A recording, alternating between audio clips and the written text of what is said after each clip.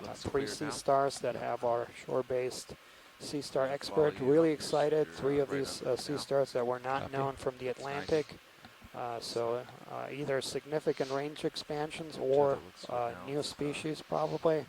Also have a couple coral and upslope species that is are really right in line with significant Sirius right range now? expansions. Technically things upslope that were at the known very only from moment the is sort of North off to the, Atlantic. to the northeast, Well, but it's the so direction we're flat. going. Some Yeah. really So the interesting direction that depth you're heading is expansion. yeah, So yesterday's 335 dive or something. was one of the deepest dives I can, by the activate scientific waypoint community in 2 the to Gulf give of you an Mexico. Was actually ROV just one of bearing 5 dives that have gone to 34 depths of 3,000 meters over the last 340. 40 years. Right. And we found you several can corals start to come about down. 600 to It'll start to come 700 down. meters Can you move your camera below to their 45? deepest depth record. 45.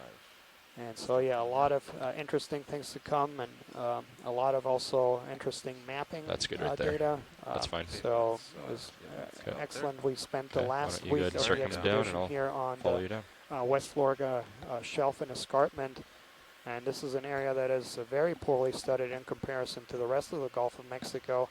In the middle and western part of the Gulf of Mexico, we have extensive oil and gas exploration and exploitation. And as a result of those industry activities, we have really good surveys, really good maps. But here in the eastern portion of the basin, we I'll don't get a little have further oil and below gas you. exploitation. 15 meters up. And as a result, we have much less data density. There's actually large areas that haven't been mapped.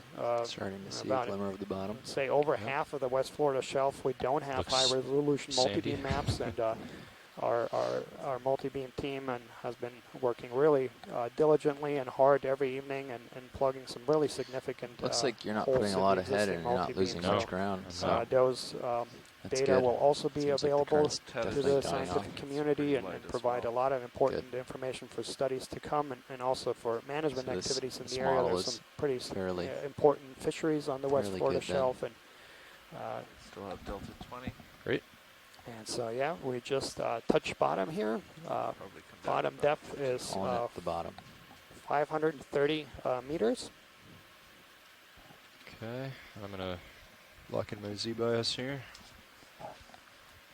And we see a coming down a little bit more. heavily sedimented area. As I mentioned, we're basically on waypoint 2, and that is just south of 2 very large mound features, about 40 to 50 meters in vertical relief. And as soon as the pilots complete their checks here, and we'll start transiting north over both of these mound features.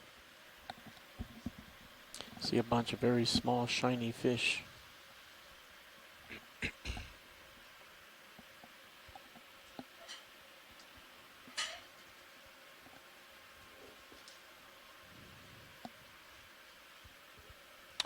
What were we at yesterday? Like so 28? as we survey our arrival point in the seafloor, we see a nice sediment cover Bridge here. nav.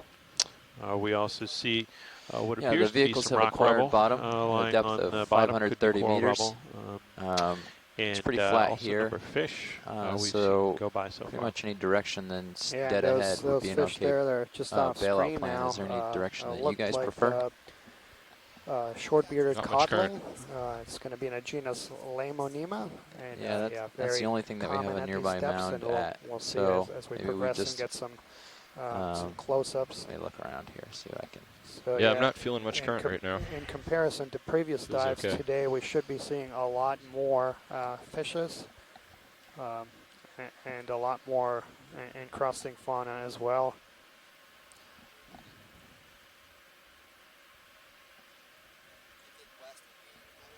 Yeah, I guess west is definitely going to be the most downhill. It's pretty flat here, but west is going to get us away from. Okay, I'm going to back up any toward sort you of and uphillness. come down to the bottom. Dave? Okay. All right, sounds good. Let's set And the you bail can, out at west. Maybe get swing arms out when Good you're copy, ready. thanks.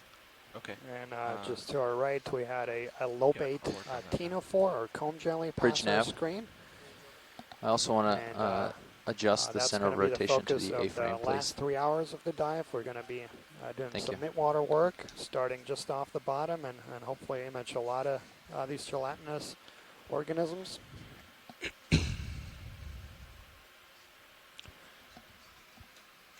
Watch lead, this is pilot. Go ahead, pilot. Yeah, so we're just getting settled in on the bottom. We've got the vehicles tuned. We're getting our lighting adjusted, but we'll be with you and ready to film anything you need to momentarily. We're actually not feeling too much current right here at the very bottom. So I think we're in good shape for the dive today.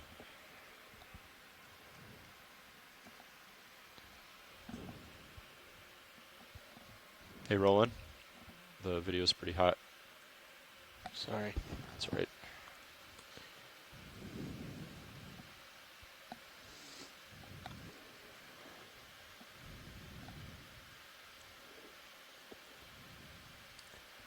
Yeah, so we just touched down here, and pilots are informing us that we have little to no current here.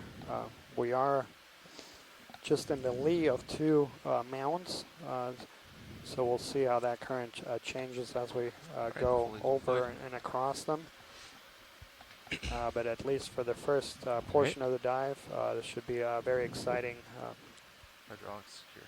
and also easier to work in and lower currents. Coming down a little bit. Okay, great. All right, watch lead. We are ready. So maybe we, I don't know, is there anything in this area you think you're going to want to take a look at, or should we go ahead and get a ship move in toward the waypoint? Yeah, I think we'll continue moving north, and yeah, we'll get some snap zooms 340 or anything. But yeah, 340. I think we are looking good. yeah, that big mound in front of us is going to be our main target. And, We're just due. it's roughly 90 meters to the mound. The edge is 60, so maybe a 50-meter move. Sure. Put us in the vicinity. Sure. That sounds fine. 50 meters. Do a quick zoom on this fish, Roland, and just while we get Sirius moving. Is that a hatchet fish? Bridge nav. I don't know now that we zoomed. Are you ready for a ship move? All right, let's do 50 meters, bearing 340 degrees at a speed of 0.2 knots. Nope. He's quick, huh? Good copy, Bridge, thanks.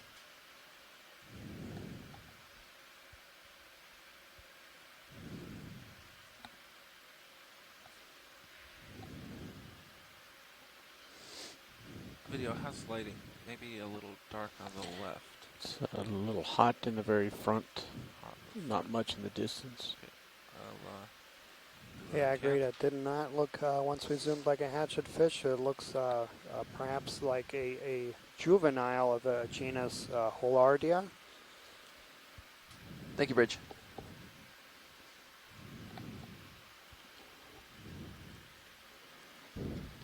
Co-pilot nav. Go ahead. Move initiated at 1418. Let me know when you start to feel that swing, if you can tell. Okay. Yeah, we're seeing here some rock rubble. I'll watch It's it. like Probably small pretty boulders, likely coming off the nearby mound. Big fish just came out from under that rock. Oh, yeah. We can zoom.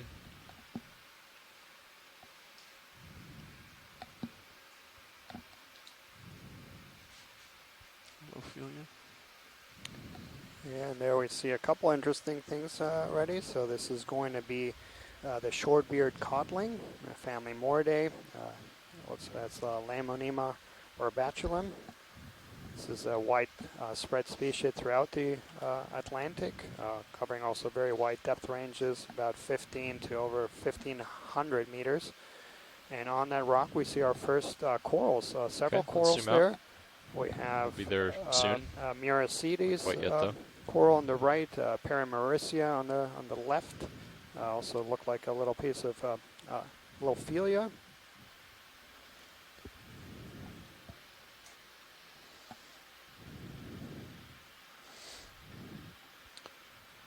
So dark whip in the upper center as well. Oh, yeah. Okay. So we'll be there soon. I think. And a couple of those smaller Back up colonies of bit, so we're not Plumerella stretched as out well. much.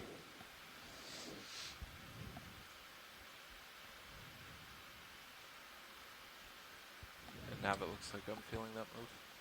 Okay, 2 minutes in. Sounds good. Roland, you can feel free to zoom past the skid anytime, just call it out. Yep.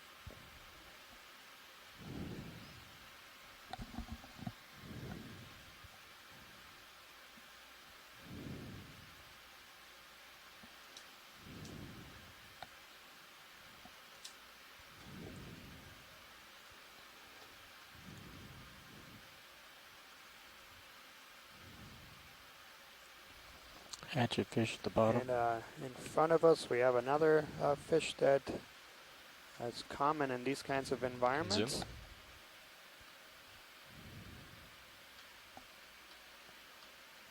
Draw secure. And so that's going to be the thorny tinsel fish, Grammicolepis brachiosculus. Okay, zoom out. So that's currently the only fish in that genus. They're very widely distributed in all of the world's oceans, the Pacific, Atlantic, and Indian Ocean, and common at these depths.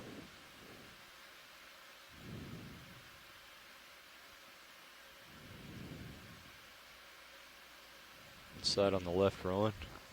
This pink thing Yeah. looks like a shell.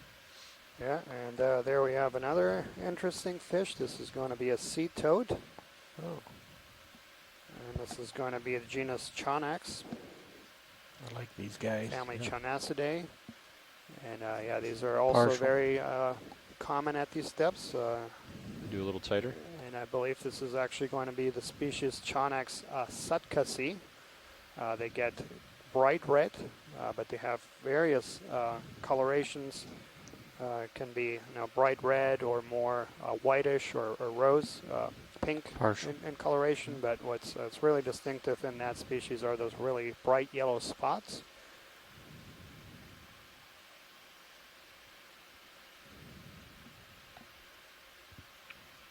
Cool. You can go tighter if you like. Maxim. And so yeah, that's toadfish Interesting Chonax coloration, though. sutkasi. Bright green eyes. Quite beautiful, and yeah, sea toads. We were talking about some of these previous dives Okay. zoom out. about behavior and fishes. Some of the highly mobile fauna might be avoiding the submersible because of the bright lights. Several studies that actually examined that behavior of fishes, and the consensus is that it varies by species and it varies by the mobility of the species. So those species that are highly mobile are typically will move away from the vehicle like way coral or before. sponge. But these think you got both of the toadfishes view- are the not very view good rock swimmers, has a so coral they'll on it. stay. And yeah, I believe that is going to be another coral. We'll take a look here.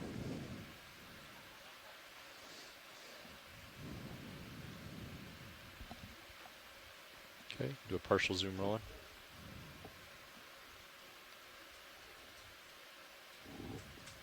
Partial.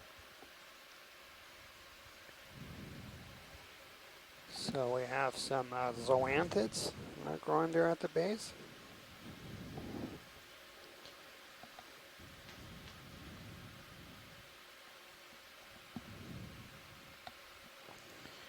Don't seem to have the smooth lining in the front.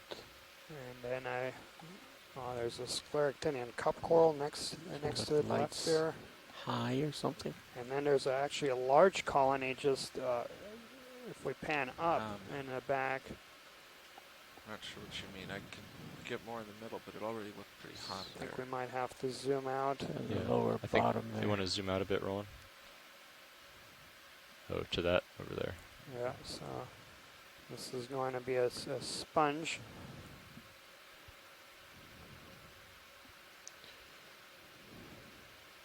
Do a tighter zoom. Hold that.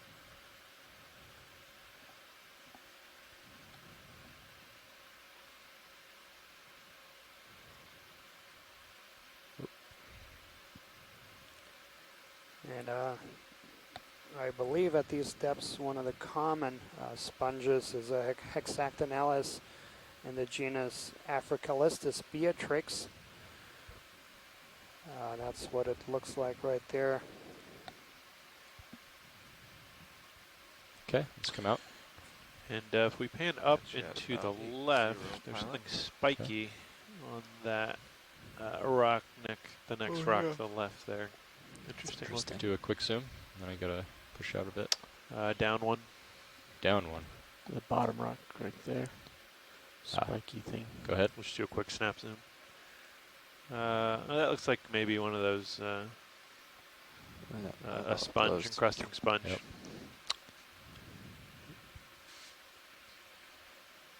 Okay. A pteropod Let's shell. come out. I'll get lined up again here. Yep, so we see a number of encrusting sponges and pteropod shell. And it's already very clear the role these loose rocks are playing. These pieces of rubble, cobble, and small boulders are serving as a substrate for these corals and sponges to Fish we attach saw to as we see earlier. throughout. And they suggest that as we move up slope here, we'll be seeing more hard substrates onto the mound. Bottle. Yeah, garbage on the bottom.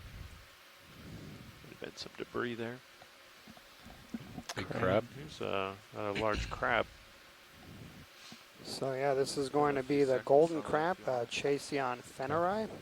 And we documented a few of these earlier in the expedition at deeper depths as well as in a couple of the methane Thank you, seeps that Bridge. I was talking about. He's This on is the an move. interesting species. It's a commercially fished species, so there are fisheries for these in the Gulf of Mexico. They are caught in traps and pots. Okay. And this is also very important to understand the habitat Ship of move these complete. golden crabs for fishery Can zoom past the management, skid. because these pots and traps, they're laid down on the bottom, but when they're picked up, those traps and pots could drag on the seafloor and then snag He's pretty anything bold, that's huh? encrusting on the He ain't scared. seafloor. So understanding their habitats and their ranges Keep an eye on my and tail end. where they are We in got a rock relation behind me. to other vulnerable communities is important for fishery management. All right, he wins. We'll move on.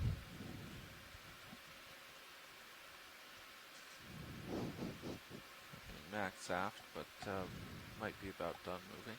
Okay.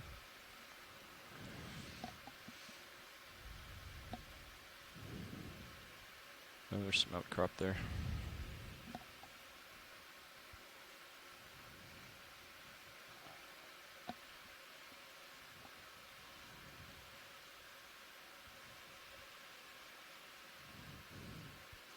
Another toadfish on the lower left. Yeah. Yeah, maybe quick snap zoom on that coral in front of us. Sure.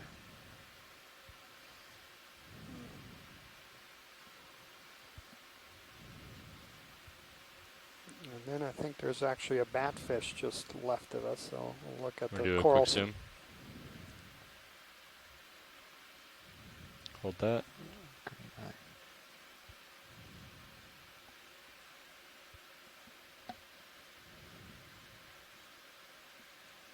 Going tighter.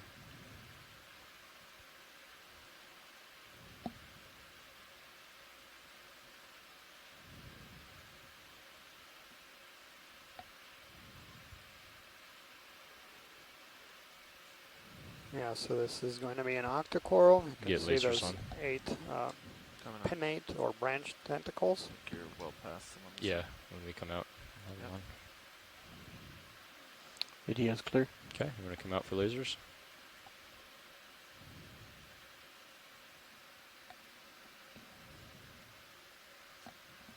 Okay. All right, let's come out full wide. Yeah, and then there's a fish just left and bottom of us. We'll have to zoom out completely. I hope he's still Stationary there. sometime. Okay, Yep. thanks. The guy in the lower left? Yeah.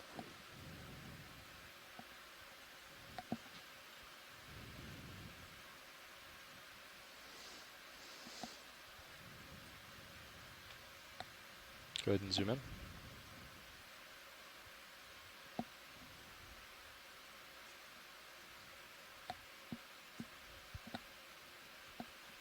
Partial. I think there's actually a little bit of current from behind us.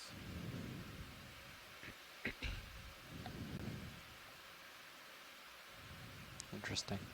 Max zoom. Based on the tether, at least, it's flowing forward. Is that a good enough view, watch lead, or do you want me to move around the other side?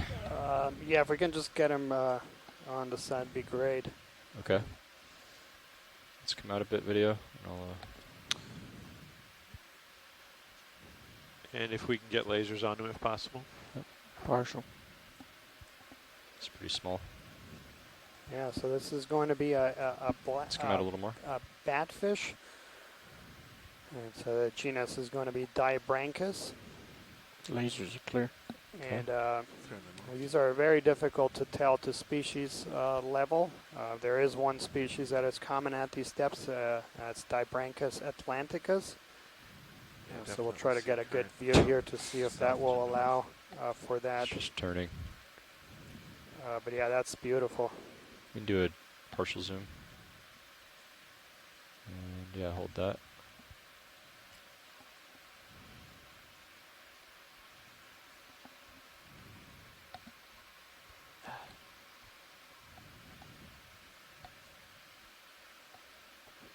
Up pretty far.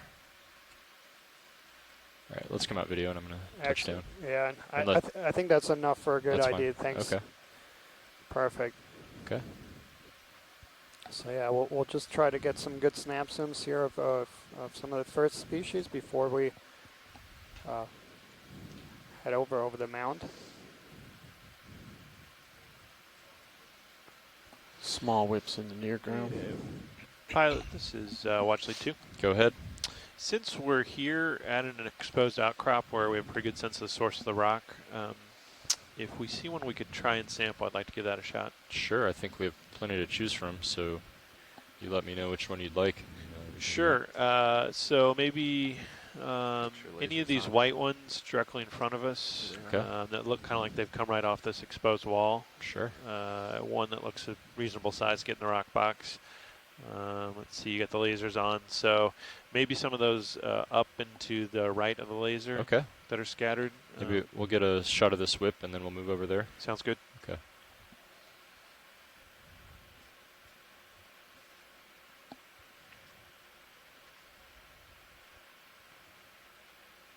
All right, rolling. You want to go in partial?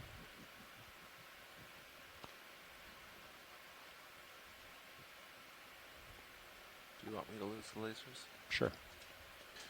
In the background, we see a chase young crab on the rock outcrop, as well as a number of attached corals. Yeah, there we go. Yeah, so here we have a unbranched octocoral. All right, rolling. You can zoom in.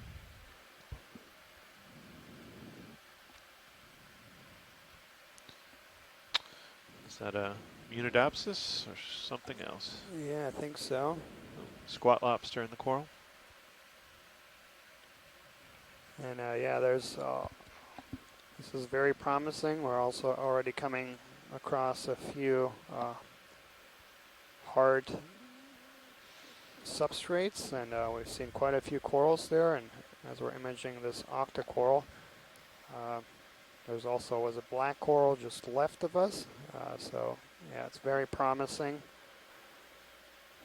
for what we expect to see or hope to see in the rest of the dive.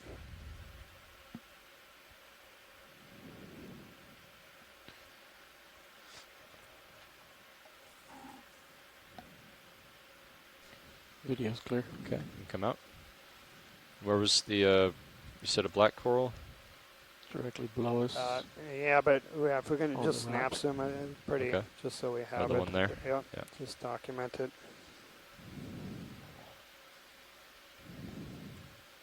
There's actually two Okay, different. let's go in.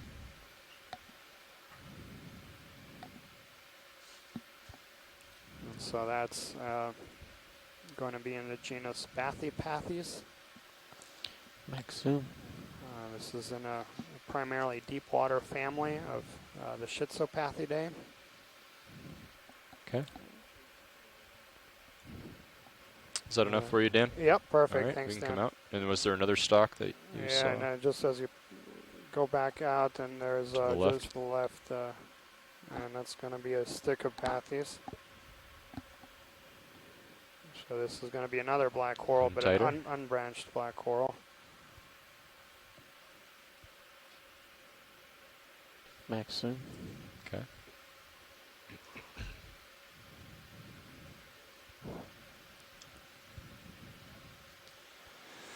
All right. You can come out. We'll go get Adam his rock. Is that the thing immediately left of center? Oh, that's Is that a big. lobster? Is it So yeah, Very this is large going to be in a recently described family of octocorals, Do you want to do a snap The- zoom and then I'll go over to the rock? Aqua umbridae. It's also going to be a common habitant like of you're these doing the depths. coral? I was doing the shrimp down below. Oh, Oh, I thought that was a Yeah. spot. So this is going to be a Distance. true soft coral. interesting Wow. looking one. I only That's cool. see two Thick colonies stock. there. Got a very nice base. And so already we're seeing quite a diversity here at these Okay, steps. let's come out. You get We- lasers? Yeah, sure. I think we go back over to it after the rock I sample. just thought it was pretty big. Yeah. Okay. Redfish. Yeah, there's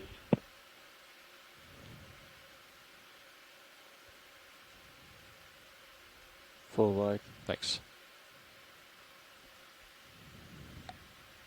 So quite an assortment here, and Steve Askovich from Temple University has chimed in here that unbranched whip that we have just in front of us.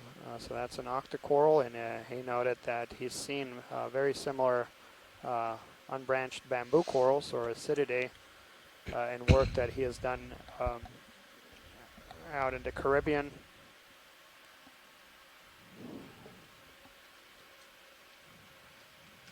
And so yeah, we're just setting up here, and we're going to try to collect our first geological sample of the dive. And after we secure that, we'll start proceeding up this mound. Just one of these look good to you, Adam? Yep. Any of those that you can fit in the box would be great. Okay. And yep, we're setting up for our first geological sample, and we just want to get a sample of this rock here so we can geologically characterize the substrate here. We know it's the upper Florida escarpment, so this is going to be a carbonate rock. And we'll be looking at the texture of the rock as well as any fossilization to get a sense of the environment in which it was deposited. We also can see that these are fairly well-weathered rocks. They've been worn down since they've been exposed by weathering processes, and so we can get a sense of the degree to which that might be a physical process here through things like dissolution, or also the extent to which biology is playing a role in breaking down the rock as well. From a geological standpoint, it's always best practice to try and get a sample adjacent to an outcrop like this that matches it, so you know Force that feedback on. your rock represents the local geology. Oftentimes, when we're on land, we'll look for a rock that's attached and then break it This off looks with a stable. hammer. But the rocks we see here clearly came from this outcrop, and that's an important thing to try and get so that you can be sure you're characterizing the local geology. Yesterday, we sampled a rock on the seafloor, not next to an outcrop in an exposed sediment area. And when we got to the surface, we realized it was a metamorphic rock rather than a carbonate sedimentary rock, which is, I don't know, an analogy would be a bit like finding a coconut palm tree growing in Boston. It is a rock that should not and cannot be here in terms of the actual underlying geology. And so what we think we found is maybe a ballast stone that had been dropped off a ship that had come from some distance away. It's quite soft, huh? Yep, and as we try and make this sample here today, we're seeing that these rocks are quite soft, and that indicates the degree to which they're weathered and have started to decompose, likely predominantly through carbonate dissolution. And we've seen this throughout the expedition. So, you know, I'll leave it up to you, pilot. If you think there's something recoverable, we can try. If not, we can move on. And we may see more consolidated rocks later. Yeah, I mean, I think I could get a piece of it. If we put it in one of the rock boxes, it might just disintegrate in the water, but... Yeah, I think then, well, stand by. Put it in a biology box. That's what I'm thinking. There's that small guy kind of perched. That would fit nicely, or fit easily. All right. Well, we just had a quick discussion here. I didn't want to necessarily take a bio box since we expect Okay. to see a lot of coral today. But if you Okay. if you think you can get one in there, Okay. Dan says it would be all right to put some biology on top of it. Oh, okay. And so I'll leave it up to you whether you think it's Sure. recoverable or not. I think we can try. We can give it a Okay. try. Yeah. Wave the dust away. Yeah. If you grab it, do you want port side or starboard? do you think? Yeah, and as we're setting up here to attempt this first specimen collection, in the background we see a couple other species. We can do just to the right starboard of the and manipulator arm is another leave the port ones open for crab biology. in the genus Chasion, and that's going to be Chasion quinquidens, commonly known as the red crab or the Atlantic red crab. And then just left of the manipulator arm, there's a fish, and that's going to be also very abundant fish today. That's going to be the black-belly rosefish. It's a rockfish. Helicolanus dactyloleptus. It's pretty soft, isn't it? These are also very widely distributed fish species found in the Atlantic, Okay. throughout the Box Atlantic, open. and also in the Mediterranean. Open the box. There also are- following you. There's actually fisheries in the Mediterranean targeting that rockfish. Here in this part of the world, there are no fisheries for that species. However, they are commonly caught as bycatch in several fisheries, including those targeting crustaceans, shrimp, and trawl fisheries. And yeah, we expect to see that that fish throughout today's dive.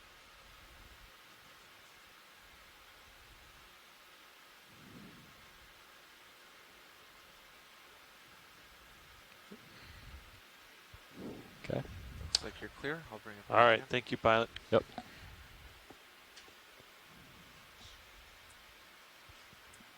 So yeah, that was, we just secured our first geological sample, and that's going to be Moving dive 11 spec 01 geo, collected at a depth of 532 Roll meters. south. Okay, center the camera. And so yeah, once we get situated, there's one more request to zoom in on an urchin that was next to that black coral, and after that we'll be back underway here, trying to go Which over one did they this, go in? this Mound Inner feature. It or was inner. Hydraulics That's secure. okay. Thanks. Thank you. All right. Taking my camera back. Thanks, Dave. My You're on monitor. top of it. All right. Urchin, you said? Watch lead? Yeah, so I think it was right next to that black coral, so just left of lasers. I don't remember exactly where, but yeah, as we zoom in, we'll It's, probably see it. diagonal from lasers to your skid. So yeah, it should The be urchin. somewhere on that in that area. I think as we zoom in, we'll see it. You're going to do a partial zoom? All right, so yeah, it's on top of that.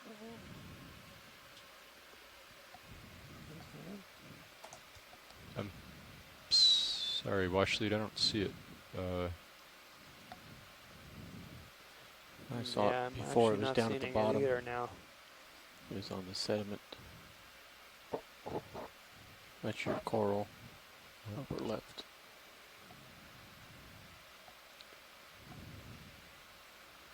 Okay, I mean we can. Yeah, I don't see him. Yeah, I don't either. Yeah, we can continue. I assume we'll see it again later.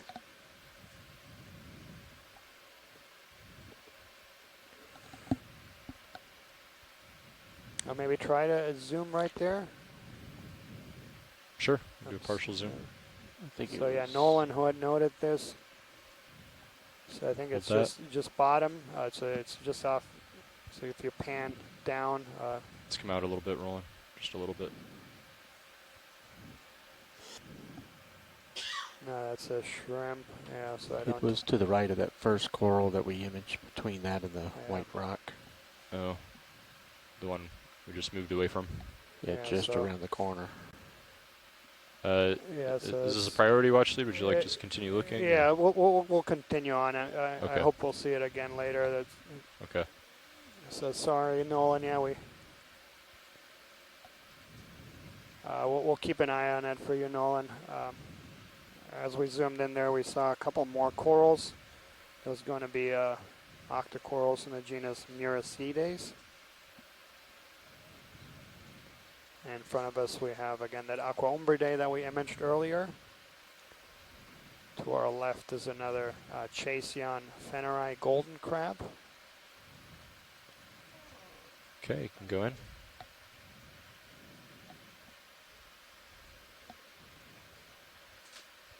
Can turn off lasers. Coming on. Do you want to try the different lights rolling? Sure. Are we close to it? We're pretty close. Okay, ready for those? I'm ready. Video, you ready? Yep. Okay. Okay, here they come.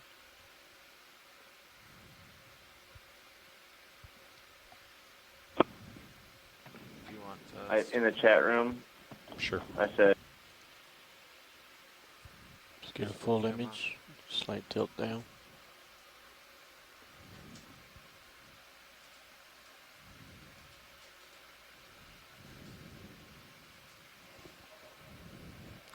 Go ahead and tight to the polyps. Okay, go ahead.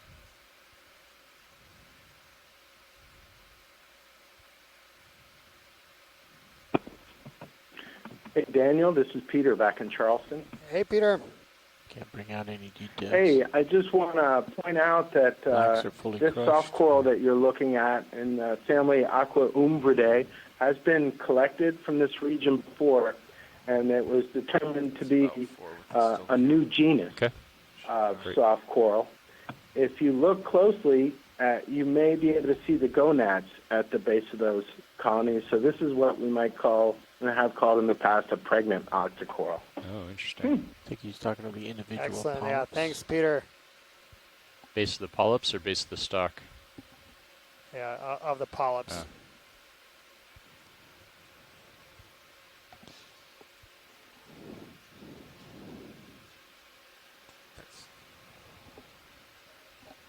Okay, let's kill the lights and then we'll Okay.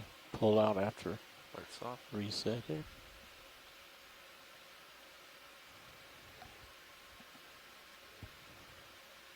Okay. Okay, you come out.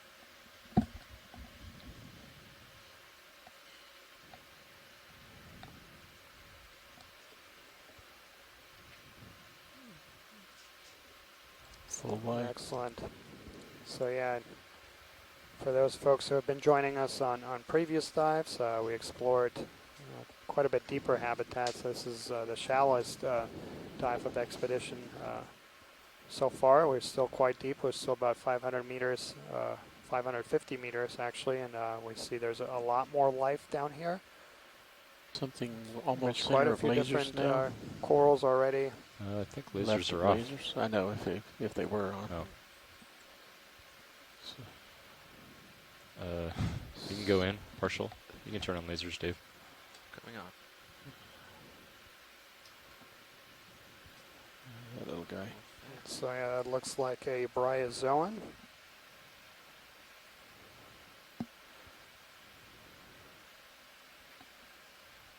And then on the rock there's a brittle star or ophiuroid and various different sponges, encrusting sponges.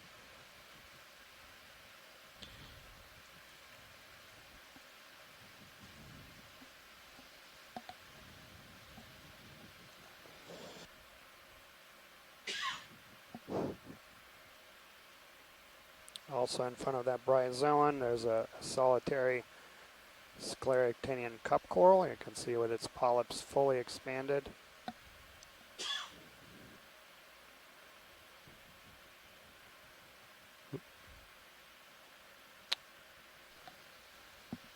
Is that little dude surfing? Yeah, it's just hanging out on the stalk.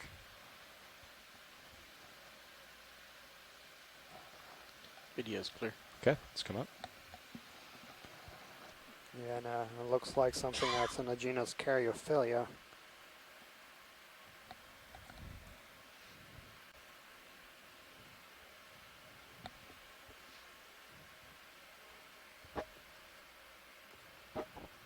Another branch coral at the top.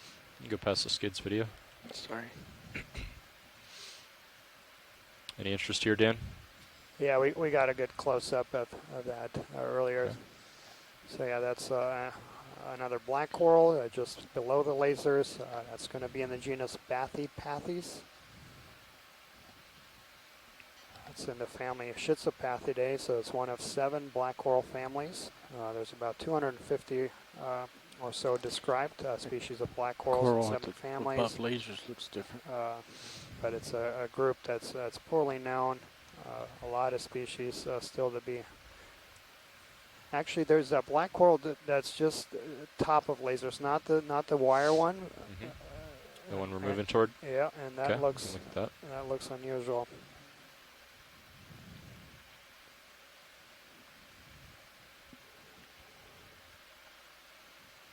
Trying to get a side view here.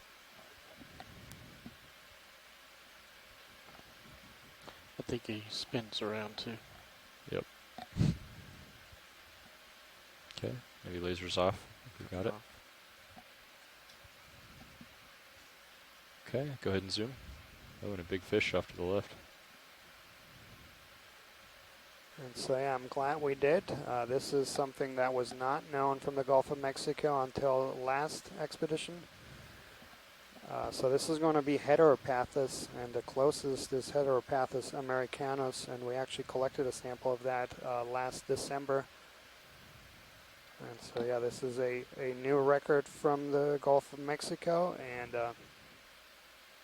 appears to be actually quite abundant and widespread and just missed in previous surveys. There's a sea urchin crawling out slightly right of. Oh yeah, there's an urchin over there, Dan. He's on the move. Yeah. See if we can just do a snap zoom on him. Sure. Go ahead, video.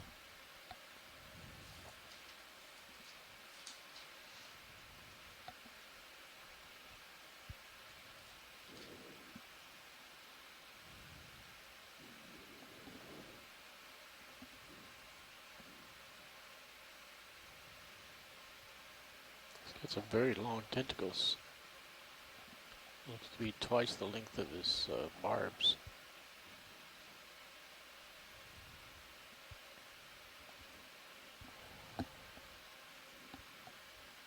Got any more zoom, or is that max? That's max zoom. Okay.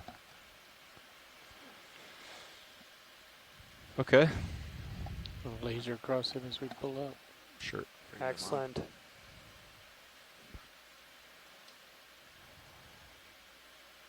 So he's very small. About a centimeter. Okay, let's come out. Any interest in the fish or anything in the frame right now, Dan? Maybe like. Yeah, I think we'll move on. Okay. We'll see those commonly, but we see a few more of the species that we'll see today. So just top of the coral, this is a mushroom coral that's going to be You could come down a few meters, Antomastus, Dave. Yeah.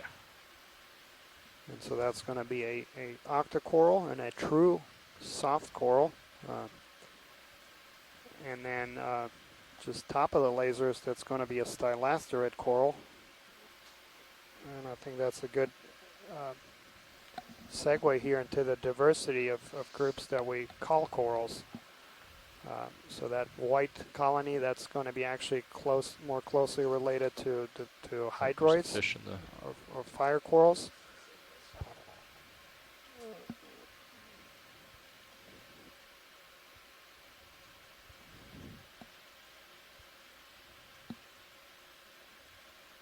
I'm going to kill the lasers that up Sure. Yeah, and we see quite a few different things here. Wow. And so yeah, this is the habitat we were hoping Should to we see get today. just like 15 meters in that direction? And Yeah, do you Yeah, want get that? over I this. think you're, it's a little bit out of the direction. So yeah, in the background of we the have possible mound. yeah.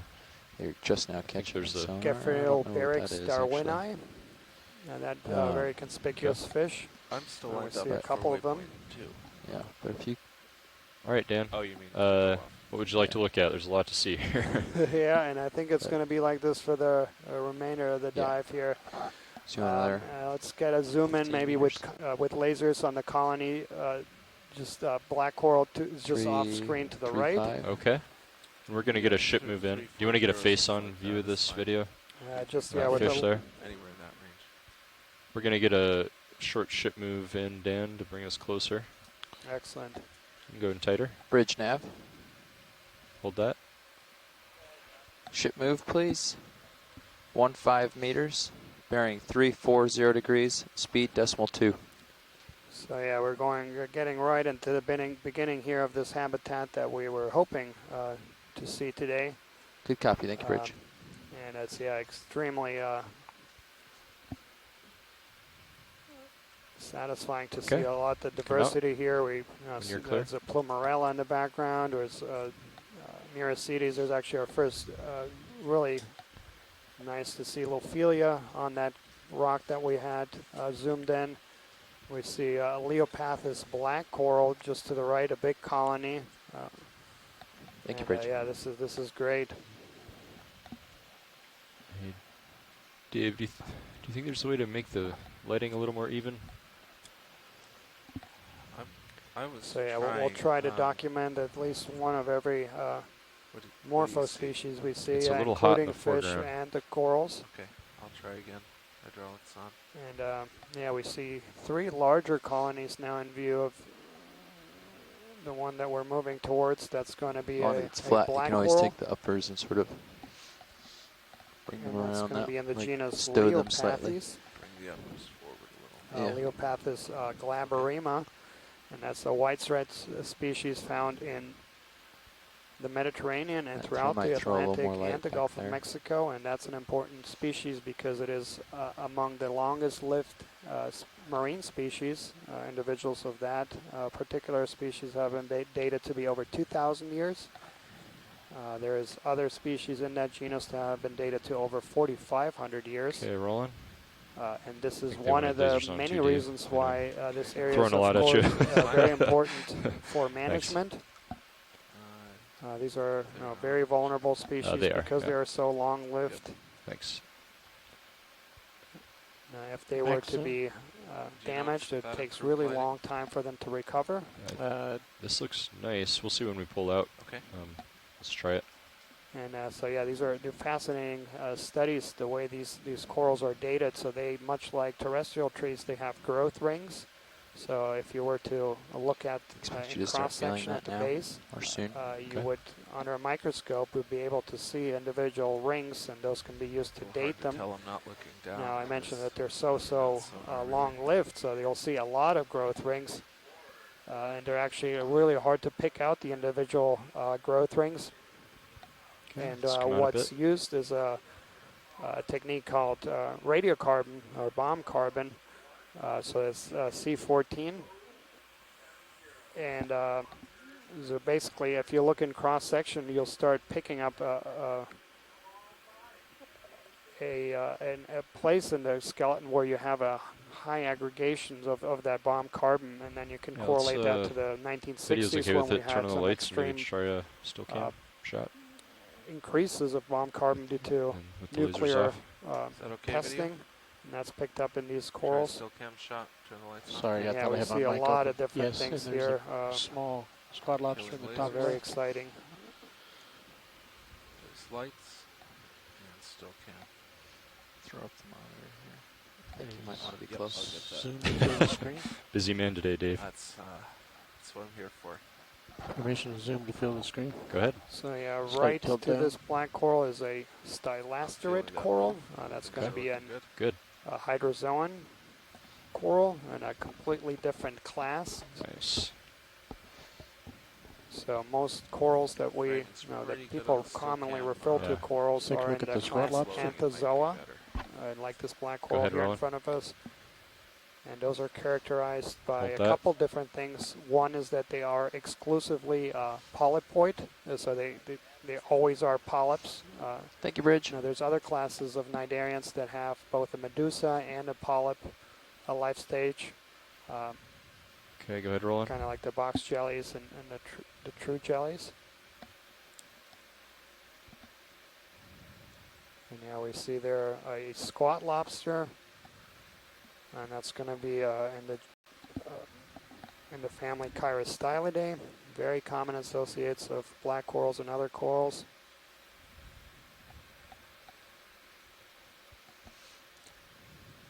And this is something that we'll see on today's dive in particular, is that a lot of these corals have a lot of associates and different kind of associations. So you have more of a very intimate association like the squat lobster where they actually live That's good.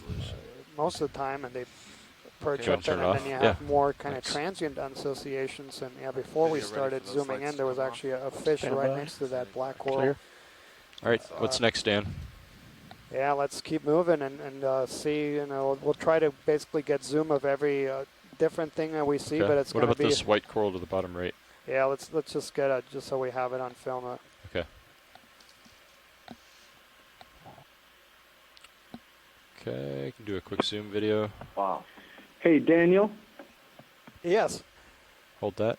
Yeah, this is Peter. I'm taking a look at this this white coral here, and was hoping we could kind of zoom as closely as possible, like you're doing, to see whether it's a stylasterid or possibly a corallium type octocoral. I think the Yeah, polyps Peter, on the far side. we're zooming in right now, and it looks like a stylasterid, but yeah, we'll settle here and get a better view. And yeah, we see a whole bunch. Go ahead and zoom in. Yeah, go ahead. Is this coming on?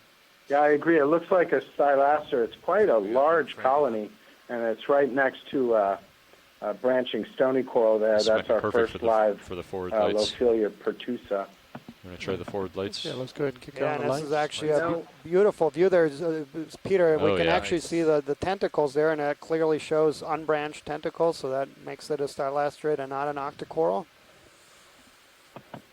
Yeah, great. I see that. You're taking steals right now Thank you. We were earlier, yeah. of the white one. It's pretty small. Yeah, it's right between his toes. Probably a little close. Excellent, and I see Ken Sulek here from the U.S. Geological Survey chiming in on I think I'm about settled down. providing IDs for the many fish that we've ID'd these encountered so far. Sure.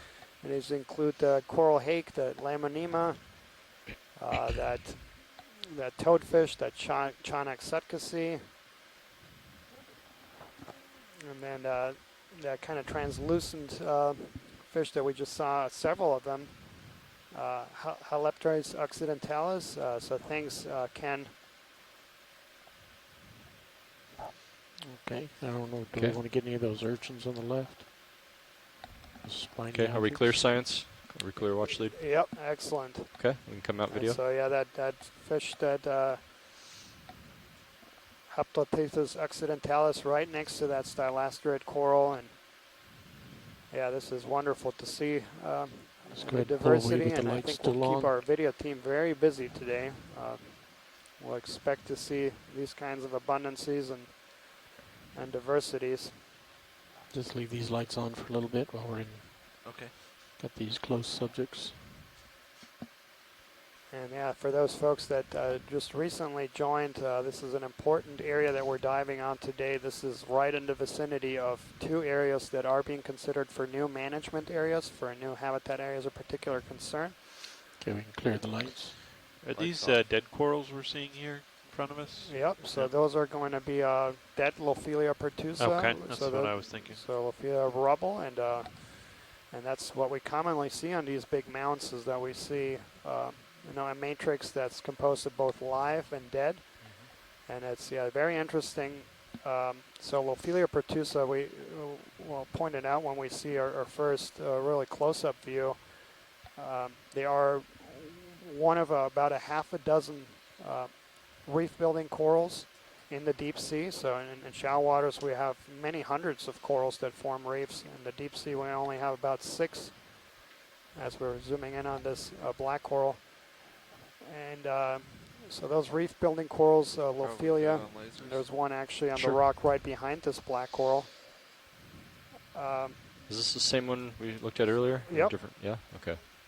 So no need to get a closer look here. Yeah, this is great. Yeah, with the lasers always as we pass by, that's great. Okay.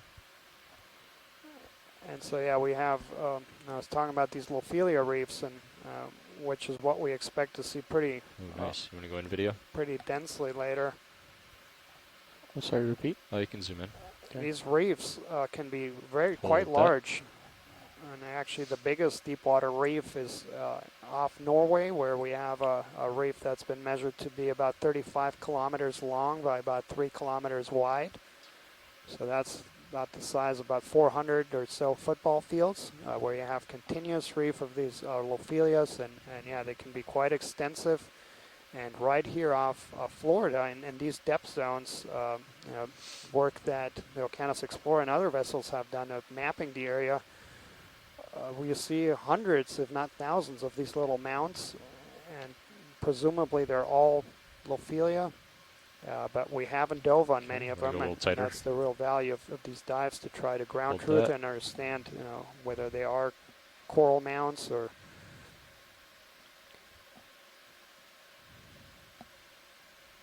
So yeah, there we have another.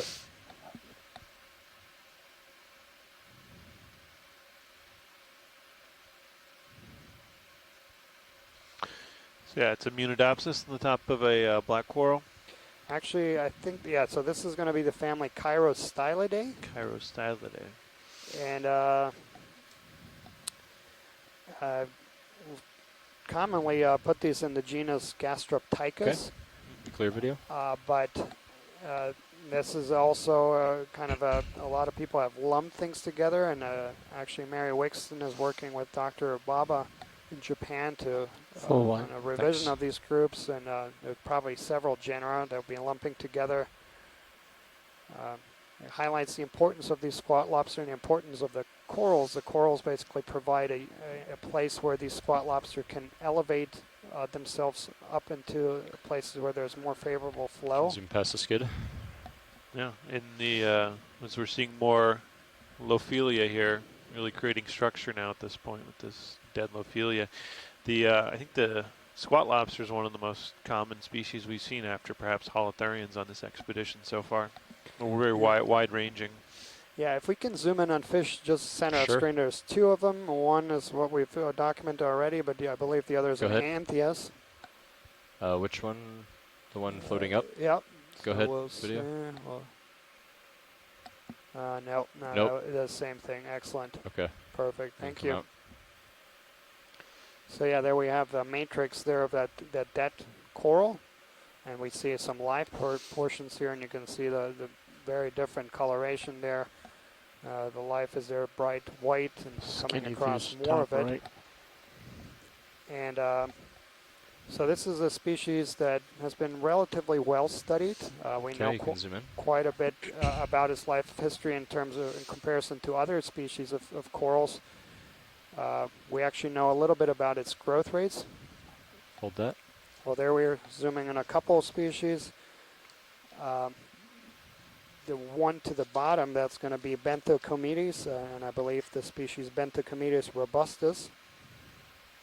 So that's a cusk eel that has a very wide geographic and bathymetric distribution found throughout the Mediterranean and Black Sea, Atlantic, and Gulf of Mexico. The depths are about 400 to 1,200 meters. Okay, let's come out. And those are also commonly seen very close to these Lophelia reefs.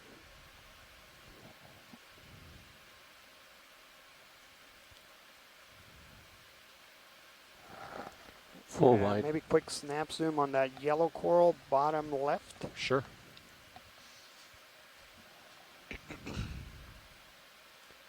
And yeah, this is quite wonderful to see this.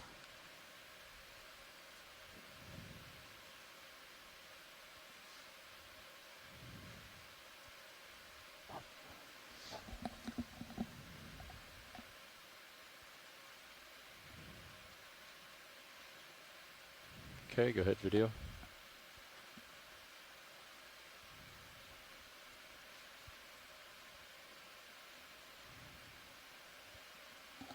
Partial.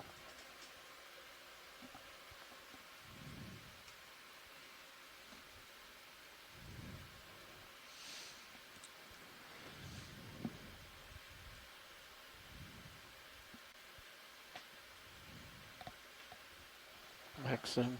And yeah, this looks more like an Acanthogorgia.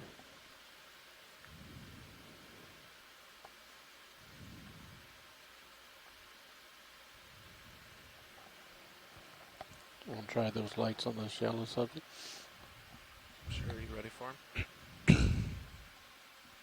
See a squat lobster Ready on for there the as slides? well. On. Yeah, so there's two octocorals that have that kind of Minimal coloration, that change there. yellowish. Yeah. There's a Acanthogorgia and Paramaricia, and when they're smaller, they're harder to tell apart. But A little further away, it looks like. Paramaricia has very distinctive fans. Okay, go full. Daniel, would it be possible to collect this to verify this ID? Tilt down. Yeah, let me check. Pilot, are we Yeah. are we on the move? Yeah. No, we're stable and steady. We could collect this if you'd like. Yeah, so I think there is let's come a out. consensus here in the chat waiting room. for the So full yeah, thanks screen. Peter for chiming in. And Let's come out and we'll get Yeah. it when we set up. a couple the, of folks here mentioning collection. that they also Let me think get that rid is of those lights. Acanthogorgia, but yeah, they are difficult to tell at See these what it looks small like. and Yeah. sizes.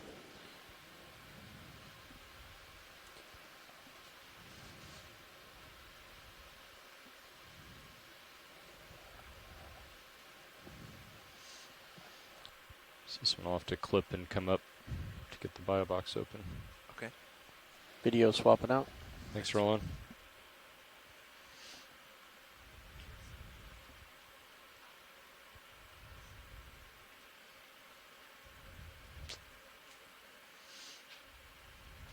So yeah, we're at depth of 527 meters. And so we landed Clip that white just coral. south of this big mound feature and are now starting to move over it and seeing quite dramatic and extensive coral habitat and many associated species. And so we'll try to set up here to collect No sound effects. a Acanthogorgia, or possibly a Acanthogorgia.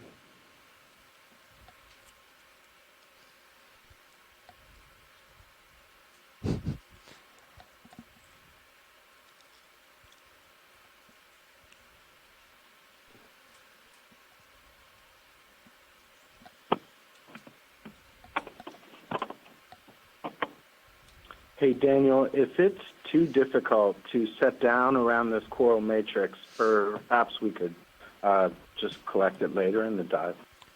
Be understandable. Yeah, copy that, Peter. We'll see. I think we're set up, but yeah, we'll see how it progresses. And Okay. we don't want to lose too much time, but I think we're set down and stable now. Got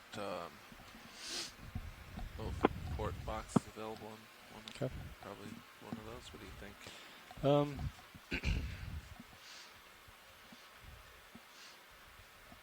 I think I could do starboard. Your call. So I'll have to come up off bottom. Okay. Force feedback on. Gonna take Mini Zeus. Pots are stable. Hydraulics went up. Yes. Ready to go. Coming on. Moving Mini Zeus to you. Grip force. Yeah, we'll keep it at 2. Okay.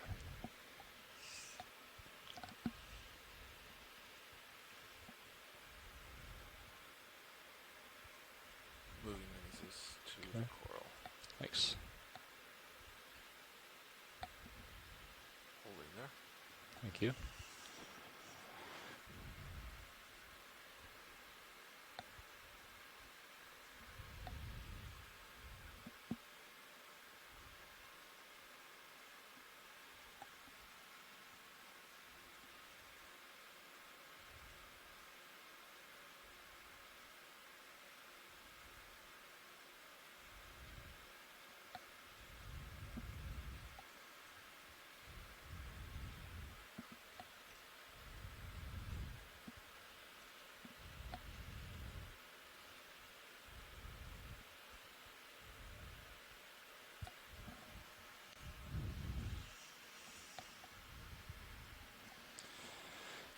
Okay.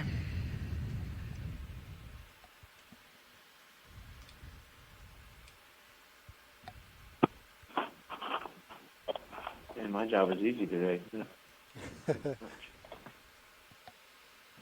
Great job there, Deep Discover. Appreciate it. Excellent, yeah, in a very difficult terrain there. Wonderful collection.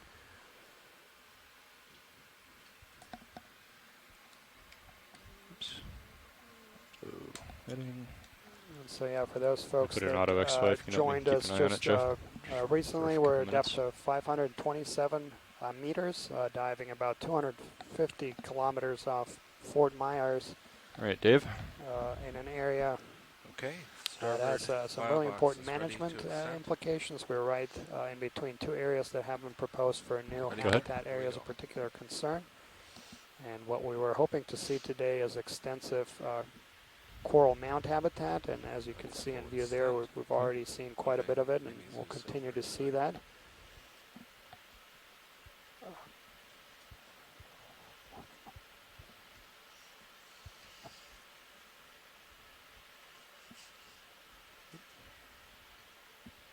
little bit of force feedback there.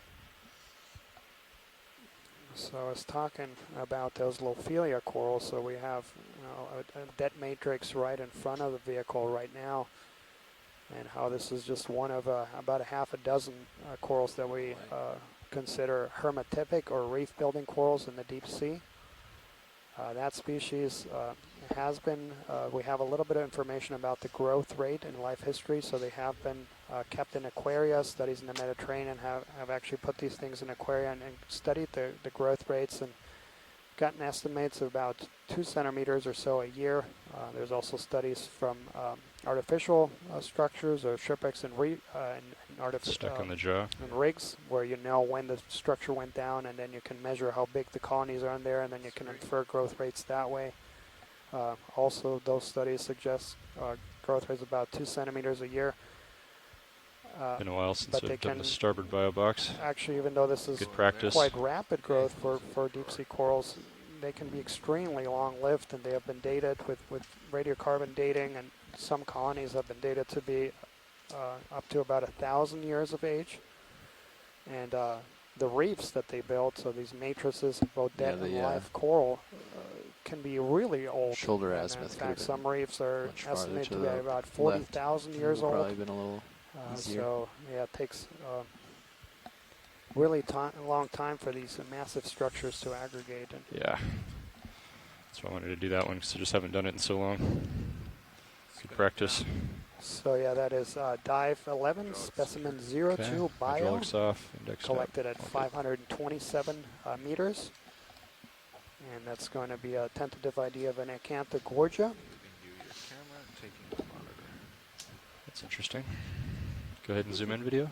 All right. He's quick.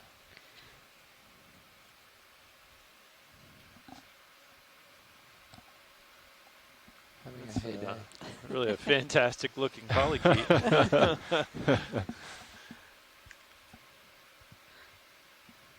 Wow. It's even giving us the black background.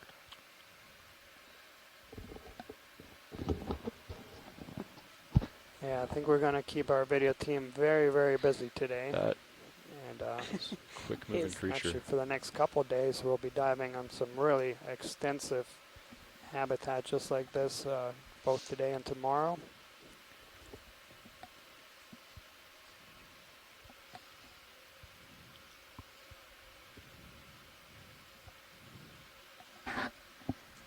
Okay, he's getting far away. Let him Yeah. go. All right. Okay, zoom out. Breaking me in quick today. Yeah.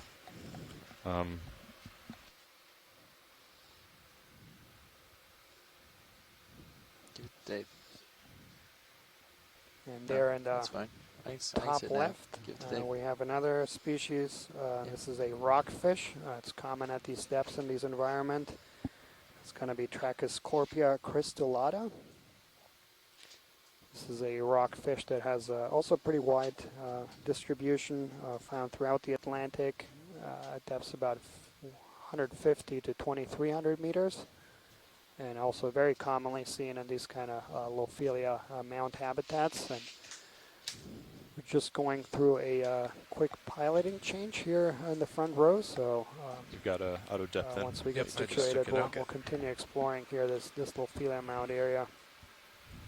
A lot of things to look at today, and so we'll try to image at least one of every morpho species, but there's so much to look at today. So we do want to balance today's dive between getting the good close-ups that our video team needs, as well as covering some ground so we can say something about characterizing this larger habitat. And then, of course, So Dan, I think you got you collecting most of the stuff samples right around here. where We'll those start are pushing of, out a little bit. substantial Sure. scientific merit. We could put in a move. So what was the bearing to waypoint 2? I also like to take another opportunity to thank all Roughly of our 340. shore-based scientists that are participating from select several of the 330 exploration looks- command centers. So even though it is a Let's follow this Saturday, little feature here. several of these exploration command centers are active today, Should we and do that? special thanks for everyone for 3-3? making their trip out there, That's fine. as well as Just do several like that are sharing, 20 joining meters? us from their Yeah, home 20 meters, offices. sounds So good. really appreciate everybody tuning in and joining today.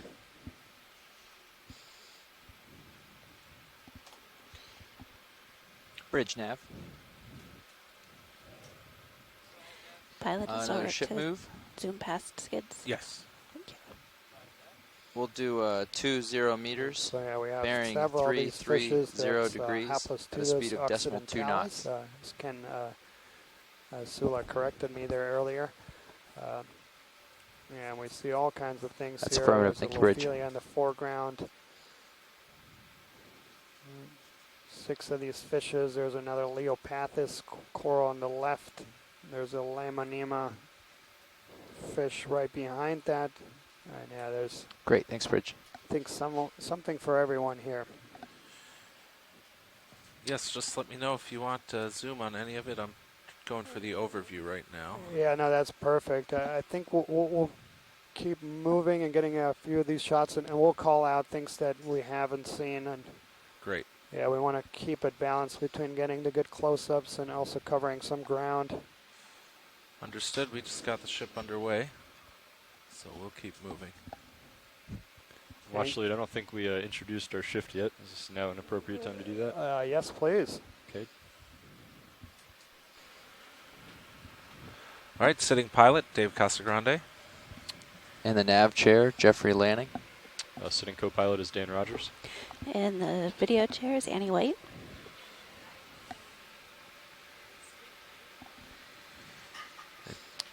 I think you were muted, Caitlin. Sorry, yeah. And in the back end clipping is Caitlin Bailey, and we are all with the Global Foundation for Ocean Exploration.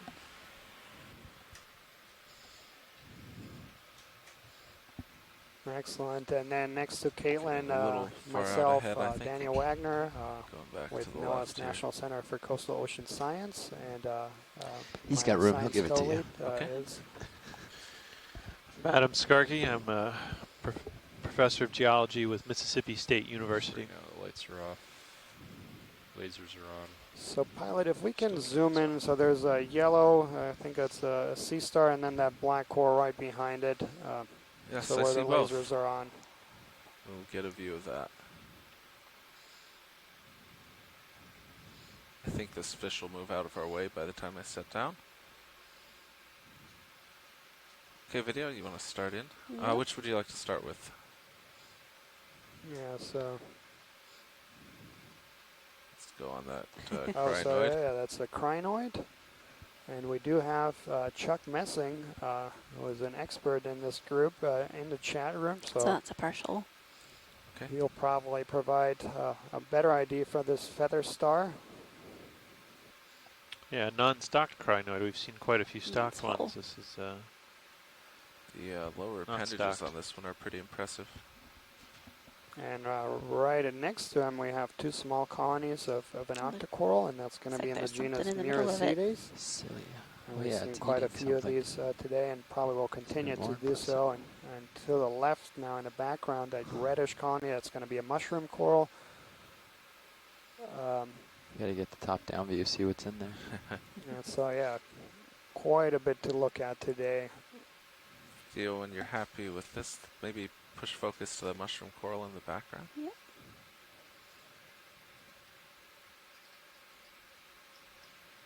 And Dan, did you want to see that black coral behind this as well? Yes, that was a request just to get out, just snap some. We don't need to. Sure. Well, we're already set down, so it should be pretty easy. Come in. So I think this is what Tina was talking about. So this is going to be We could kill the another lasers. black You got it. coral, Chinos bathypathes. Thanks. It's going tight, yeah. Yeah. Is that max? That's max. Okay. Thought I was closer than that. And I'm going to guess that Tina was interested actually on the other side, but we'll see. We'll probably see these quite a bit more later in the dive. All right, So video's this clear. is an interesting coral because it has a very intimate association out. with a scale, Might try a for scaled flying worm or top-down on that, polanoid worm. just to see what's And in the that middle. worm Okay, actually I'll try causes that. some modifications the, of the soft tissue. Do you mean with the mini Thank you, Zeus or Bridge. down at like a 45? Yeah, like that. Just Okay. peek Sure. down in there with the Zeus. So video, as we fly by this crinoid, let's try to look and see Look what was down in the in. center of it. Yeah.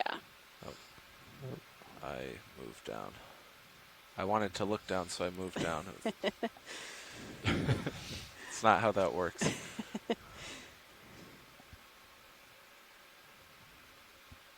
Trying to get that stable.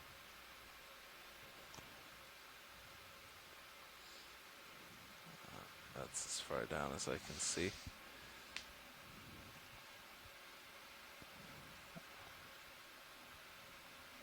Oh, you're out of tilt already?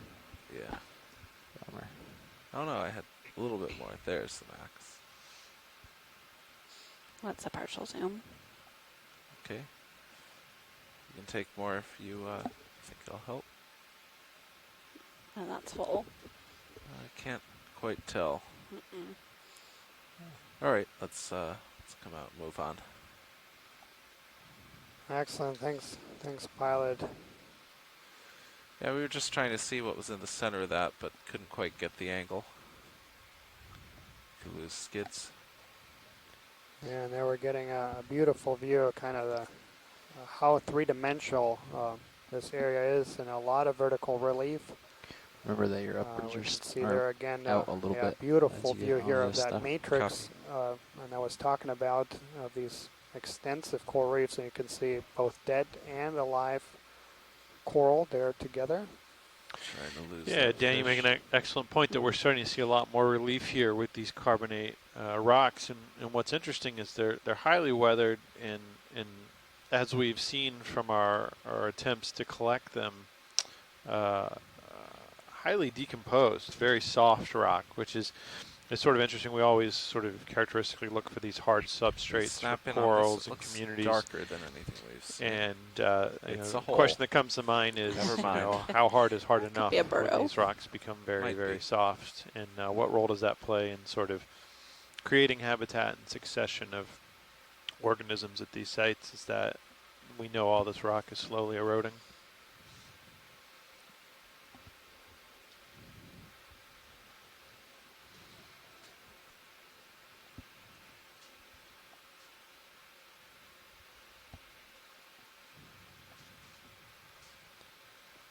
So I talked quite a bit about these reefs and the how extensive they are and how important they are in some places. The main threat for these reefs is trawling. So there are still some fisheries for grenadiers and rockfish in some parts of the world, close to areas where we have these Lophelia reefs, and these corals are very fragile and delicate. So you can imagine what would happen if you're dragging a net over these environments. You will just ship has stopped. Yeah, it's been decimate stable these for a while. communities. Okay. Should we just go Yeah. and do another 20? Yeah, I think He's we could pretty do much on another that 20. mound. We might And want to. I think we've adjust also towards gotten a the sense next of how one. important these habitats are, Should we but do it? because of how much more Well, life you zero. see Yeah, associated with left. these reefs. We've This seen is the top of it might we've be. seen a I would stretch half out. a dozen or and so see species of if you fish, can and find the quite top of a this. bit and more take than a we've look, seen on and then we previous can dives. adjust We've to seen a whole bunch of 320 invertebrates the- associated with them. Now I'm looking at like 3.5. So these are really important reefs. So they are very much similar to shallow water reefs.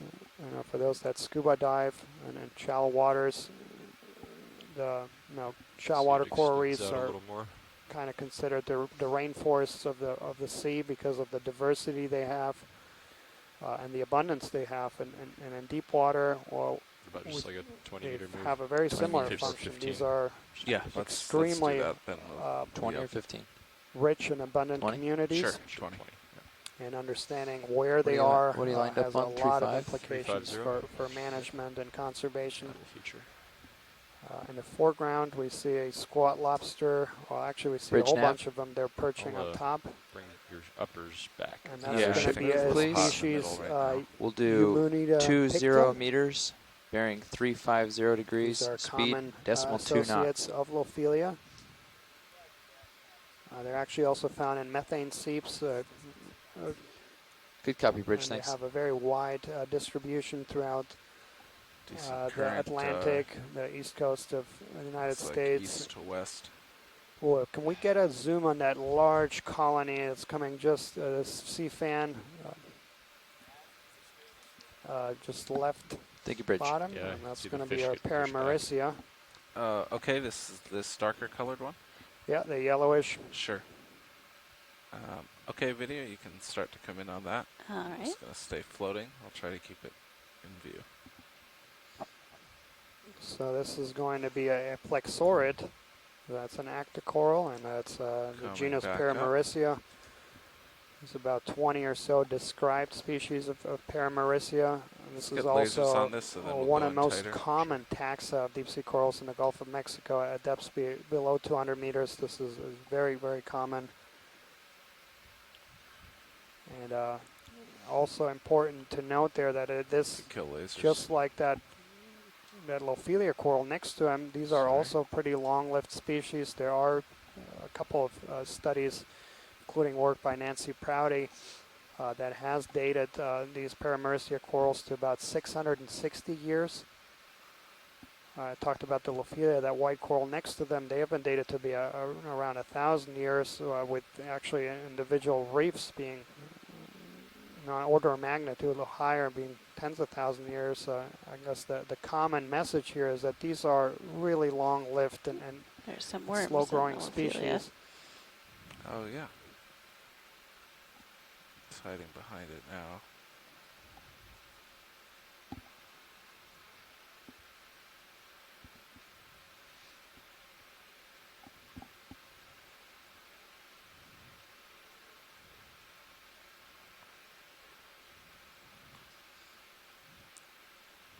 And as we're getting that close-up Nice. here of that Being shy. Lophelia, He's that very white shy. coral, the Lophelia pertusa, that's the only species in that genus.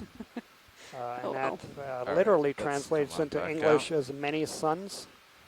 And as you could see, those polyps kind of have the appearance of a sun. And that's where that scientific name comes from. Oh, and we're starting to see some really large Paramaricia colonies here in the back, and yeah, this is spectacular. Okay, I'm going to come up and over.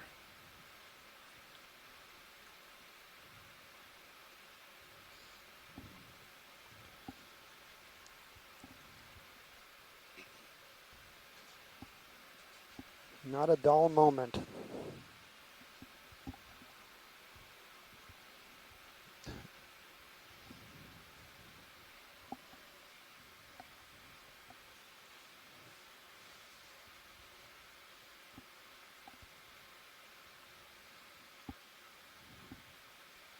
Yeah, and there's a request here by Chuck Messing, the science lead of the previous Okeanos Explorer expedition to the Gulf of Mexico, who is one of the world's experts on crinoids, and there's a particular type of coral, crinoid that's found close to Lophelia, and yeah, yes, Chuck, we'll keep an eye on.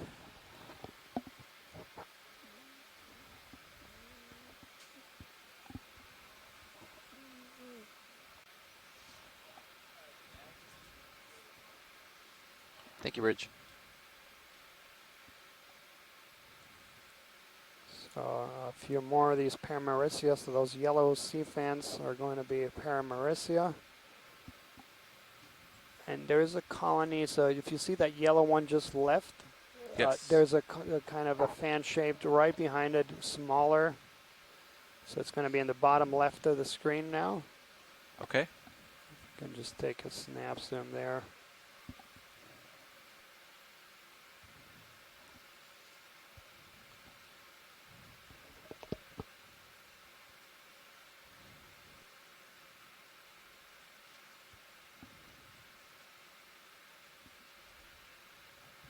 I'll keep centering. You can come in. All right.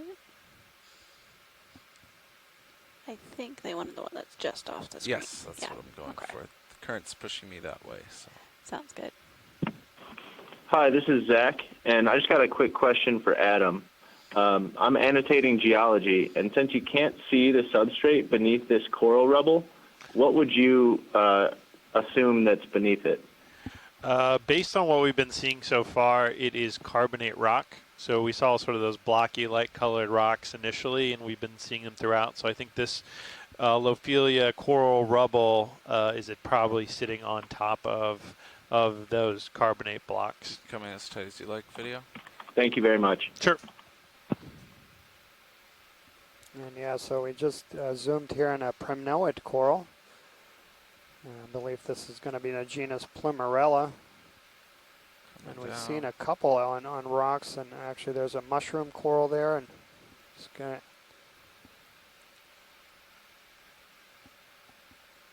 And I guess this also highlights the importance of these matrices of Lophelia. You can see that primnoid coral growing on top of that Lophelia skeleton.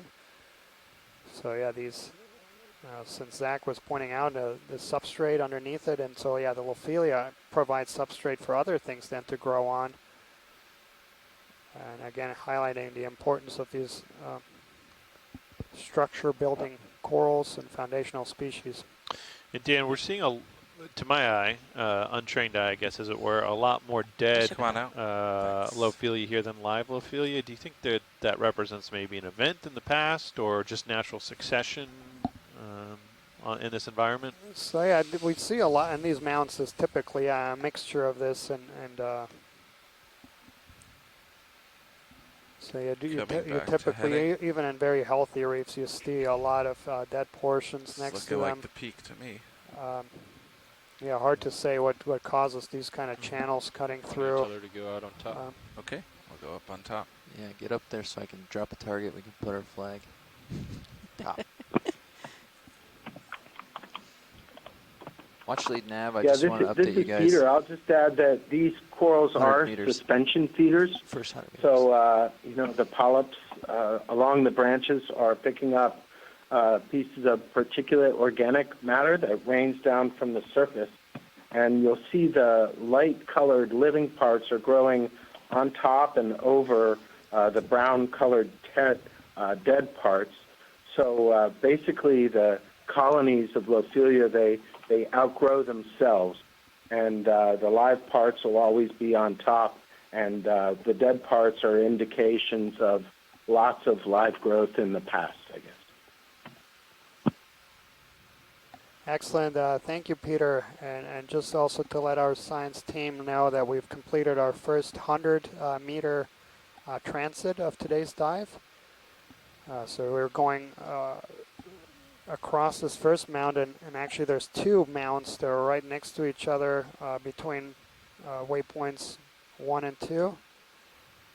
Do you want to start And getting so lined up to the next transit, we'll have about 100 meters more to go, and that would take us over the next mound, but we can already see that this is extensive and really important habitat. Yeah, and that's a good point. We're now right about the peak of our first mound, and as Peter mentioned, obviously these are all filter feeding organisms, so they rely in some part on currents to bring in nutrients, carry away waste. So it doesn't, to my eye, with the marine snow, look like there's much current here, which is interesting. We saw some strong surface currents this morning, so it does look not to have as strong currents here at depth, but about 3 certainly these mound features can Yeah. stick up Yep, into I the agree. current and 510. provide better habitat in that way of allowing the corals to be in currents moving up above the bed. 3, 2. Yeah, and also want to encourage our shore-based science team that has access to the other streams to spend a little bit of time looking at video stream 2 and just getting that overview. And, Okay. and you can see Let's see, how it's gonna dramatic be- this I'll let them know vertical we're going relief is and how much coral there is, and Let's see. quite spectacular shots. Select. So watch lead pilot. Nav has just planted our flag on the top of this first mound. And if there's nothing else here, I think we're going to get lined up and start moving toward the next one. Excellent. Roger that, pilot. Thank you. I think we can do another Yeah, and 50 or 60 meter hop to get you guys there. Yeah, Does that sound probably. good? Yep. yeah, you were talking set it about up that, here. Adam. Yeah, the current. So we had pretty strong surface currents here. and 320, you lined up? It's I'm lined up. He is. I'm getting pretty there. promising that we're not seeing the same kind of strength here at depth. And Pilot, let me know when you're ready so for me to call the it. and I plan will. here is to basically move You can another call it 100 now. meters. That would take us over the next mound. And once we're done with that, and current permitting, the plan is to head due east. There's about 4 or 5 smaller mounds based on the multi-beam and backscatter data we have Bridge in the nav. area. Another ship And, move.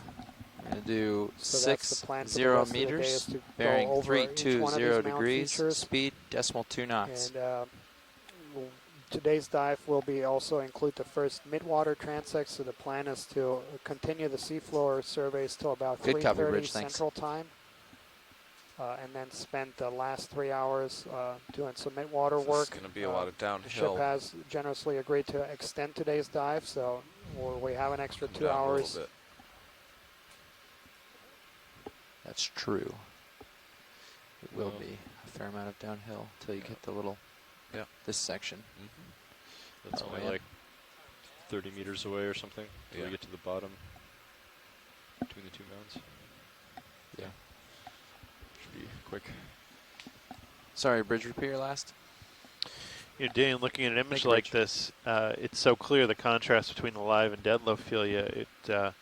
It makes it pretty easy to estimate the relative proportion of each, and sort of as we move through the dive, that might be something where we can see how that shifts through different environments. Be very interesting. So watch leads, we have to head downhill a little bit before we can pick up this next mound. So next 30 or 40 meters, we're going to be flying a little bit higher than we have been. But once it flattens out and starts uphill again, we'll be able to get in tight for those good views. Copy that. Thanks, pilot.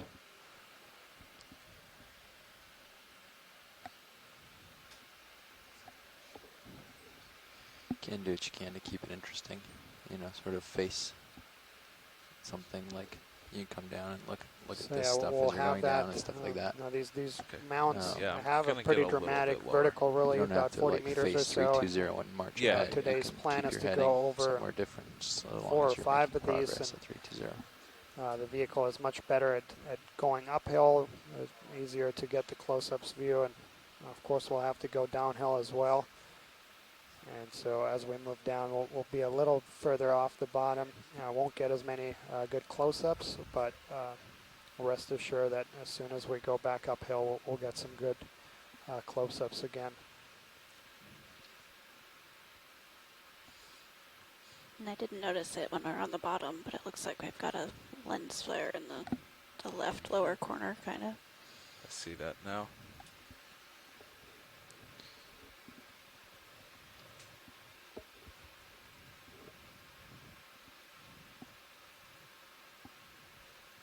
So yeah, we were seeing a lot of this Lophelia, and I talked about the longevity of this species and the abundance and the density we have in certain parts. There's a lot of different subjects have been studied. As I mentioned, they're long-lived, so because they live so long, within their skeletons they also basically record signals of past environmental conditions. So there's different studies of past geochemistry, people looking at them. there are, suffice it to say, there are foundational species and many different research disciplines Is that a different fish? have investigated them. No, I think it's the same. But interestingly enough, we know little about their reproduction. There's a couple groups, both in the United States and in Europe, that are trying to figure out the spawning and timing of spawning. Third of the way into that. Okay.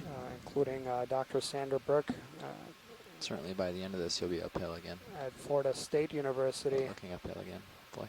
Yeah, and the timing of reproduction as well as the dispersal. So yeah, this is a very widely distributed species, and Just be mindful of your presumably it can, tail.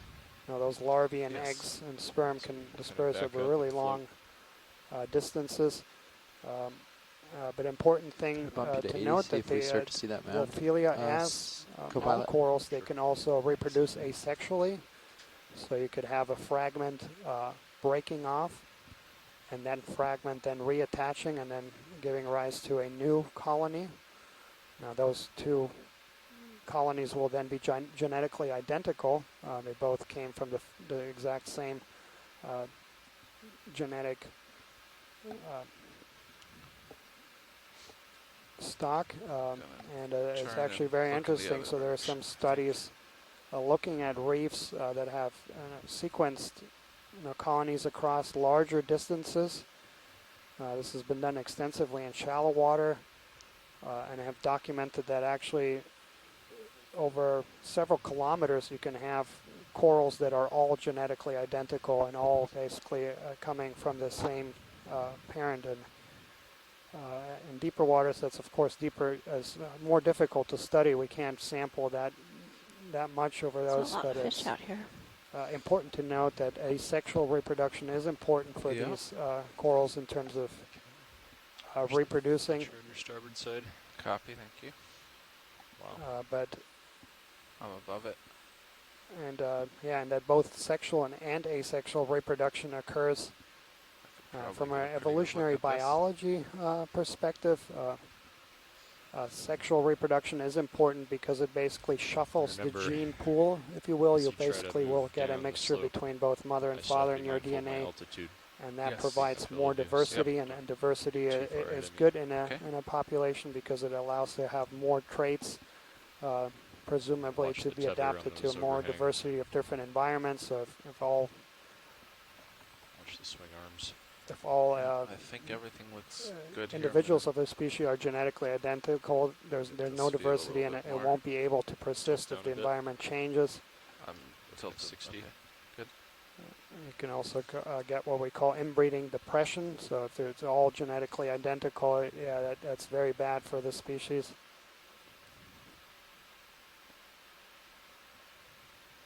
Yeah, and Chuck Messing is pointing out that squat lobster, that Humanida picta, yeah, very common associated with Lophelia, It's a lot of fish.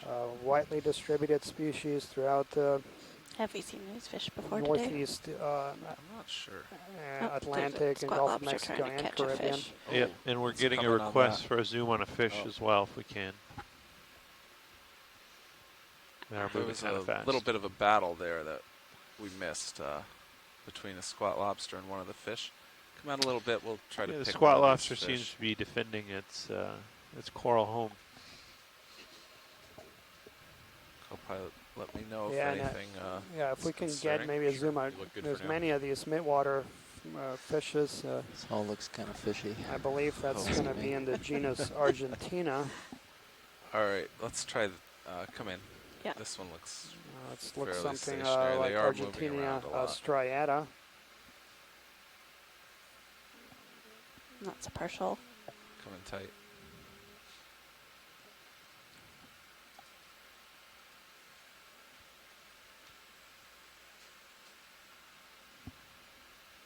Yeah, now that we got a good close-up view, it looks like that species, Argentina striata, fairly common at these 300 to 600 meter, just right off the bottom.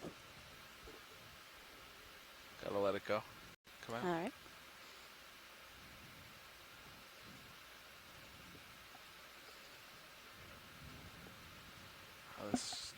going down. Yeah, quite dramatic habitat here. Okay, you're 22 meters below me, and I can come down a little bit. Okay. Just have to watch my tail on the Yep, understood. slope. So I would, you could kind of turn Yeah, back so there's a in, question here, face the Tina. slope, and I maybe stay at actually this don't know depth and much about the wait for me to behavior. go I a just little know that further they out are common, and the when you feature. see them, you see many of them. Perhaps one of our fish experts can chime in.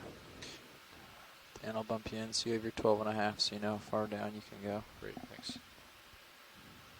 There you go. So you've got a little bit of Push room ahead to a little bit and look at this structure. down if you like. Come down a little bit.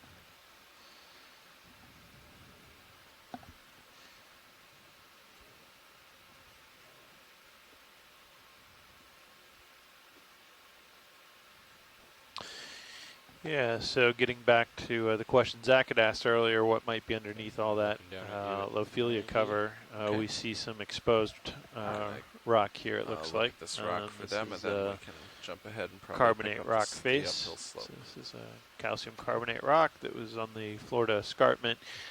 These rocks were produced in warm, shallow waters, tropical warm waters.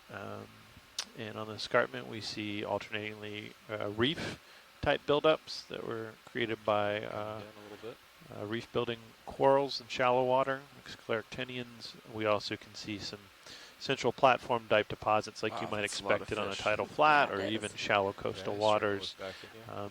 It's a bit hard to tell Okay. without sampling. I think we gotta what we're get looking moving. at, this doesn't look particularly like the more nodular reef type rock we Coming have up seen, and but turning again, back. it's hard to diagnose without a Swarms of sample. Where it But some very steep topography here, even some overhangs, and obviously that's contributing to as this rock dissolves and it goes through dissolution and Vacuum breaks is back down, at that 101. contributes to some of the Okay. erosion I'm we see here. coming up and rotating, Uh, and then I'm going to push ahead. can Okay. we make sure we have the lasers on too? Lasers.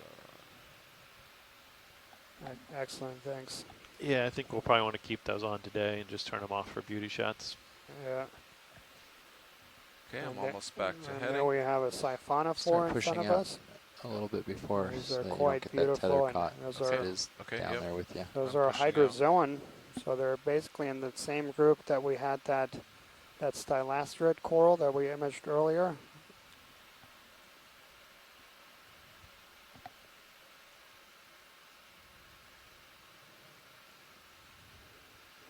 On sonar for D2, the next I see that. target. 25 meters out. Great. Thank you, Bridge. 20 meters out.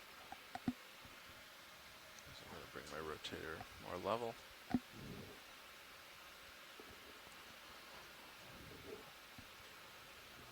All right. I And here wouldn't we push are. out too much Yep. farther than that. I would both of you just drop down. Okay. I'd give you Yeah, a little bit more of this. spectacular, and yeah, features, especially yeah, the yeah, I agree. overview Sirius image, and well, both of them right now, Transect. just Coming getting to a My sense camera's of at how 50 big. degrees. Okay, I'm coming down. And yeah, just from studying the maps we had of this region, so several ships have mapped this area, including the Okeanos Explorer back in 2014 when I was in the area, and Nancy Foster also. So we have pretty good multi-beam and backscatter data, and these two mounds are about 50 to 40 meters in vertical release and about 100 meters across. Down again. And there's several of them that we've got about 5 or so that are within striking distance that we want to survey today. But if you zoom out on those maps and actually look south and north of us, the area Let's say we're south of back us on is it. commonly known as many mounts because there are, there's hundreds of thousands of these mounts. And for those folks that joined us in the last 3 dives where we dove in really deep waters on the West Florida escarpment, so you basically have a sheer wall basically then rises up from 3,000 meters to about 1,700 meters. Then you have a little bit more gradual Okay, my slope. camera's 65. Copy. 16 and meter these delta. flatter areas, which is what we're diving 21 on meter today. altitude. And then Uncomfortable? just east of us, we basically have another Looks good steep for me wall as that well. is for about Looks good. 50 meters or so in vertical relief. I'm gonna start And zigzagging we up. hope to get to that second It's like wall there's a sea star just above lasers. today. Yes. But this whole area, the West Florida escarpment, that extends for about 500 or so miles from Alabama all the way down to the Florida Keys. Let's start coming in. All right. And yeah, some quite spectacular communities. I'm gonna try to get a Our little first closer. sea star of the day. I'm moving forward.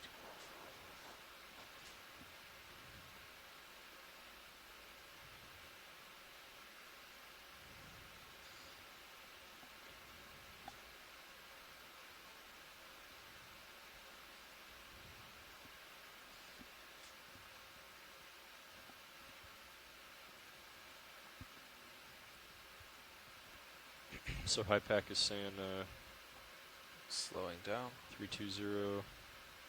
Yeah, it's going to be, if 320. you look at It's pretty the, close on sonar. see the mound here? Yeah. Come out And a then little see bit. the I'll get peak stable. that we measured? Yep. Yeah. Okay. So a little bit So- of a set. I expect it to be like possibly here-ish. Okay. And I was just gonna say it looks like uphill is just a little bit to starboard.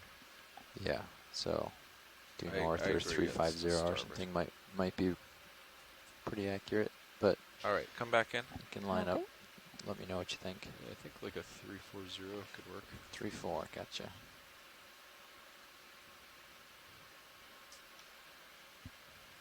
Got any more? Yep. Oh, I'm coming That's off of full. it. So I don't know if Chris Ma is watching. I'm look. Yeah. There he is. Morning, Chris. Is that you? Good morning, Dan. And hello, Adam. How are you? Excellent. Good morning, Chris. What are we looking at? I am rapidly flipping over books and Come trashing on my back out. I'll office try to that sort again. of see. Okay. Okay. Trying to So avoid this touching is something that we typically don't see in the shallower waters. This is an Ophidiasterid, so this is a sea star that is more characteristic of shallow water habitats. But in the Atlantic and, of course, in the Pacific, at this depth, you tend to see them a little deeper, down to maybe 500 meters or so. This one is, I believe, in the genus Tamaria, Tamaria. I think, based on the image that I saw, that this is Tamaria halperni, named for Gerald Halpern, who was a starfish worker in the 70s. And I think he went on to make several educational materials. Unfortunately, I don't know what's become of him lately, but this is one of those animals that we I think we're good. have seen in the taxonomic literature for many years, but we really don't know much about its actual biology. And I'm sorry, I'm counting the one of the diagnostic characters for these animals is how many linear rows there are, and so Tamaria is characterized by having poke my head out a total over of 8 then probably of these, start going back up. or rather 6 to 8 of these rows. And so, double check which one. There is some negotiating about the difference between this and another genus called Ophidiaster because Co-pilot, you're on the heading you want for uphill? well, Great. it's minutia, but it's one of those animals that it's good to see because this is probably the first time it's probably been seen in situ and in this habitat. I'll have to double check, but it's probably other Ophidiasterids are usually microalgal feeders. They feed on small biofilms, and my guess is that that's what this one is doing. But you never can tell, especially given how unusual some of these Bridge nav. species at depth. Their life move, can please. vary radically from Do the shallower water. 20 meters. bearing 340 Excellent. degrees. Thank you, Chris. Speed decimal 2 knots. Oh, it's my pleasure. I'm looking forward to seeing some starfish eating some coral. There's a couple that I'm Good copy. Thank you, I've Bridge. got on my wish list today, so we'll see. Excellent. And you got a couple coral fans here in the chat room, so they'll be rooting for the other side. Happy to see it. Thank you. Thanks, Chris.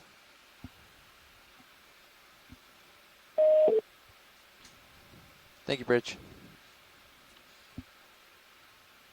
We take a peek at the surface current, the vector. So Tina had asked about that Argentina striata, that fish that we see quite a few of them, commonly known as herring smelts. I'm not aware of any fishery for that. They are widespread and quite abundant.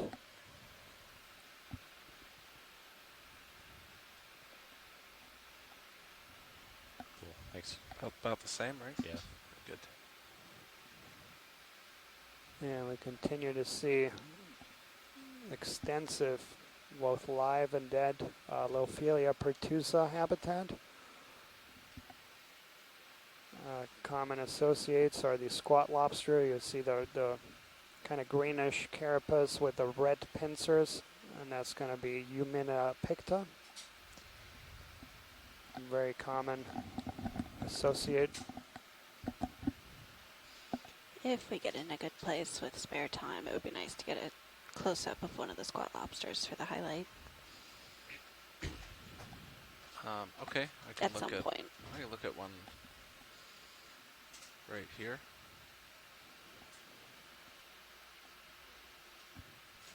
Dan, is that just kelp in your view Yeah. there? Okay. Yep. Thanks. And so maybe we can Water's take a full of quick snap biology zoom. here. Coral right bottom. Yeah, Yep. it's also Little probably sea full of fan. debris, so I I want to make think sure it that wasn't is lying. an No, no, Acantha that's a gorgia, solid. but that different color morph. Let's, This one take- I'm going toward now. Yep, just Great. below lasers. Take him down a bit, Dave. Okay. Come on in. At 50.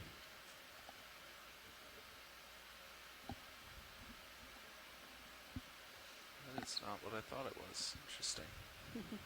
Take a little bit more if you can. Hey, Daniel. Hey, Peter. Hey, yeah, this purple octocoral colony does look a lot like an Acantha gorgia, but we have So much. wondered over the years if different colored colonies or different species. We collected a yellow one with a very similar morphology. I was wondering if we could potentially collect one of these light colored colonies. It's got kind of a purplish tone. Yeah, pilot. Are we on the move, or are we set up? We moving still? We are, but I could stop it, and we think can you're- also might be pretty close. Yeah, I think it's Done. okay. We could stop here Yeah, if we're you'd pretty like. close to Come on done in. on that. Yeah, I think You got your route a I little agree. bit, That so- is something that is Okay. unusual and hasn't been identified. All these are just identified to species. I think we have consensus here in the chat room. So yeah, if pilot, we are set up to do so. I'd like to collect that. That's great. Thank you, Daniel. Thank Yeah, you, I think we Okeanos could do team. that. Dr. Scott France at Louisiana State University has students working on this group, so hopefully this would contribute to those studies. Yeah, we'll have to touch down on this. Tilting down a bit. Excellent. Yeah, and as this we were matrix. zooming in there, we actually have a My first camera is macrurit at or rat 60 tail, degrees. and we see it there just above the lasers, and that's going to be in the genus Nizumia. Closest one is a Nizumia equalis. And I think video has spotted a squid also.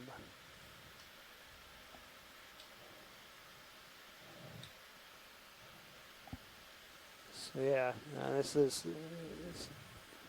Tilting down a little further.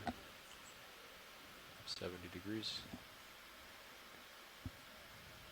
Yeah, so I mean, we have a few things. We have a sponge in the bottom right corner, Does and Science want a really good close-up it before looks we like it collect has zoanthids growing on Sure, them. why don't you come in? I'm very stable now.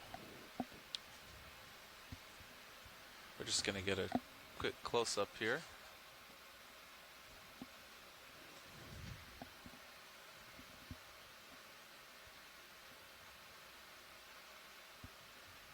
Okay, Dave. Hydraulics are on, and I've prepped the port bio box. Great.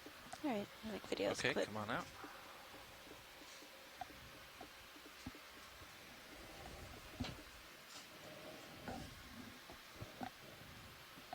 Down 78. Yes, so either port box, right?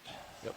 So we're currently at a depth of 522 meters, and we're setting up to collect our second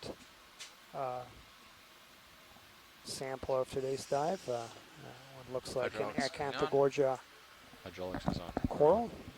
Thank you, Bridge. Coral. That's it for the move, guys. Just so Copy. you know. Thanks. I'll bring up your view here, co-pilot, to help you out if you want to switch to the mini Zeus on that one for him. Sure.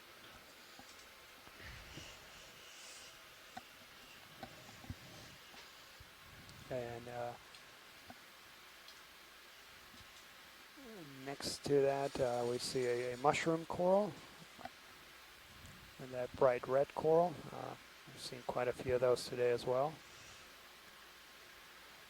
And so we have just joined us also from Japan, from the Chiba Institute of Technology, Sako Matsumoto. Welcome and thanks for joining us. Wonderful to see our shore-based scientists join us from near and far. Even though it is a weekend, we have folks joining us both throughout the country as well as internationally too. We Come in have partial folks on today both joining cameras. us from Yep. Japan, from Russia. So thanks so much. It's been an exciting first couple hours of the dive, and Great. we thank have you. an exciting 4 additional hours that we'll spend here on the bottom, and then we'll have actually the last part of the dive we'll spend in midwater. So a lot of exciting things to come here. It's kind of, wrist is kind of twisted up. I can't get as low as I'd like.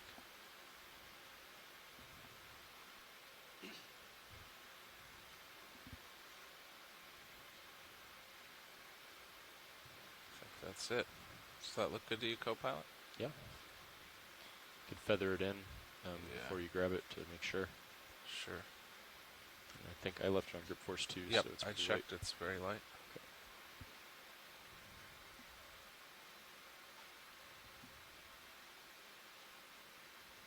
Trying not to get the other stuff.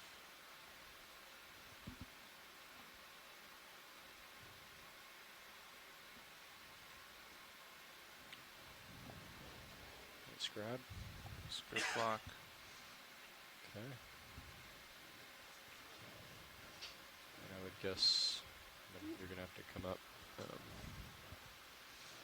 could try to get the box open if you'd like, or if you. I just- could come up. If you want to come up, we can do that.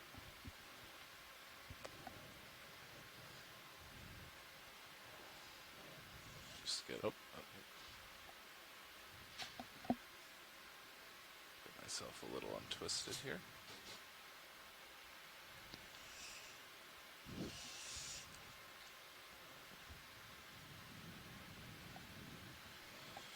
Okay, I'm gonna come up. And I'll go into auto. Okay. I've got you on my series camera, and I'm also coming up a couple meters. Auto depth. Auto XY. Pop out auto depth and reset it. Yeah. It's going to oscillate pretty heavy Yep, if you're yep, rising you're right. quickly. Sorry. When you go, get yourself almost not moving vertically before you set it. That'll keep you from bouncing around too much.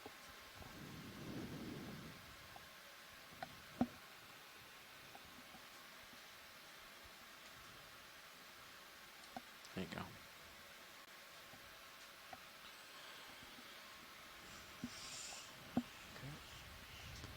is fully extended. Copy. Can you move Mini Zeus over to that Sure. box as You got I it. get there? I'll follow you over.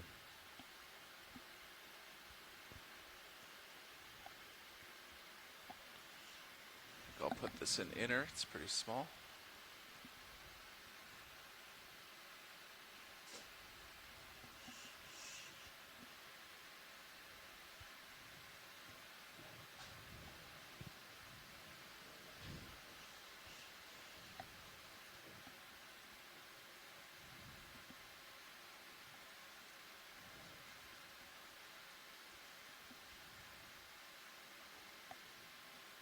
I'm not getting the angle I want. I want more shoulder down.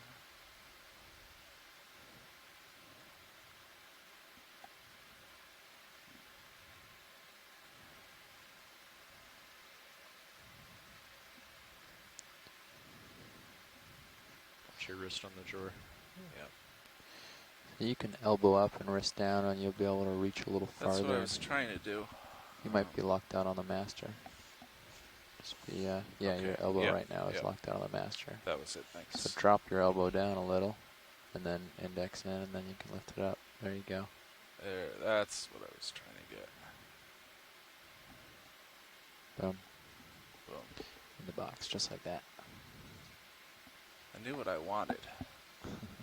Just couldn't quite do Watch it. your wrist on the box again. Yep. Touch it there. Thank you.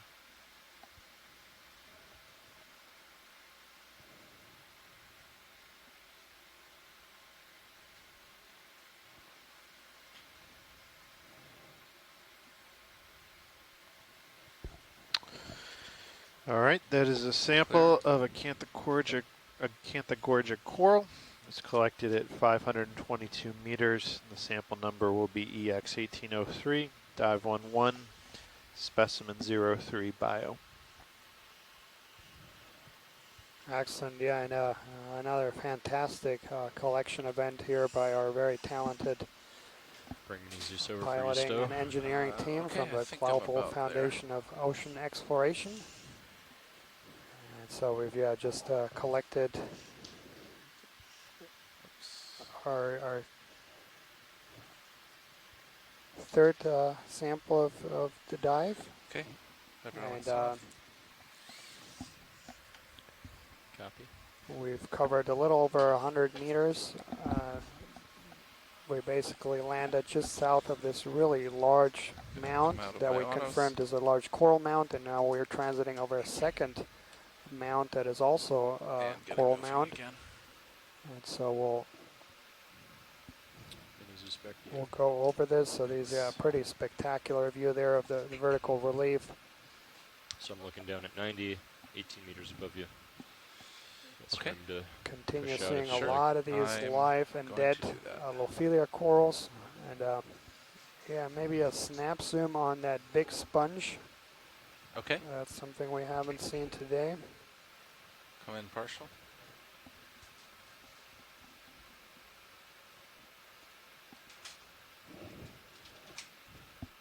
That's fairly stable. You can take some more. A little more zoom.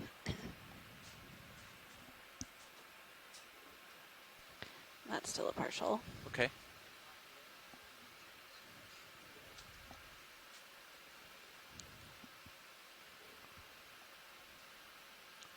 Trying to look right down the tube.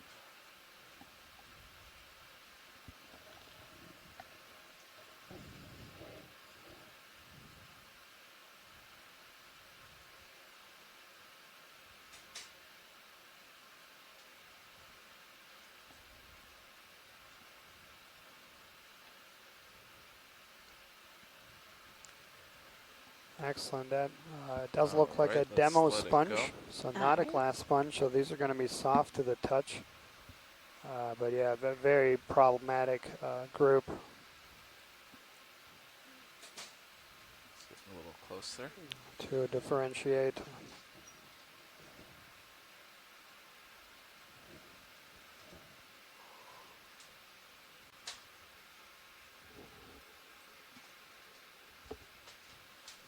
And We see several more of these Lophelia corals, and then the one that's just above the lasers, that's going to be an octocoral, recently new erected family of octocorals of Aqua Umbridae. We're coming across several primnoid corals here, those really delicate sea fans, and a mushroom coral there too. Mushroom coral.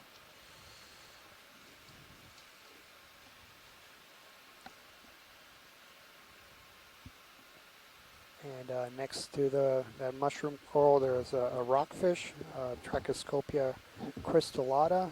We've seen quite a few of these.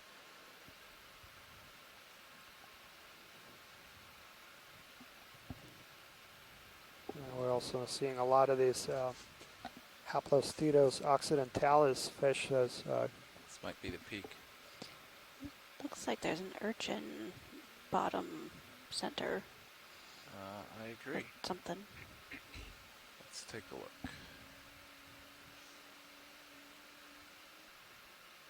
yeah, quite spectacular. Here's another one of these urchins. Partial zoom.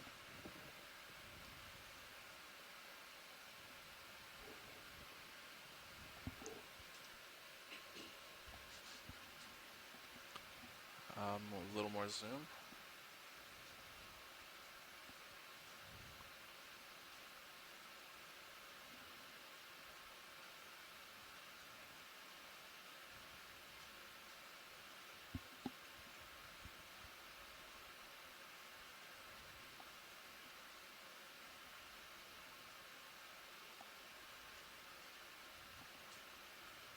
So I believe this is going to be in the genus Okeanos.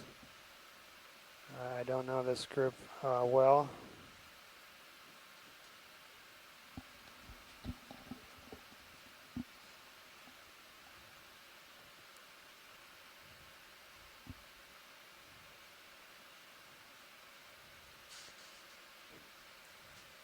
Excellent. And underneath that I'm losing this. urchin, we saw a close relative, the brittle star ophiuroid. Keep seeing a lot of this beautiful Lophelia pertusa And live and video, dead coral. You wanted A couple one of these squat lobsters in that one. That Let's would look be- at these. Yeah, that would be that's great. that Eumunida Do you picta. want lasers off for that shot? Yes, please. Let's Lasers kill off. him. So yeah, this is also a widespread species of squat lobster. They're commonly Whatever you want, associated video, with this is Lophelia. yours. Shot. All right. Okay, just a couple seconds of him like this, then I'll get a close up.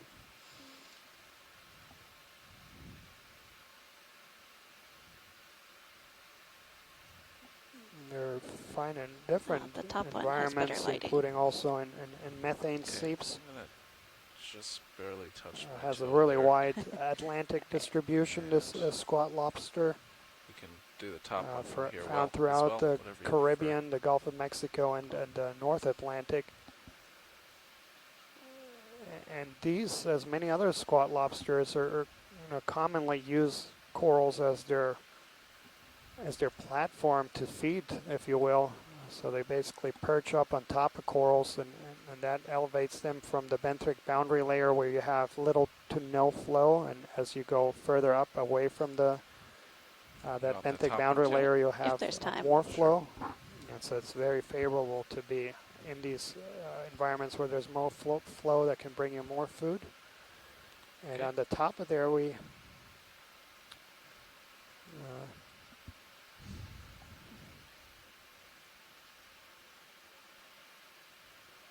Trying to get him back to center.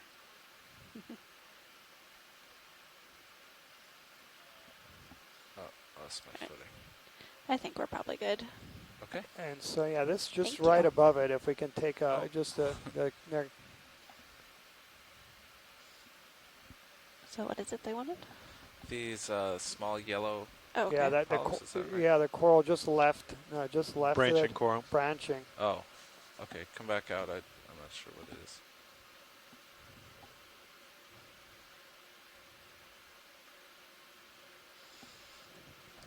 So yeah, thanks for Chuck is providing an ID there for that.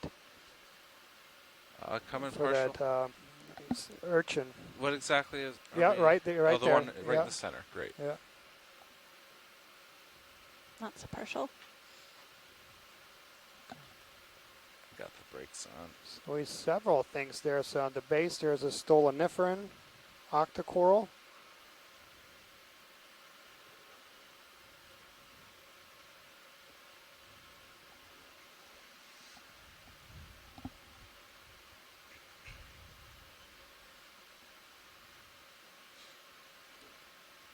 And this is a Gorgonian octocoral with its polyps contracted. And you can see how different they look when their polyps are retracted. So they have a groove that they can basically fold their tentacles into, and that gives them a really different appearance. So yeah, this looks like a Paramaricia colony that has the tentacles now fully contracted. But yeah, on that you also see a Lophelia there, and next to the Lophelia you'll see an octocoral that's an encrusting octocoral, and that's going to be in a completely different group of the stoloniferan octocorals. And we see an ophiuroid or brittle star there center. Excellent, thank you, pilot. All right, let's come on out. All right. Yeah, but it just highlights that every time every time we zoom in, you see a lot of things, and that's why we're so interested in these environments, is that they create habitat for animals of all sizes, ranging from microscopic to really big things. Well, this may be the second peak. Does that agree with your map now? Pretty close. Tilting up. Now I'm looking 40 degrees, and it looks like it flattens out. So do we want to put a move in to get more over the top, or are we happy just looking at a tether length and moving on? What's the plan? Let's see. Should I talk to them now? Whatever you guys want to do. It's more up to watch leader. Watch lead nav. Go ahead, Nav. Yeah, so we're just about to the peak of this mound here. Would you like us to investigate this second mound further, or would you like us to continue on to the rest of the dive track?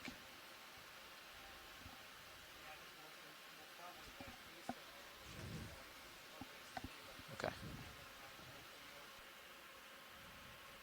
So yeah, I just want to pose a question here for our shore-based science team. So we're almost at the peak of the second mound, and the question is if we move downwards or just keep heading east. The issue with heading down the mound is we'll be off bottom quite a bit and won't be able to get good close-ups and good view of it. So I think it's more valuable to head east and document the other mounds, but just want to check with our shore-based team if they agree with that. There we have a Plumarella, a Primnoid. And there's a sea star right behind it. Hey, Daniel, this is Zach. I think you're right. I think east would be the way we want to go. Copy that. Go ahead, watch lead.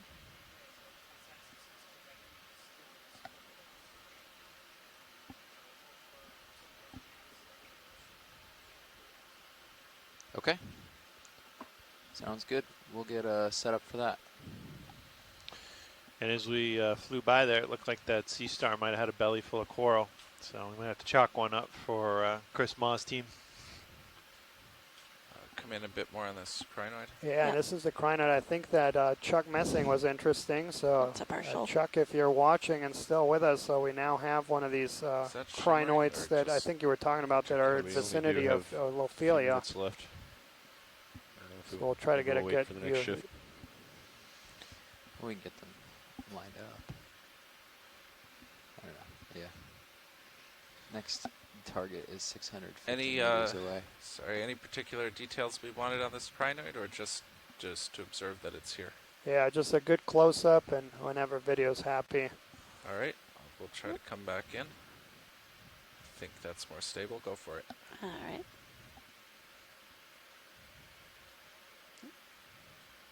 Yeah, so we see that crinoid using that Lophelia matrix as substrate, and then we can also see a whole bunch of hydroids in the Hydroidolina group.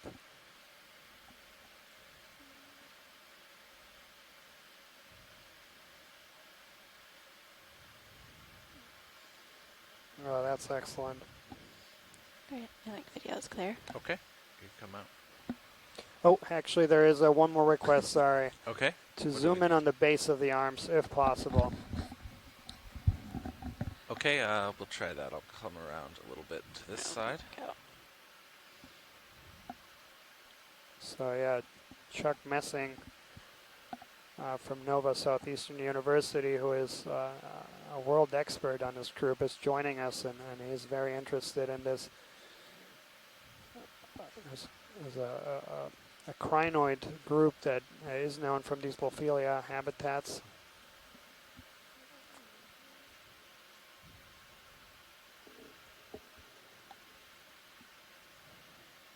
Okay, come on in.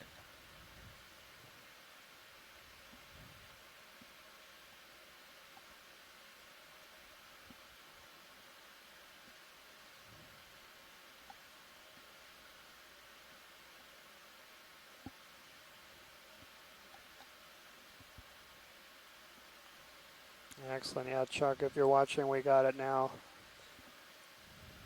Can't Really quite find the close. base. There's a lot of stuff going on there. Yeah, there's a lot of things. There's, again, a crinoid is living on a dead piece of Lophelia, and then that piece of Lophelia is also substrate not just to the crinoid, but there's actually several hydroids growing on it, and there's a stolonifera octocoral also growing on it, and that's those. Is this full video? You can see those little now it is. snowflake-like polyps that are branched or pinnate. And that's an encrusting group of octocorals known as the stolonifera. And so yeah, we have quite a bit going on here, and I think that's been the recurring theme is while the I think video is clear overview whenever science is. views we get from both vehicles once we're I think we zoomed can out come and out. really shows how extensive this habitat is. Once you zoom in and appreciate that habitat from a closer scale, you'll see that there's a whole bunch of other things growing. So yeah, there's Okay. important habitat at Set all up kinds to of different movies. scales. You've got a couple more minutes. You might just. And do that. excellent, We'll and see the next Charles group, Messing yeah. has provided a there's anything else tentative good to ID look there. Thank you very much, video. So he believes With the that that's going to handoff be midway through a weird Comatonia move. cristata. Yeah. So Oh, thank you, swimming, Chuck. Swimming one. I saw He landed again. Josh I missed come that. in. It's like the big one is riled up. Yeah. All right, you could go in on that quickly. I'm not going to have a very stable shot. He's on with a couple other people. Yeah, we see several Someone might have challenged that big guy. Eumunida picta, squat lobsters, and a lot of life. Lophelia pertusa.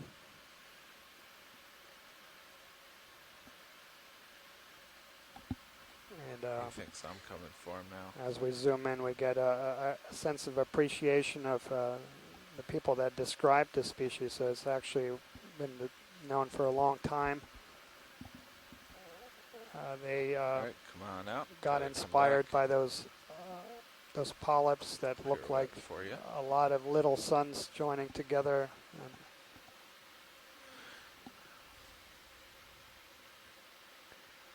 And so, yeah, for those that are following along on the dive plan, we've basically now summited the second of two mounts that were right in between waypoints 1 and 2. And we'll proceed here due east. There's several other mounts en route here as we head east towards a wall that's basically about 1 kilometer away from us. and we'll try to cover as much ground today. We have still about 4 hours remaining on the bottom. And we actually have another 7 hours of dive time today, so we'll spend the next 4 hours on the bottom.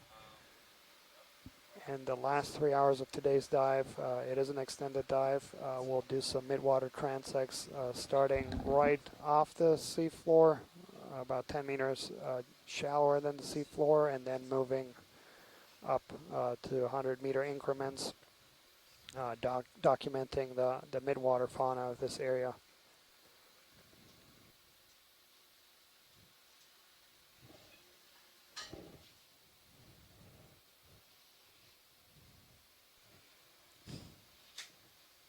And yeah, we're just going through a piloting change here, so as soon as that is complete, we'll be going on with our dive. But I think this is not a bad view here to be parked for a couple seconds, and Asako is pointing that out, that yeah, this beautiful the shot of this dense aggregations of Lophelia corals with interspersed Gorgonian corals in between. We see a lot of Paramericias and some Acanthogorgias, and when we zoom in tightly, we'll see some Primnoids, some Plumarella.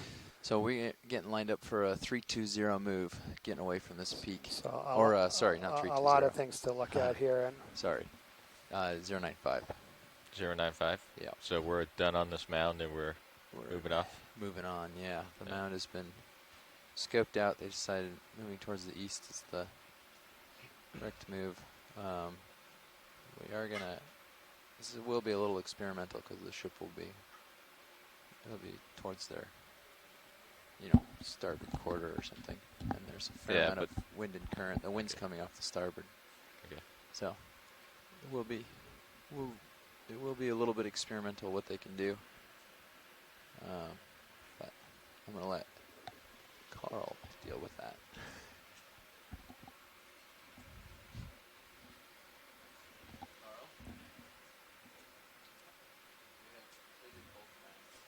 yeah, so for those folks that joined us recently, welcome.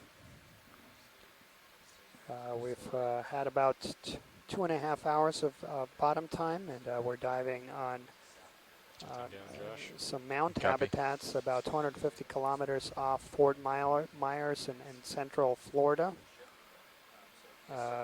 We're about 500 meters deep in an area that is right in between two areas that are currently being considered for the creation of new habitat areas of particular concern, so new fishery management areas by the Gulf of Mexico Fishery Management Council. And so, yeah, we started to dive about 2.5 hours ago, landed at 530 meters right at the base of a large mound, and as we transited over the mound, we saw basically very similar to what you're seeing on screen right now. So we went over that first coral mound, and then actually now just transited a second one, and we're just very close to the peak. And what we'll do here is head east. We have about 4 hours more remaining of bottom time. We will see how the currents play a role here. We had pretty strong surface currents here. We've got about 2 knots in a north to south direction, and so we'll be moving now perpendicular to the current. So we'll see how that plays out here. Yeah, I'm sort of backing towards you. As a backup plan, if we can't move well in that easterly direction, we'll adjust the dive plan. There are some other mound features that are just south of where we are, so we'll just see how that plays out.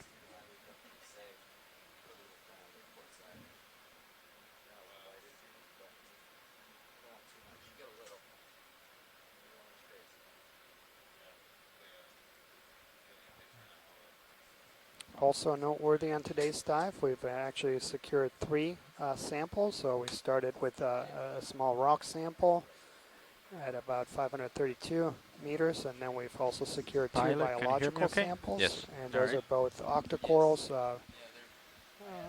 presumably in the genus Acanthogorgia. However, this is a group that is undergoing some major revisions, so there's just 2 species that are recorded formally from the Gulf of Mexico, but many more specimens that have been collected and have not yet been assigned to species. And so, yeah, those new collections from this dive will be very valuable to shed some light on the taxonomy of a pretty problematic group. Watch lead nav. Go ahead, Nav. Yeah, we from the hand down from the last navigator, we heard you're done with this mound and we'd like to head east. So we'll get on that move now, if you're still ready.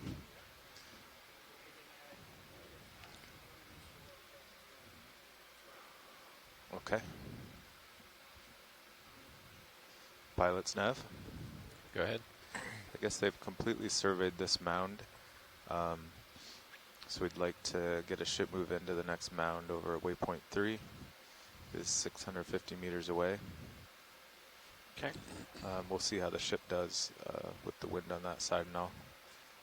We'll start at point 1, try to speed up to point 2. Copy So that. if you guys want to get lined up. Okay, That's 090 or 095. roughly, let me check. Yeah, 093, but Alright, copy that. And just to put this a little bit into context for you folks, so we basically now surveyed 2 large mounds. Each one of these are about 100 meters in diameter and about 40 or 50 meters tall.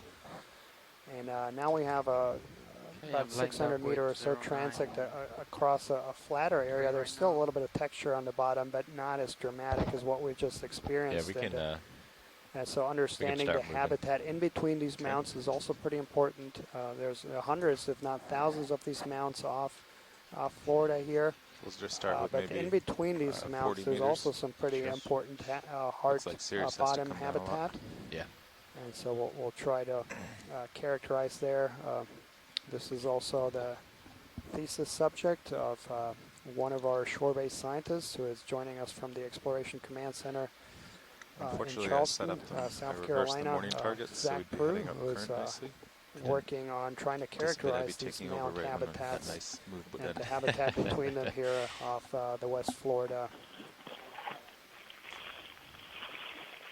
That's correct. Thank you, Daniel. I just want to say that this is perfect Bridge nav. data for my thesis. One of the goals from this dive is to get several 100-meter transects over different geomorphologic features, meaning like a ship ridge move. features, mound features, and 40 flat meters, areas. bearing So far 095 today, we've already degrees, had 2 speed, really great decimal mound 1 transects, knots. and I hope We'd that like we're to see moving how that to goes, and then maybe a we'll flat try area bumping where up we the can speed if the add ship another is happy. replicate. So thank you. Excellent, and I thank you and Copy Peter that, and Rich. Let me the know how rest it of the goes. folks there that kind of suggested this area for exploration. Yeah, we are in an area that hasn't been explored. There's been several dives, about a dozen or so dives. All of those were about 2 kilometers north or south of here, but this very area has never been dove on, and this is important. So I talked about earlier that both the area north of us, known as Long Mount, and the area Copy south that, of Bridge. us, known as Many Mounts, so because of previous work that has occurred in that area, these areas were proposed Yeah, you for wait new until we managed start areas. You gotta wait until we start moving. Yep. Those proposals, of course, were just based All on right. And data in that was general, the available at train, the time, and so should be collecting rising, data but barely. around those areas is Copy that. just as important Rises 10 meters every to 120. try to provide decision makers the best possible data my camera is at to 45 manage this degrees. area with the appropriate conservation measures. And so, yeah, today we're trying to achieve several goals. Of course, as the mission of the Okeanos Explorer is do to a partial explore zoom while places we that wait. have never been explored. We are doing that, diving in a place that these mounts have Yeah, you never can been hold that. surveyed. But we're also collecting data that is of relevance to management. Here are really direct management links to decisions made by the Gulf of Mexico Fishery Management Council, and then also, of course, trying to support our scientific community and scientists that are from all ages, including students. students at various levels, and in this case, supporting a thesis. And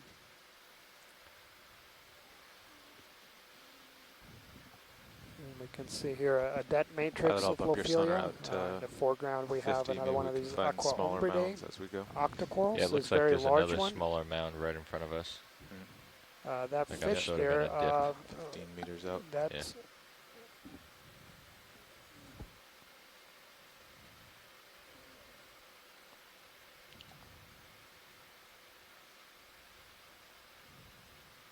Get the fish real quick. I'm going to be bouncing around a little bit, unfortunately.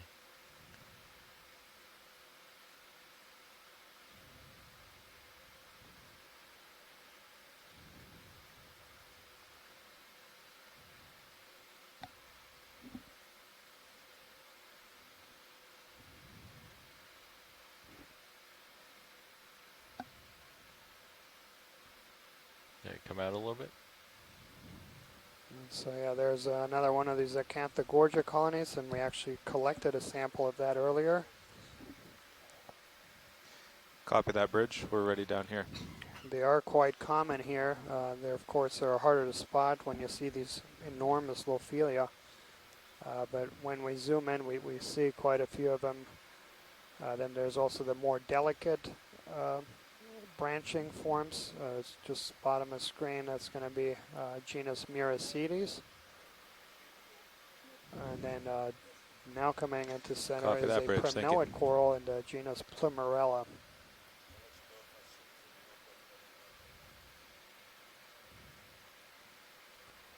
Excellent. I think Cirrus is about 12 feet long, right? 10, 12 feet, yeah. Something like that. So this having a scale of 1 on Cirrus is correct. We think also D2 keep is seeing a lot of these 10 feet long? black belly Yeah, this one's rosefish. 15. Those are those rockfish that we keep seeing, the bright red ones. And also, I believe this is the same crinoid that Chuck Messing ID'd for us a couple of minutes ago, Comatonia tristata.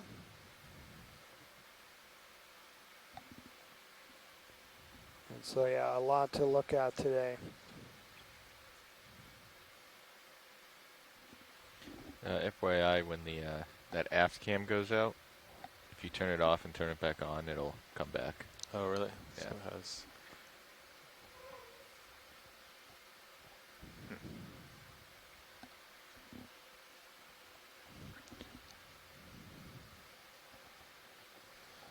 Also, just looking up ahead. So tomorrow's there dive have will a be point once again in two. similar Let's see how depth long that will ranges. take us. Will be about 600 to 400 meters, and actually Do the a quick zoom here. yeah, that anemone, if we can get.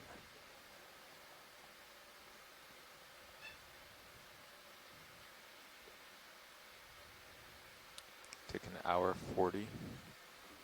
So we could try to go Yeah, up so to tomorrow's 0.3. dive will be focusing on same depth range, but a slightly different environment. The starting point we have on what looks like a really hard So. I mean, on this terrain. ridge-like feature, so it's an elongate And if we mount, stop if you the will, ship, Cirrus will stop. where we Yeah, the we're pretty backscatter shallow, shows some really hard returns. And so that should be an interesting area, and the general area is known as Okeanos Ridge, Bridge nav.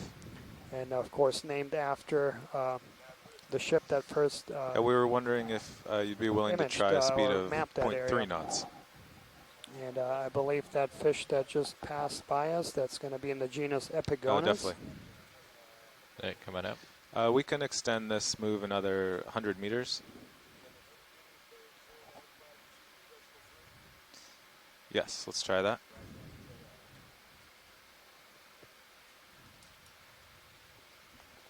Hey, I'm going to push ahead a little bit. Yeah, getting pretty close.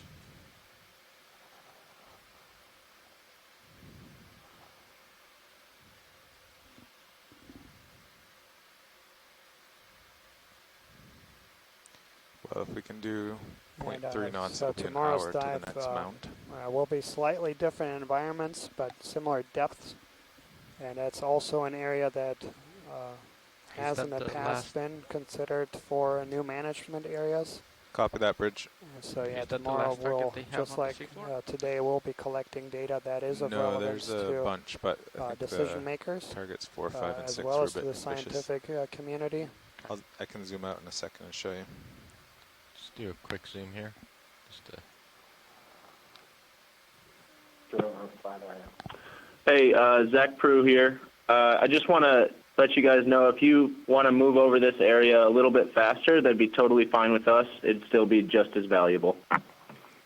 Yeah, copy that, Zach. So yeah, a ship move has Coming been up. called. So it'll take a while to move, but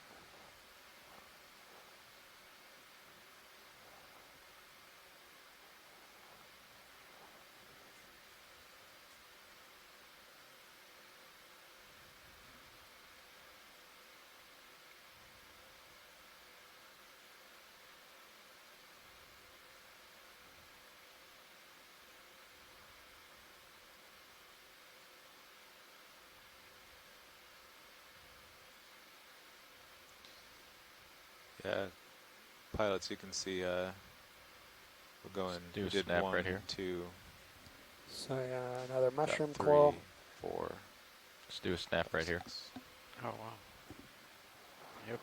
Yeah, who knows? And that looks like Get to a waypoint 4. little stylasterid coral. Yeah, we'll make 3.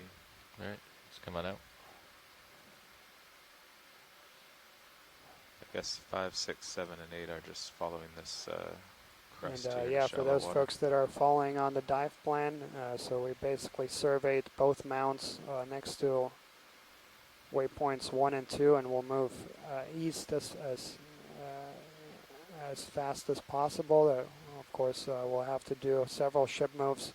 Waypoint 3 is quite a ways away from us, so it will take a while to get over there. But we'll survey the I think flat that's area in the first between the mound you're mounds. heading towards there. If you look at high pack. Yeah, I'm just gonna swing by this little elk crop.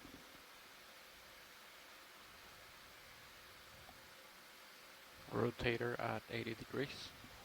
Copy. Let's do a quick partial zoom here as I come by. Yeah, that Let's hold that.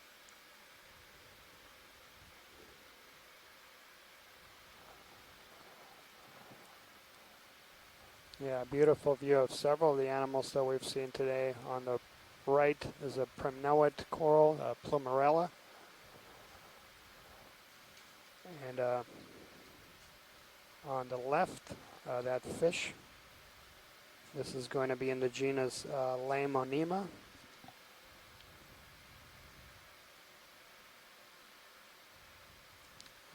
It's commonly known as codlings.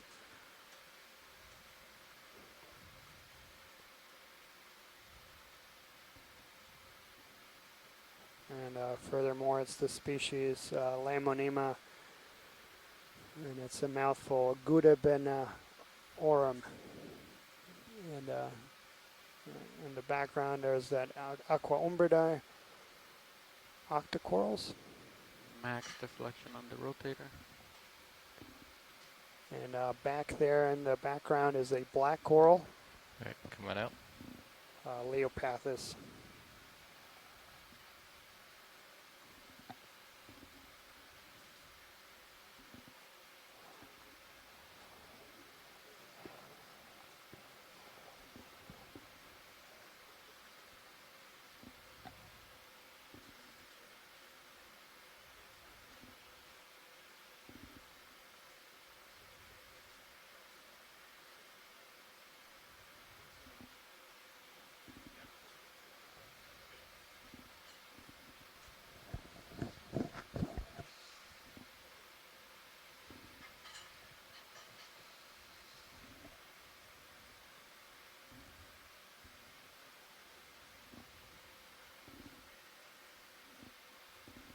Pushing ahead.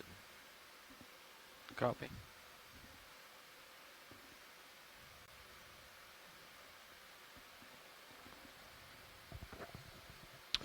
So as we continue to move east here, we're seeing obviously those exposed rock outcrops, some carbonate rock rubble on the bottom here, and you can see that these low rock outcrops continue to be colonized by Lophelia, a lot of dead Lophelia matrix, and then some large white living Lophelia colonies on top of these mounds as well.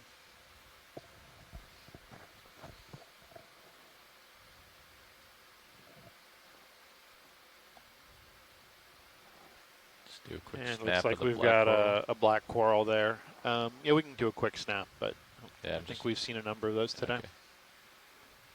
That's fine.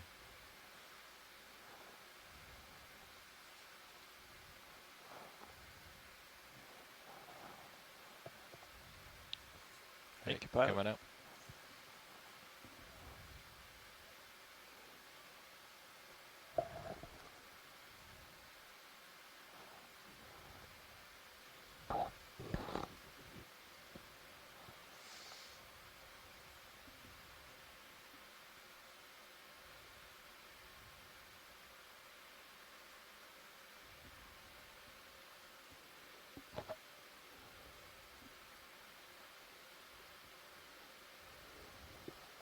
Be careful with it right there with that rock. Yeah, okay. Copy that.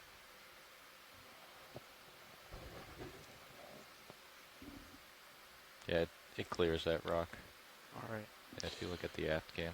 Hey, Pilot, can we do a quick snap zoom on that rock face? The one farther out? The Or lower the one. close one. All right. Just come on in video.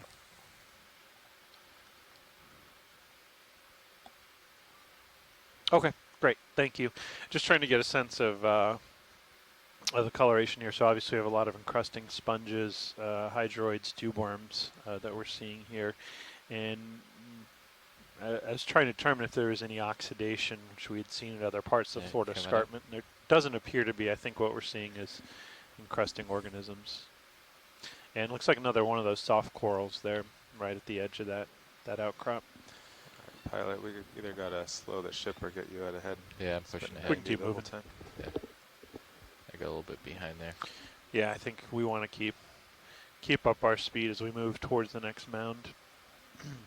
Now we see a highly, what appears to be highly fractured carbonate rock outcrop here. You can see a lot of joints through the outcrop, just overall indicating that there's been a lot of weathering here, a lot of breakdown of the original underlying rock, and I suspect, just as we've seen when we've tried to Coming up sample actually a little carbonates, bit these rocks around would be now. very Yeah, soft. Delta is 18, so pretty high up as well. Okay, cool. And a little patch of dead Lophelia matrix here on the top of this this small rock mound here. And looks like some yellow crinoids or sea lilies there amongst the Lophelia.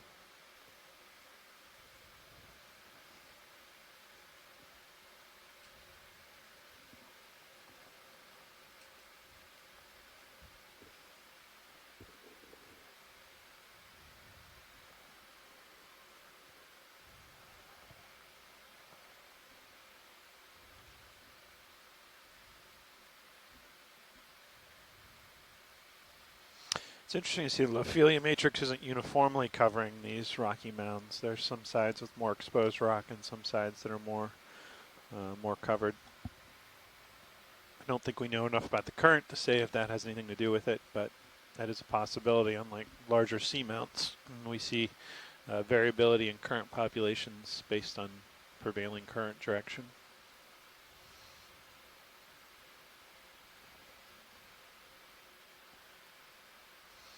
And Tina's asking a question earlier as we were moving. We have a How ship long move was on, that so we're move moving pretty navigated? quick. We saw It was what I saw to be about 3 total. yellow crinoids and Okay, then so a we're white almost there. organism Yeah. that was spread out. And I'm think not we'll- sure if that was a crinoid or a With the sea train, we might star. have It to go more didn't slowly. seem to be kind of sticking up above the bed, looking less like a sea star, so perhaps a crinoid, but we didn't get a chance for a snap zoom on that one.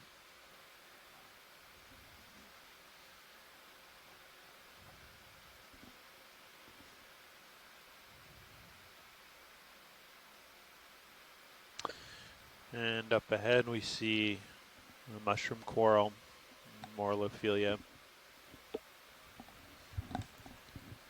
Bridge, Nav.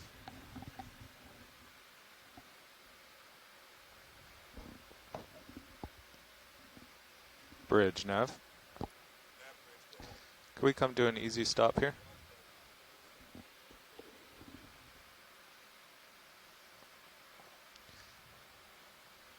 Give you some time to get out ahead. Start up again.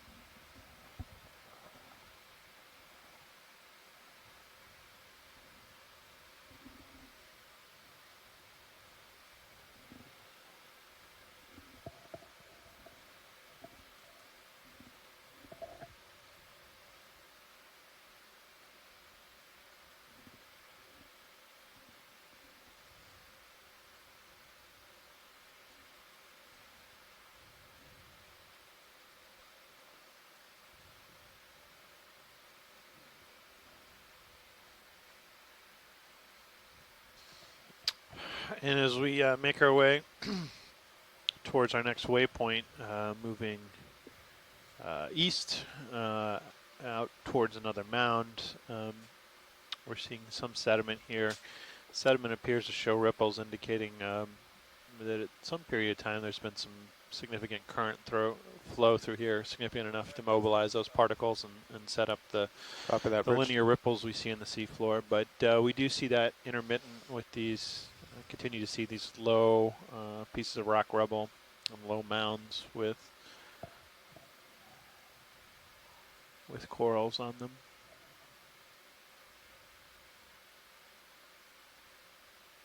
Let's do a snap zoom here.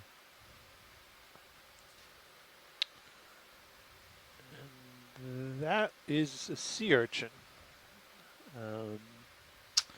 Not sure at all.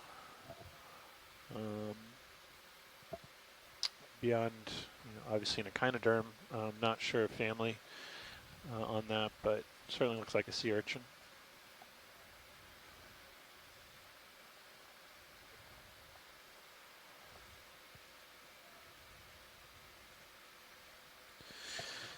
Tina is suggesting Echinothuridae.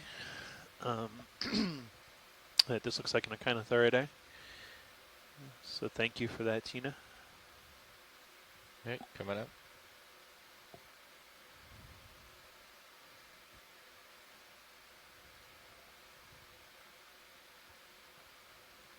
Okay, camera again at 45 degrees.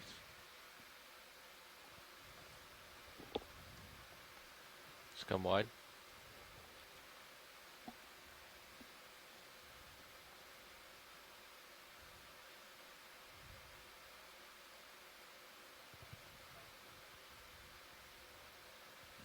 Looks like it's 090 now. Can do another 100. Try 0.2. Sure.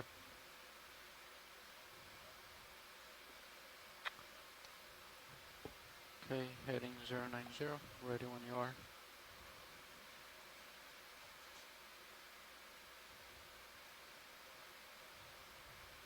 And I see a large Chaseon crab below. Bridge, Nav.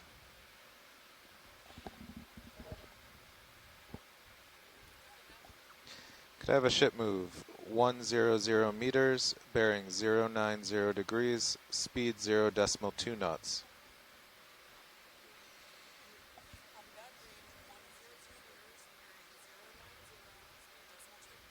Good copy, Bridge. And looks like another mushroom coral that we're passing over. And then as we move to the top, one of these larger black corals we've been seeing today, I believe, is two colonies here, one to the center and one to the right.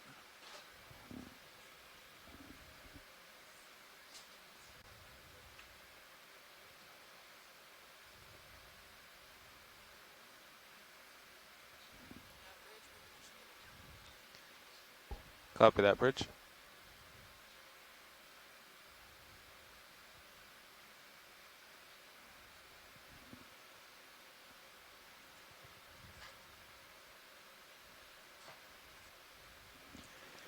Loving this terrain. This is really cool. Yeah. Yeah, it is really nice to have a little more variable terrain than we've been seeing.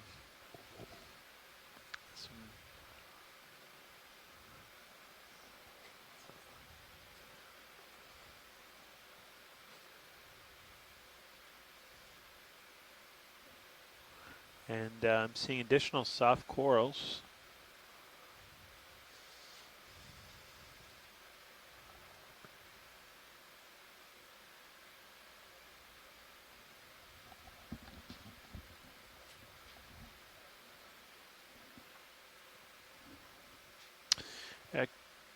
Pilot, can we do a snap zoom on these yellow crinoid? Absolutely. Just get a quick look. Come on in video.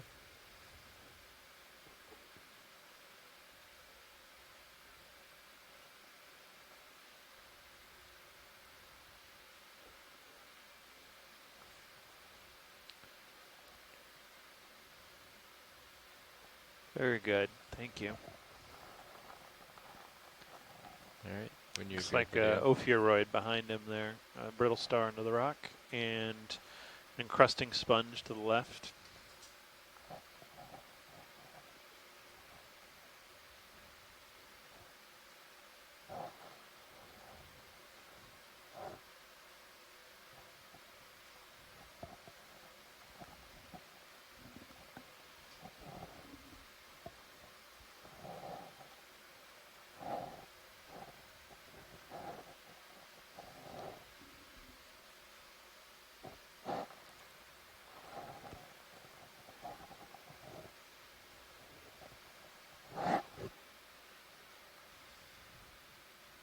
We get the shrimp real quick. Yeah, let's take a look at that.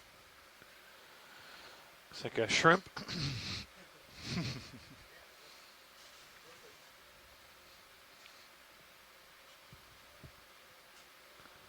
And Daniel's checking out possible IDs on this guy right now. And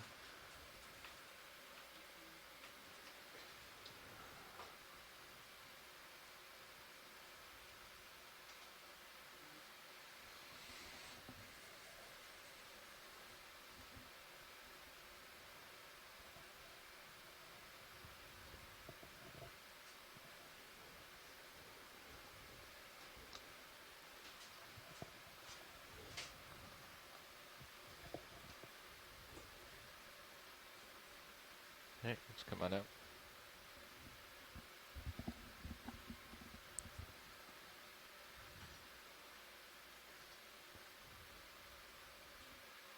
And Charles Messing is, or Chuck Messing has indicated that those crinoids we were looking at were the family Telecrinidae, and that we've seen several local species, and they've seen several local species in 2 genera. Interesting ripples. You can see the current has moved around these features on the seafloor here. Now the Explorer, attention all hands, following the test and ship whistle of general alarm, please disregard. And Test complete, please heed all further whistle alarms, that is all. there on this rock we have a couple different corals, including a black coral. You can do a partial here. Several gorgonian corals, Zamiracetes. Sold that. And this looks like this is a hydroid. That's growing on a piece of dead Lophelia pertusa.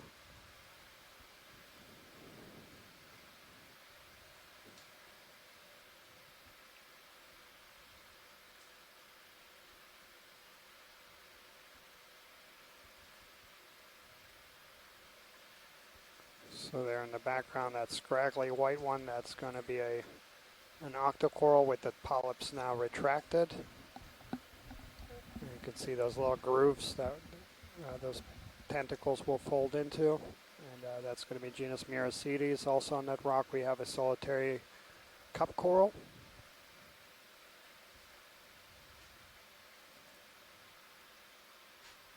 And yeah, we see several. My screen. Do you want me to follow you with my camera? No, you can stay where you are.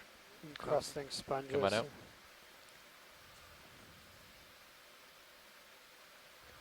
And yeah, just Pilot, do to you kind feel of any current orient down here? Yeah, there is a folks, sort we're of a basically pointed west persistent now. current from, I think, Should be from your port to starboard, where the ADCP trails off. Yeah, if we can take a look at that fish. I don't think we've seen. skip the fish. It's sort of stop and go. Let's come in on the fish. It feels like it's coming from my starboard to port. So that's going to be hake, Merluccius albidus. And that's the first time we spotted him. Very common and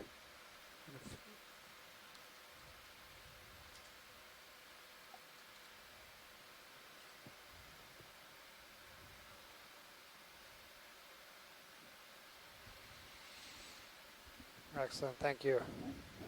Hey, come on out.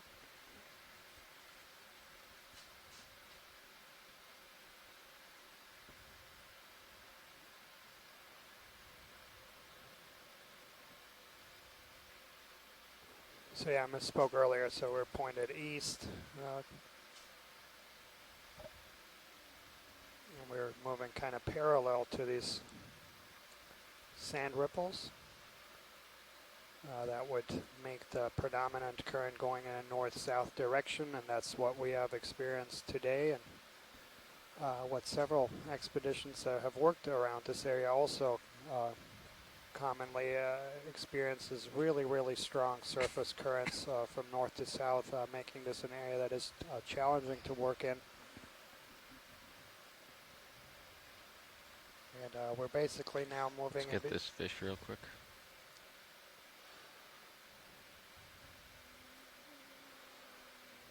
Hold that. A shark. And so this is a chain shark.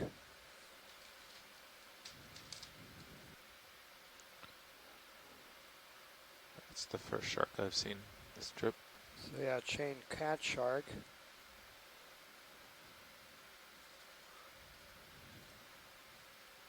Yeah, definitely being blown north, I think. Or, yeah. Let's come in tight on the head.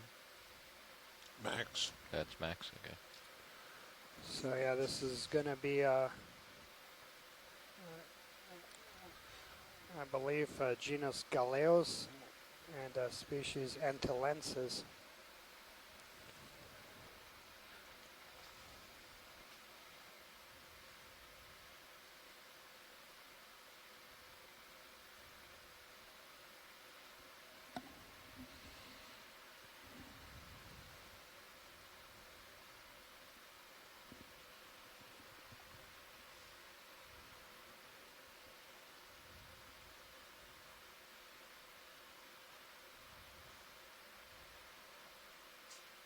Alright, come on out.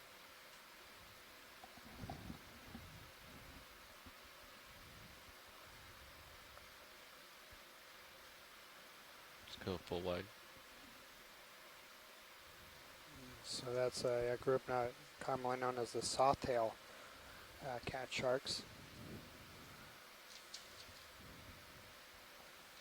Yeah, being blown north.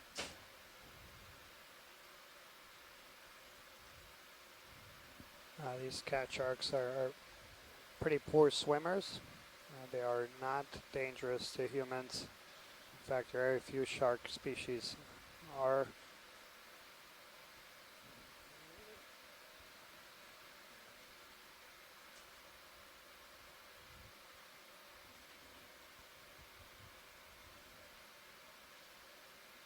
Just do a quick snap here. See what this is. Dead stock. Stock. Right, coming out. Hey, come on out.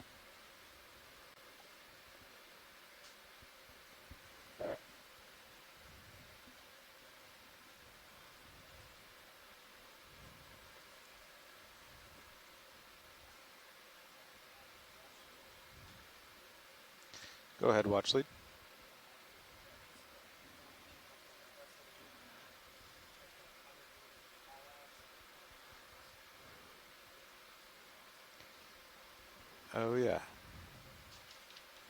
the first time we've done that, so I forgot. Where should the last reference be? I can tell you since we left Mound 2, we did one 100-meter move, and now we're halfway through the next. And Zach noted he thought he saw an octopus to the lower right. Not sure I caught it, but as we were approaching this outcrop, he noted it. And also to just update, we're about 153 meters east now of that mound. And yeah, good eye there. Come on in, video. Wow, great, Zach. It's a great catch.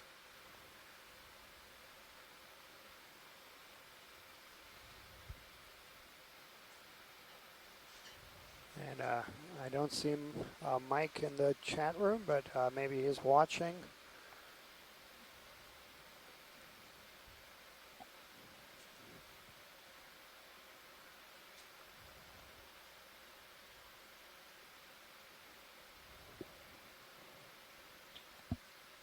Do we have lasers on for scale?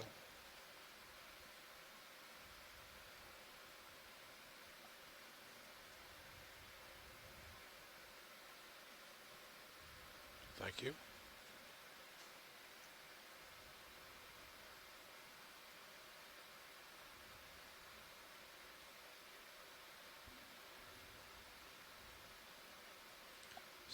Degrees on the rotator.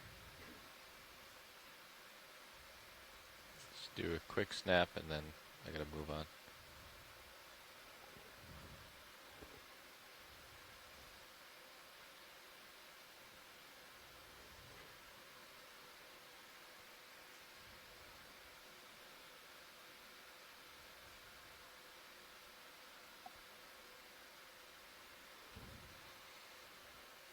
All right, come on up.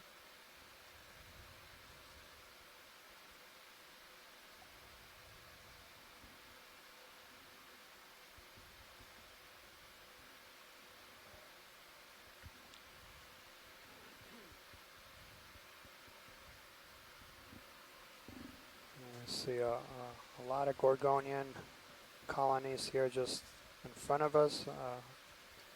It's sparse branching. Those are going to be in the genus Muracetes, and then center there is going to be a mushroom coral group that we've currently been referring to Anthomastus, but there's actually several groups that, several genera that have that general appearance. And we also have to the lower right now a golden crab, Chasion feneri. That is one of the few species in the Gulf of Mexico where we have a fishery in deep waters. Let's get this loader as we come by. Yeah, Holothoria.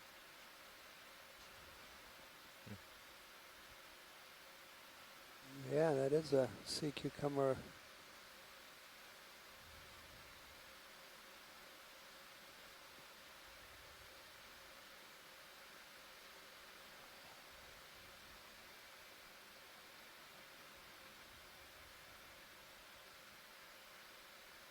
Looks like it's jet propelled.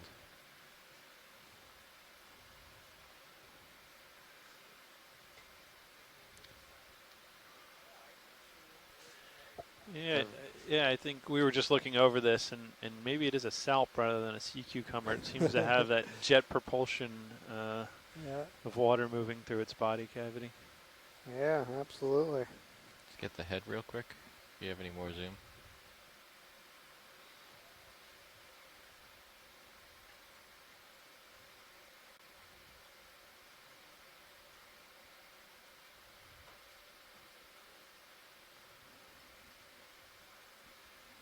Come on out.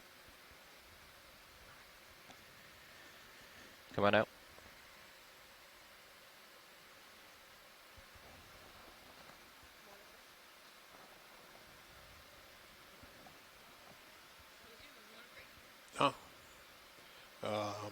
We have another hour to a test. And on the We bottom have, we do have tested what one. looks like a That's siphonophore, 90 and degrees. that's a good way to introduce what we're hoping to do in the last few hours of today's dive. So we'll spend another 3 hours, 15 minutes or so here on the seafloor trying to Go get wide. to several of these mound are. features that Okay. are just east of us. And then we did allocate some time at the end of the dive to do some midwater transects. And we'll basically come off the bottom Video's and gonna be do a swapping first out. series I of copy that. transects just about 10 meters off the bottom, trying to image some of these midwater species. And this looks like a great place to do that. We've seen quite a few things already. And then doing several other transects and 100-meter transects. We'll How have to long do we play it a have little until bit the by end of that ear move, because we do navigator? have some pretty strong surface about currents. 5 more meters. Copy And that. this is important because Copy that, Bridge. we'll have to adjust the Do you want me plans. to follow you with the camera? No, I'm pilot? gonna center up on you. Copy. So in the foreground we have unbranched black coral, genus Stichopathes. Behind that fish is going to be in the genus Lamonema.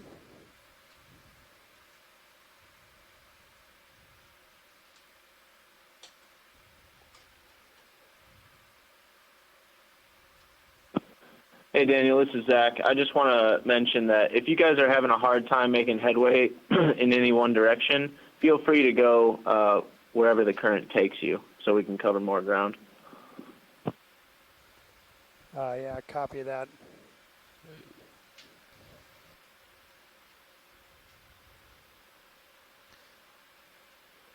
Watch lead nav. Go ahead, Nav. Yeah, that marks 200 meters since waypoint 2. I also just want to add that you guys are doing a great job, and I really appreciate all your work. Oh yeah, we've been going point 2 since waypoint 2. Thanks, Zach. Snap right We're here. glad we It's have you working. joining us here on a Saturday, and we're able to do a hopefully snap get some right really here. good information Sure. for your research. And Perfect. the ship's doing a pretty good job of moving to the east right now towards the mounds as planned. So I think we'll keep this move on and make our way. Yeah. Thank you very much. That's ideal. Yeah. Right, coming up. So just to update folks, so we did cover another 100-meter transit. So we're about 200 meters from those two mounds. Covered about 400 meters in total. The first 200 meters were across those mounds, so it was a little shorter. We didn't make it across both mounds, but 1.5. And now we're about 200 meters due east of those mounds. Our I think next we can start waypoint is another at the move whenever bottom you're ready, of one of the navigator. bigger mounts we Alright. have in this area. We are still that's- 090. Yeah, that's still about 400 meters or so away from here. But there are on the back scatter and the multi-beam a couple Bridge of nav. smaller bumps in the area, so we'll see what those look like when we move over them.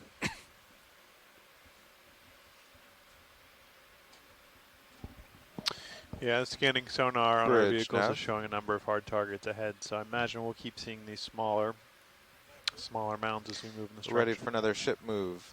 100 meters. I think right there you 090 might be getting to degrees. the end of your Speed tether. 0.2 knots. You know, what we're seeing today, a little bit different than what we've seen before. In our previous dives, we've seen the Good fish copy, Bridge. occurring over the sedimented bottoms, right? And of course, the corals and the sponges and the hard bottoms. And today, the fish are more associated with those coral communities and those dense coral aggregations. And we're not seeing much biology out over these sedimented areas. Clearly, there's some burrowing going on here, but we're not seeing a lot of fish or other pelagic organisms out Copy over that, the Bridge. sediment. Yeah, and that's a great point, Adam, actually. So a lot of the fish that we are seeing, so there was that cusk eel that we saw and a couple of the toad fishes, and we've seen several species, and many of those are are described in pretty close association with those Lophelia mound habitats, and that's their preferred habitat. And that is another reason why both scientists and managers are so interested in those deep sea coral habitats, is that they provide refuge for a whole suite of other organisms.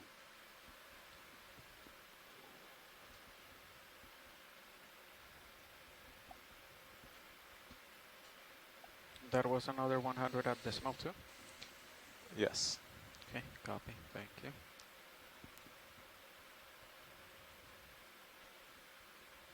Okay, I'm starting to move.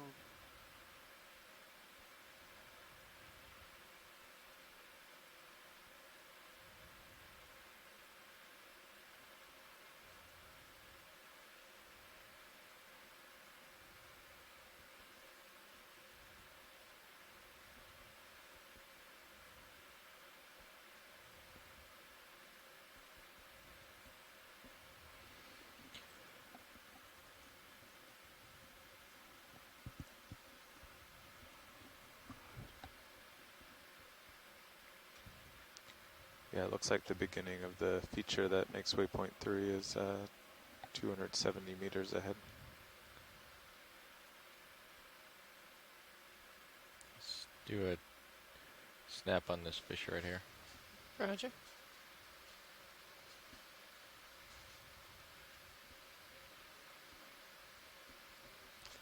Partial zoom. It's a bit more current out here on the flats. Still coming from the south to the north. Yeah. Like it keeps turning my head into it. Yeah. Okay to zoom further. Yeah, go ahead. Oh, that's max.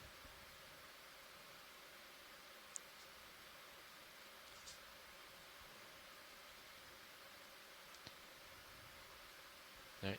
We should get lasers on the zoom out for each fish too. Lasers are on. Yeah, Let's they come are on out. Oh, excuse me. We got a golden crab up here, maybe? And we see a large Chesion crab in the background. Let's go ahead in on the crab.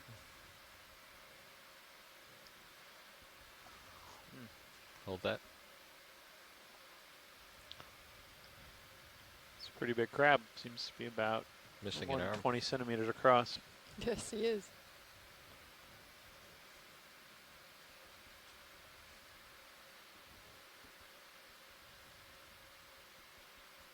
I think that's the golden. So Chesion Phaneris.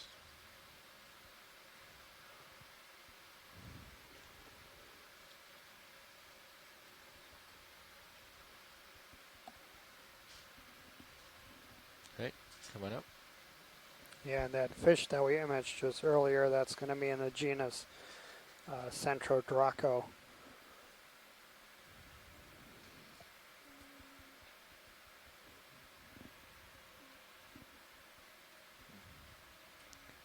Some small rocks or something ahead of you. Some rubble. And also for those that are following on the dive plan, we're just about 250 meters short of waypoint 3. Let's do a snap of here. the feature that we hope to image of, and that's a elongate mound.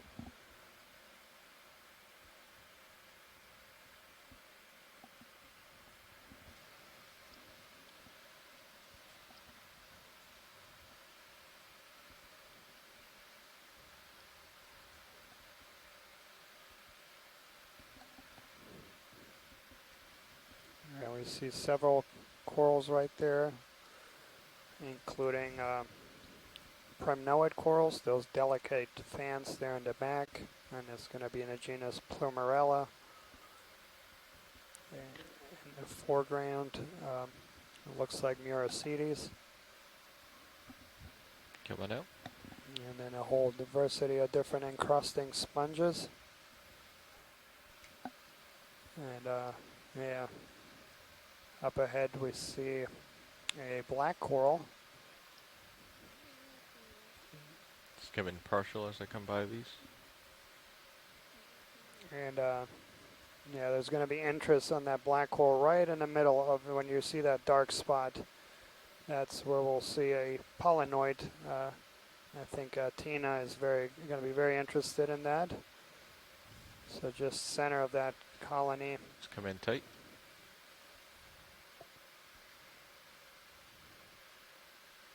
Max, you.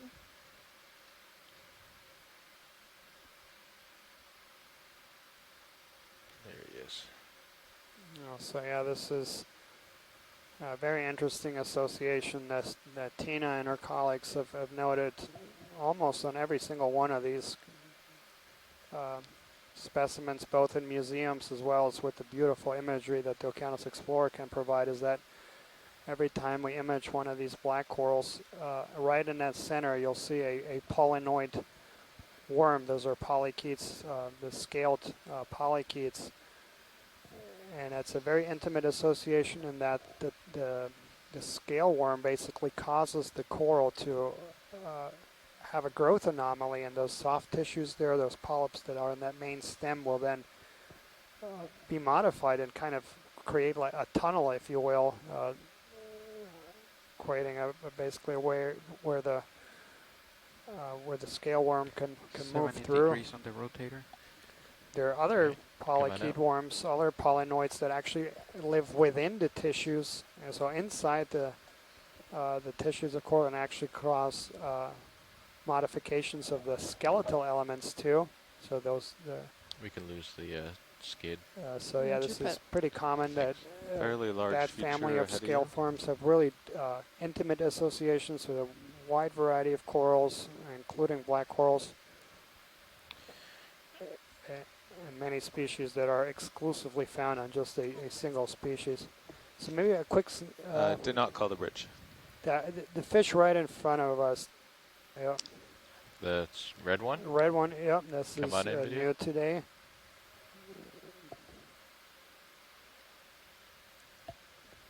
And so this is a genus that is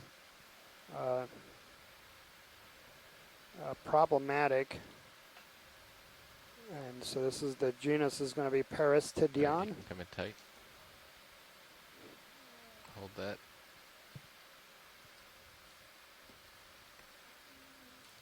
And we've been with several. That's 90 degrees. Yeah, copy that, Coming out co-pilot. just a touch. Several fish taxonomists have been helping with identifying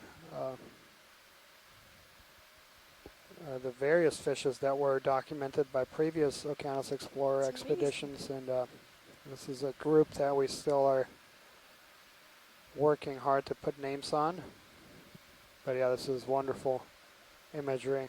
All right, come on out.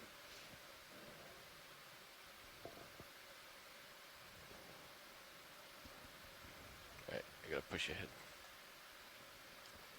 Gonna lose this skid again.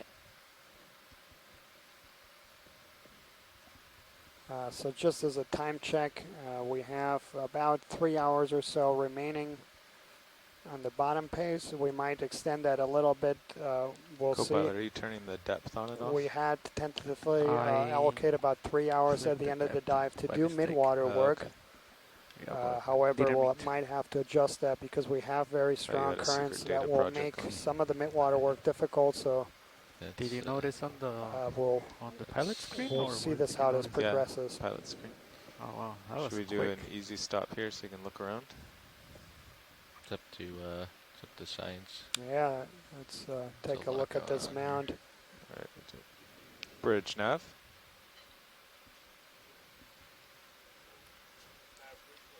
Yeah, could we come to an easy stop here? Yeah, then we can let Sirius stop and turn towards D2. Copy that. Take a couple minutes. All right, sounds good.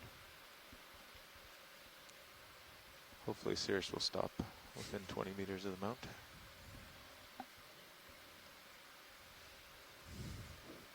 And yeah, so we're about 250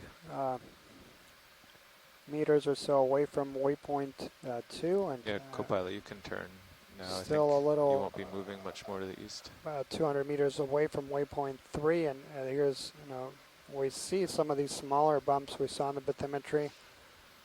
And you can see that they are actually quite significant. And yeah, we have Okay, a you have pretty plenty big of mound tether here, if a you wanna lot of get Lophelia close and pertusa. go up. Maybe if we can take a quick snap zoom on that yellow object. The neon yellow up here on the left. Yep, bright Yeah. yellow. Let's come on in video. So that looks like a sponge overgrown by zoanthids. And yep, that's exactly what we have. Photobomb. And I believe the sponge is going to be in the genus Afrocalistes. And Afrocalistes beatrix is the species. And those bright yellow are zoanthids, so that's a group of anthozoan Copy that. Thank you, Rich. hexacorals, order, I should say, that pretty frequently parasitize things like sponges, corals. Excellent, thank you. Okay, come on out. Watch lead nav. Go ahead, Nav. Yeah, would you like to spend any time here? If so, we can move the ship back 10 meters or so.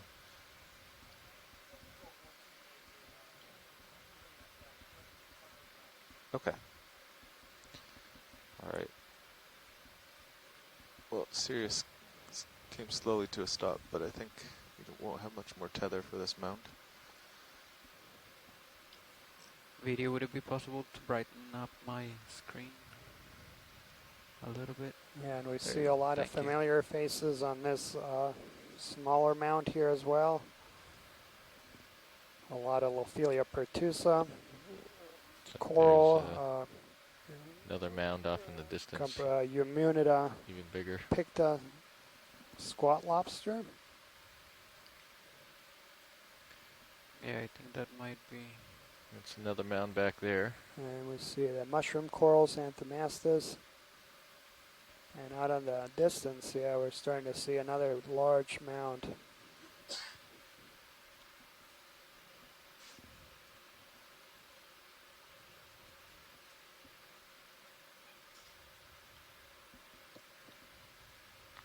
Alright, I'm gonna come back east. Copy that. Running out of tether here. And one really important thing to point out here, so this area was proposed for diving operations because the existing multi-beam and the data suggested these really big mounds.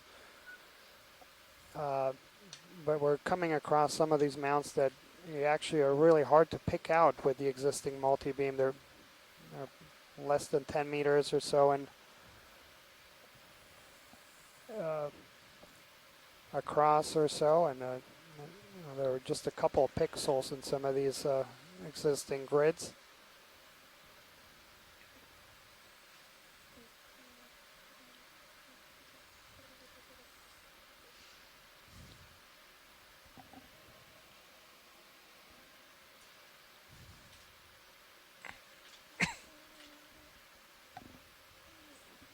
And then up ahead we have on the lower right a black coral. And that's going to be in a pretty unique family of the black corals, the Leopathidae. Let's do a quick zoom on it. Both molecular and morphological studies suggest that this is one of the most divergent Partial zoom.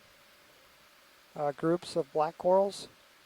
So black corals are characterized, of course, by the color of the skeleton, which is black, but then also by these tiny spines that they have on the skeleton. If you look under a microscope, and those spines are important because they're used as the primary traits to differentiate families, genera, and species. And in this very family of Leopathidae, the spines are really reduced and almost absent. So this species in particular, there you almost have almost smooth skeleton. And yeah, more recent work on this group has also suggested genetically they are quite different. And on the bottom we see another zoanthid. They're overgrowing a dead branch of the black coral. And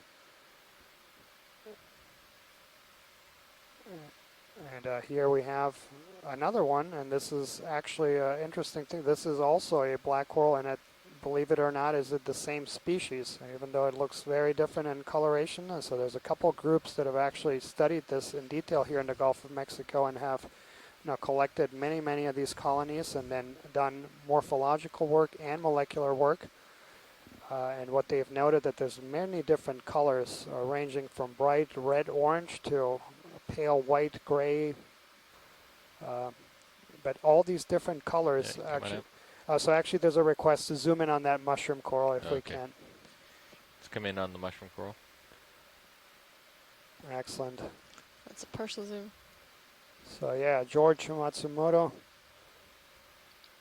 right, come on in. That's Max.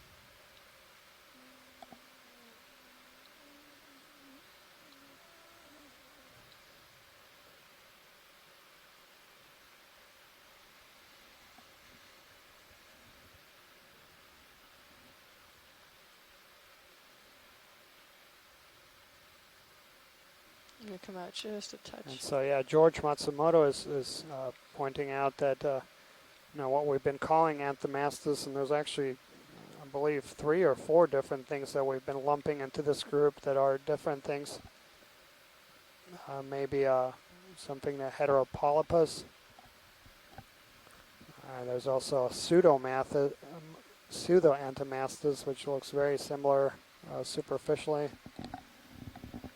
which makes that really difficult, particularly when you're trying to identify these things down to fine taxonomic level. Just from videos, you really need close-up views, and in many cases you actually need the specimen to be able to put it into the right taxonomic category. Video's clear one. Yeah.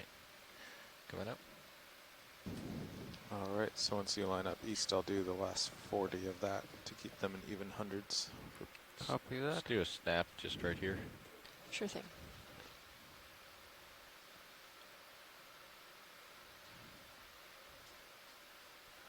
We see another one of those sea urchins. I think we saw one similar to this earlier that Charles Messing might have identified. Yes. As the sorry, go ahead. So yeah, Gracia Okeanos is what he had provided. And next to it we have a glass sponge, and that's going to be in the family Euplectellidae, and we saw that family quite abundant in several of previous dives. And yeah, now in view we have both left and right to that urchin, 2 very different sponges. So the right one, that's going to be a demo sponge, so that would be really smooth to the touch. That would be really smooth and silky. Versus the sponge left to that urchin would be a glass sponge or a hexactinellate sponge, and that would be quite spiky and rough to the touch. And they have a very different skeletal composition and very divergent groups. All right, let's come on out. Okay, I'll follow you as you move towards the east.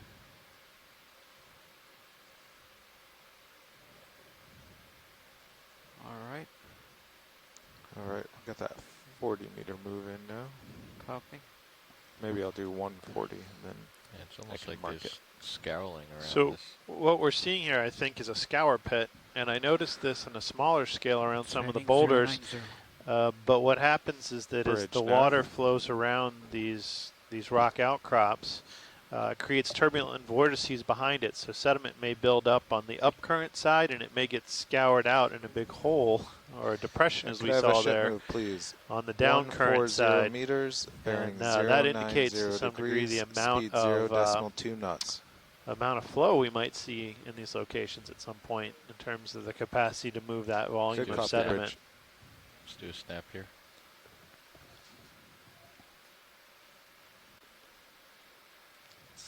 Partial.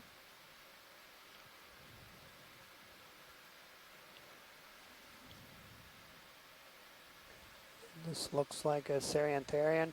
Yeah, and I mean that's a great example is how these coral mounds. So we talked about them.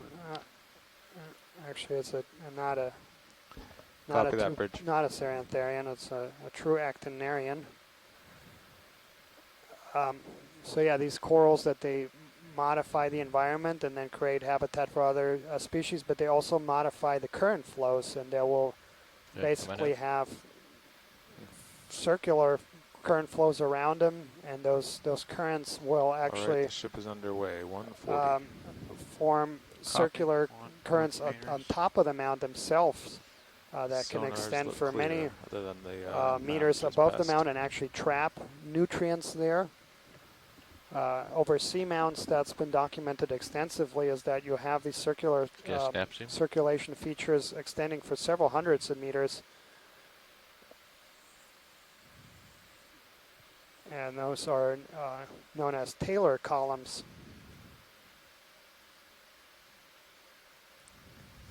And so this is going to be in the genus Bembrops.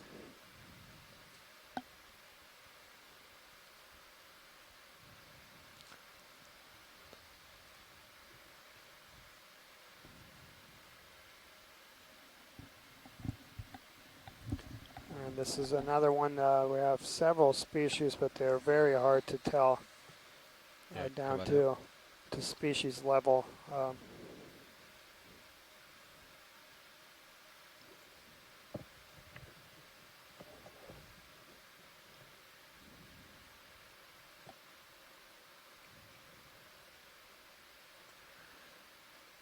Quick zoom here.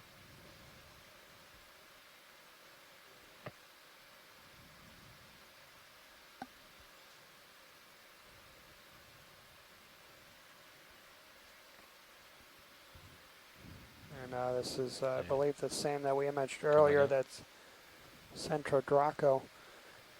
But yeah, that brings out a real good point about these mounds actually modifying the current flow, and then that current traps more and more material. And there's quite a bit of research going in on how these mounds actually start forming. You do need something firmly in place to anchor. But as these mounds continue to grow, and we'll have, in essence, just corals growing on top of dead corals, as they get bigger in size, they will keep on modifying the currents and then changing the environments.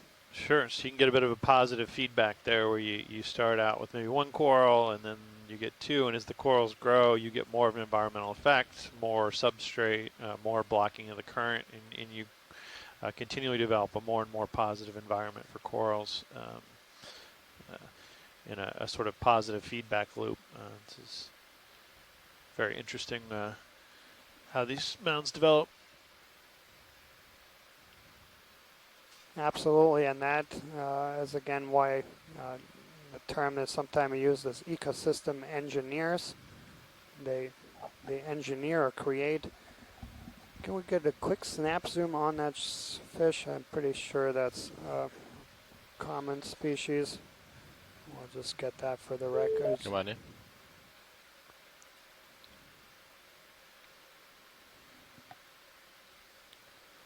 So yeah, that's going to be Cynogrops bellis.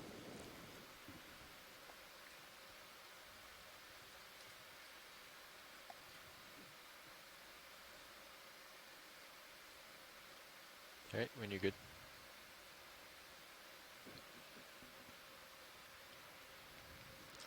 It's a cool looking one.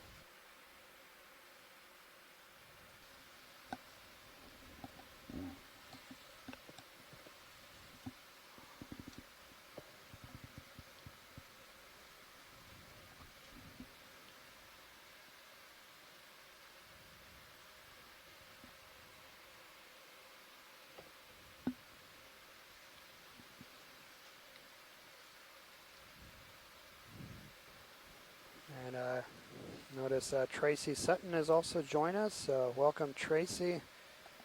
Tracy's been really instrumental in helping identify a lot of the fishes identified and photographed and videoed by past Okeanos Explorer expeditions. So yeah, thank you so much for joining us. And we actually come across quite a few different fishes, Tracy, so it'll be quite a few things probably as we move over more of these coral mounds. So we're diving today in about 400 to 500 meters over a lot of these Lophelia pertusa mounds off 250 kilometers off central Florida coast, in essence Quick straight zoom off here. Fort Myers.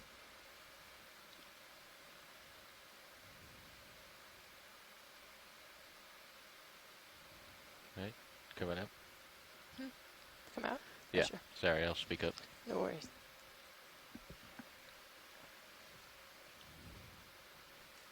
And I'll just note again the very clear linear ripples we see in the sediment. They're moving out away from the vehicle, so that means they're oriented east to west, which indicates zoom. a current flow south to north. And these are or in the north to south direction. These are asymmetrical, suggesting that the currents often come from the south in this location. And that was consistent with what we're seeing at the surface, and that is also consistent with that scour pit we saw behind that large rock feature. We saw the scour. It would have been towards the north and eastern side, which would have been the down current flow rather than up current flow direction. That would have been the lee of the rock mound. So some real clear indication that we get significant currents in this area, and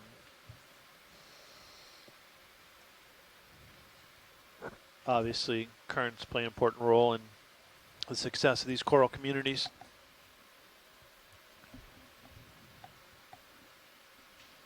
If there's no big formations on sonar, do you guys want to increase the speed to decimal 3? Or It's fine with me. Yeah, I don't can see do that. anything, at least on my sonar. We just passed 40 of the 140. I'll report that. Watch lead nav. Go ahead, Nav. Yeah, we just passed another 100-meter mark. So we are 300 meters from the last big mound from waypoint 2.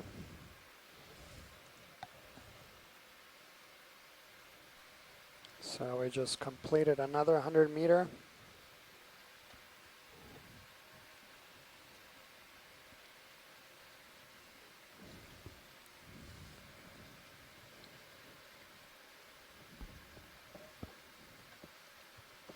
Bridge nav.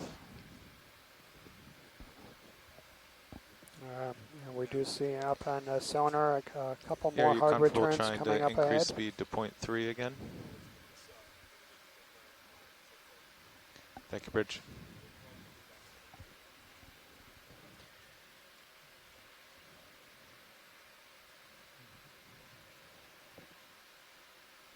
Just gonna poke over here and take a look. It's another mound. It's off to our port, so.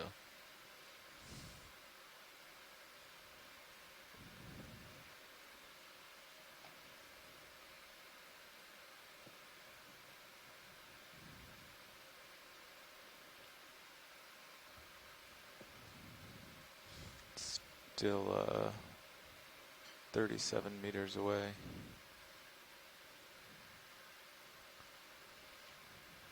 Oh, I guess there's a smaller one 20 meters away.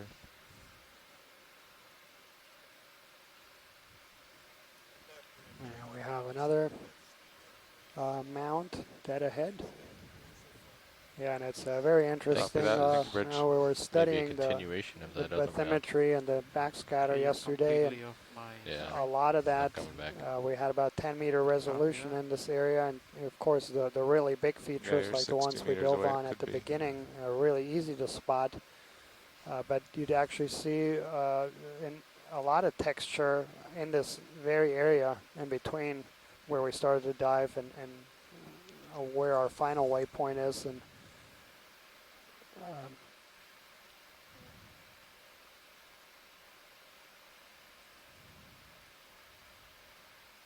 it's great information that basically we're confirming mounts in many of those areas. And as I mentioned, this whole area is renowned. The motor output.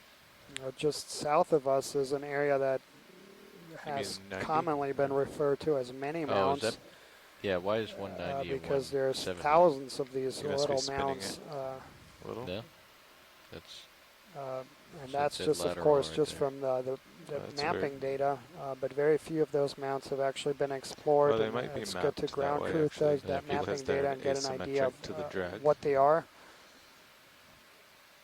And there's actually a very similar pattern off the east coast would of you expect Florida. the aft one to have more There's thrust? very similar More drag. hundreds of these little mounts. Have to look at it. And that's an area that will be explored during the next expedition by the Okeanos Explorer. So starting in June, the Okeanos Explorer will study another 3-week campaign to do ROV snap explorations. zoom here as I come by. And that will go from Charleston to Norfolk. There we have another stylasterid coral.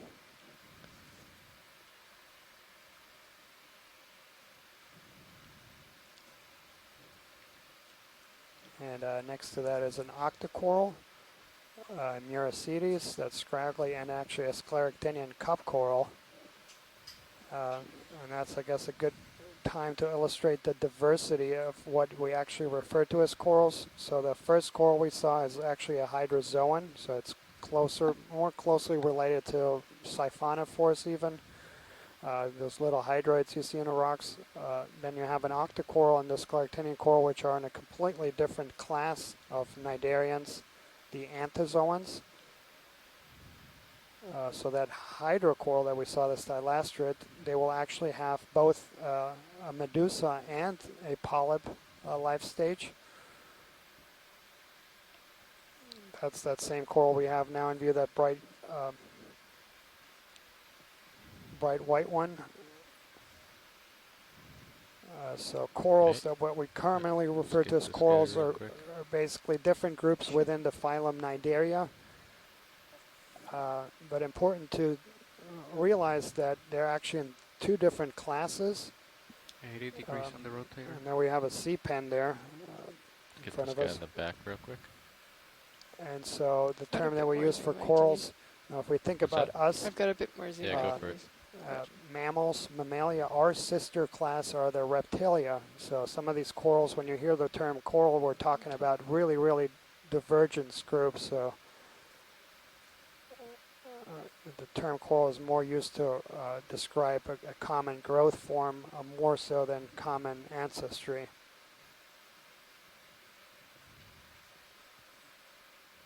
Okay, coming out. Or I should say recent common ancestry. So they are still, of course, related, but more distant.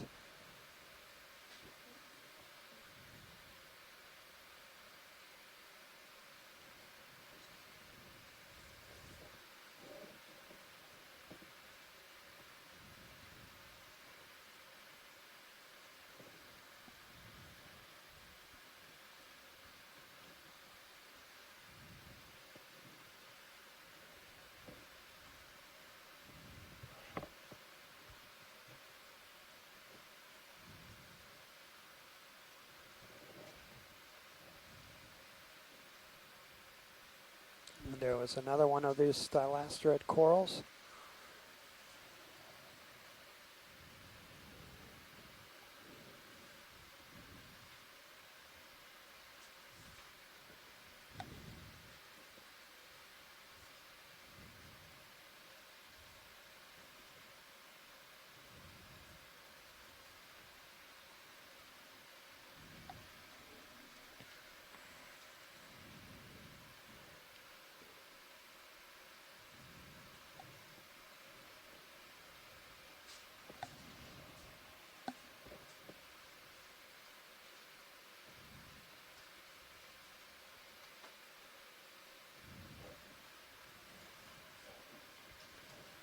So yeah, the question here in the chat room. So we have the dive track planned over at least 5 different mounts that we see, and I should say 5 big mounts.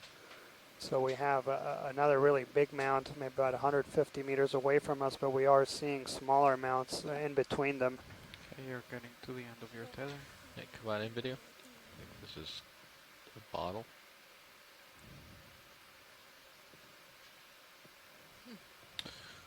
Looks like some man-made debris there. Maybe a bottle. Looks like it. Hey, Coming tight real quick. Is that all you have? that's Max.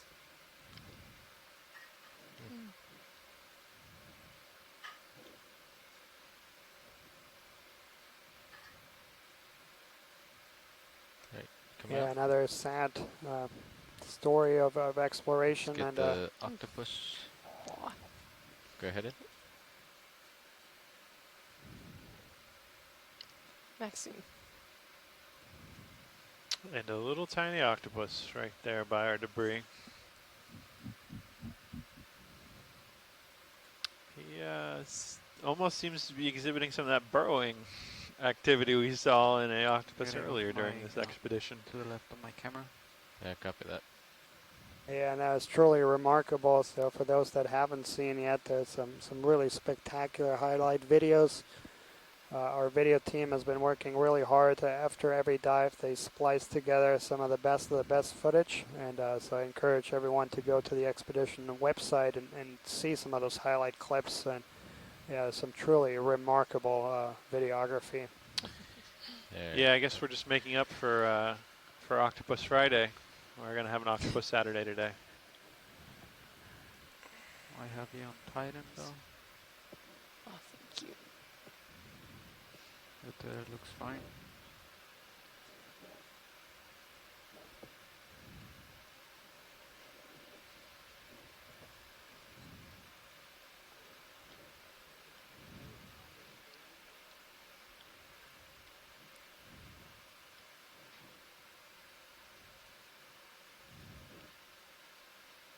Alright, there you are.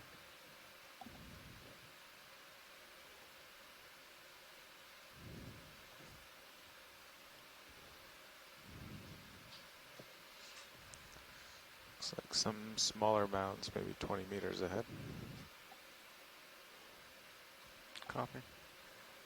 So for those folks who missed the beginning part of the dive, so the importance of this area, this area was actually first, or this general area I should say, was first explored back in 2005, work by the Harbor Branch Oceanographic Institute, and Johnson Sea Link submersibles did a few dives here and documented some really extensive coral mounds, and that gave rise to the common name of the area just south of us of many mounds. Since then, several other programs have returned to this area, including the Johnson Sea Link, but also ROV Kraken did a couple of missions out here, and most recently the ROV Global Explorer and expedition last summer. Each one of these expeditions have documented some pretty extensive coral mound habitat.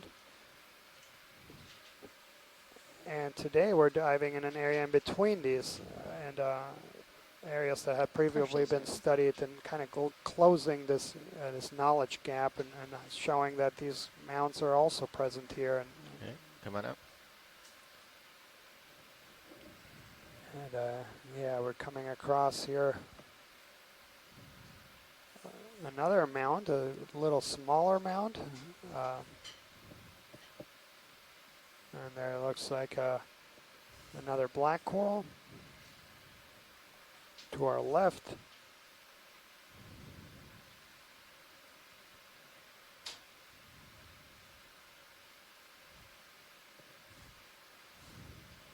and here this is mostly dead Lophelia pertusa, a few live colonies up on top.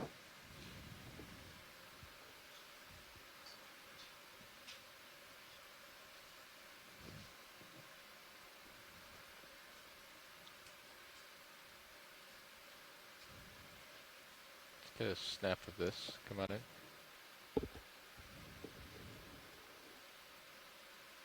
And so yeah, that's that same sponge that we documented earlier without that parasitic zoanthid, that bright yellow, and then it actually has a crinoid on it.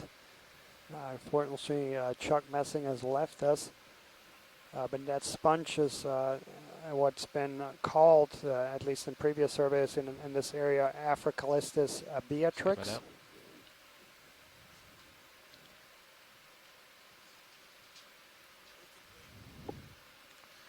Copy that, Bridge.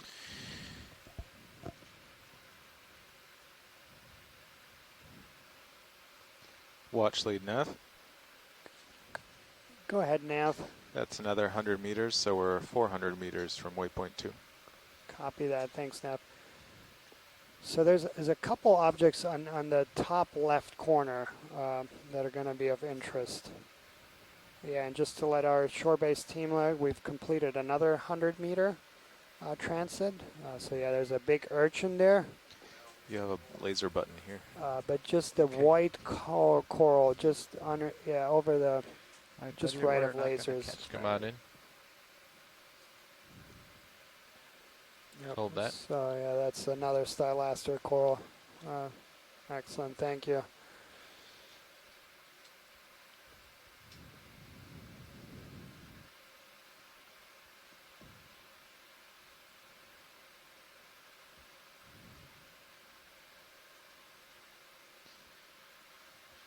Well, it looks like Sirius just stopped. And So yeah, that looks at least here, superficially like the urchin that Chuck had ID'd for us, grassy Okeanos.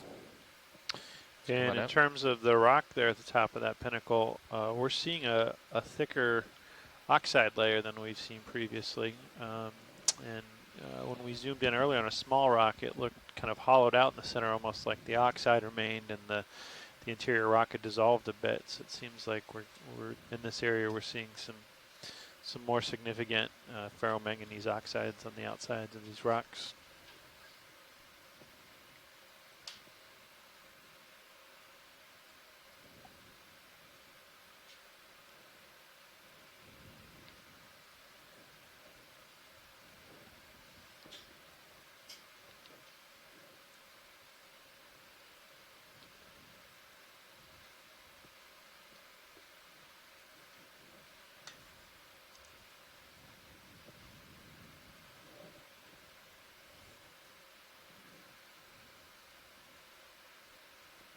Yeah, quite a diverse assemblage here. Ready for another move? Yes. This one, I think I'll get us to this point here. Okay. So I'll do 70 meters. Couple of black corals to our And left, if it gets interesting, we'll stop unbranched there. Sticopathes, and then that fern-like Bathypathes, which actually might not, it's what we've been calling Bathypathes, but there are some revisions underway in that group. Bridge nav. Distinctive species that was originally assigned to that genus was recently removed and then placed in the new genus. Yeah, we're ready for another ship move. 70 meters, bearing 090 degrees, speed 0.2 knots. See another one of those Eumunida Good copy, picta Bridge. squat lobsters, just left of lasers and some dead and alive Lophelia pertusa.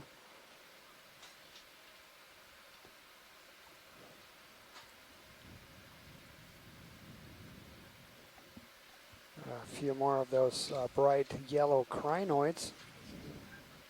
Copy that, And Bridge. that's also something that Chuck had ID'd for us earlier. You're getting to the end of your tether right there, pilot. Comatonia tristata. And yeah, no shortage of things to look at. All right, And, let's do a zoom here. This move will hold take that. 11 minutes. Then we should be at the base of the mound. Commercial. Copy.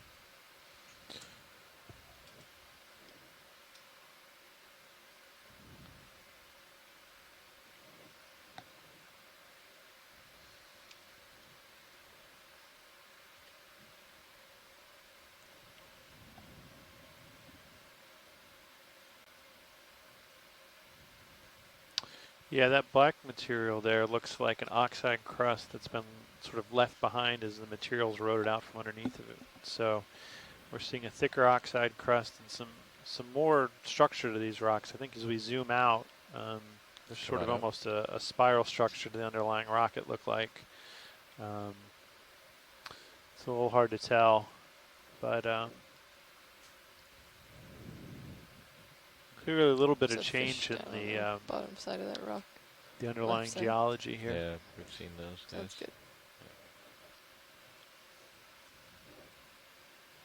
Yeah, I counted 8 different species of coral there on that rock.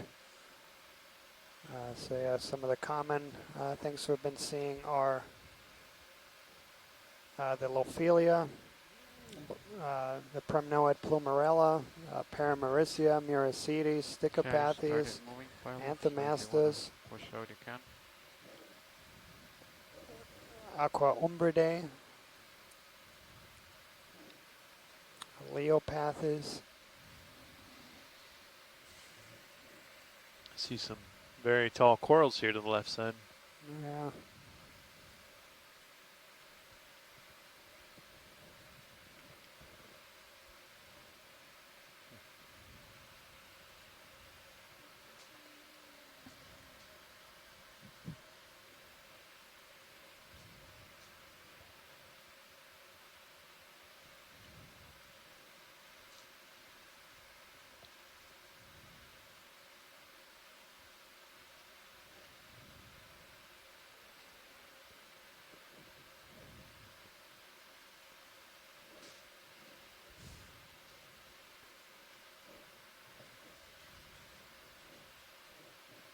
Pilot, I'm just gonna lose the skids if that's right. Yeah, go ahead.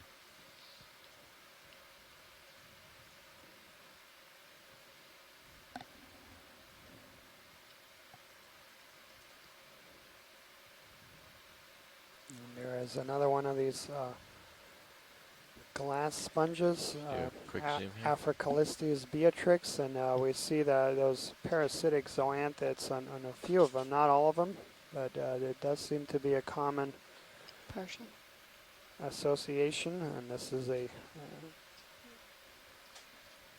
parasitic relationship. There's actually several zoanthids that will settle on sponges and corals and then secrete the skeleton over the animal. And yeah, just fascinating associations.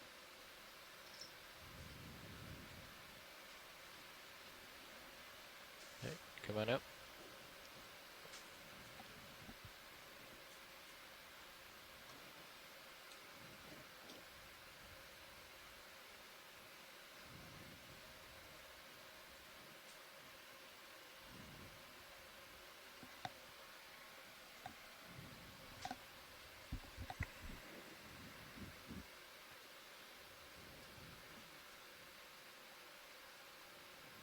Also, I'd like to point out, so tomorrow's dive, Still feeling current. we'll be south diving to in north. very similar depth ranges. Not in the same way. I don't think. I think it's more quite a bit south of here. coming from the east, maybe. I don't know. It's hard to tell right now. And then we'll change scenery again on Monday and Tuesday, going quite a bit deeper. So the West Florida escarpment, this enormous feature that goes over 500 miles from Alabama to south of Florida. There's quite a few different environments, so it's a really steep wall that comes off the seafloor around 3,000 meters, then flattens out around 1,700 meters, and then there's a few shallower stair steps. So yeah, we basically documented that steeper, deeper part the last 3 days, and we'll return to that deeper range on Monday and Tuesday. And so yeah, today and tomorrow we're documenting basically one of the plateaus in between those really steep areas, and what we see in the mapping data is a lot of these coral mounds in there.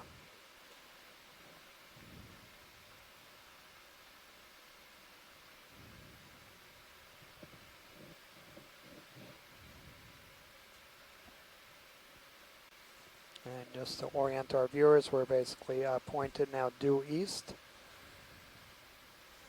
And you can see a slight current from right to left.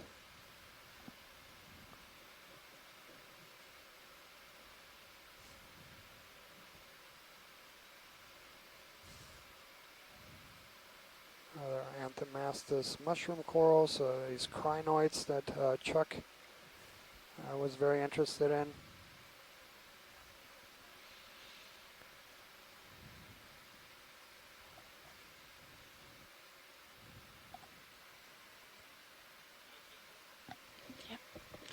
Video switching it.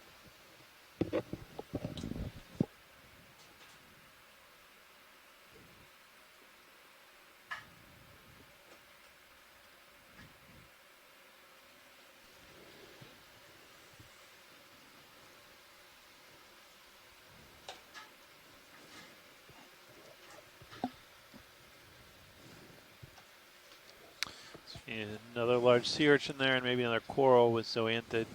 That yellow coral off the left with zoanthid parasites on it. Or acting parasitically on it. Yeah, and that fish that's coming by, if we can get a... Let's get the fish.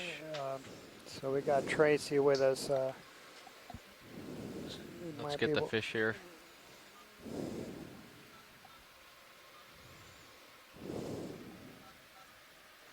Let's get the fish here, Bob.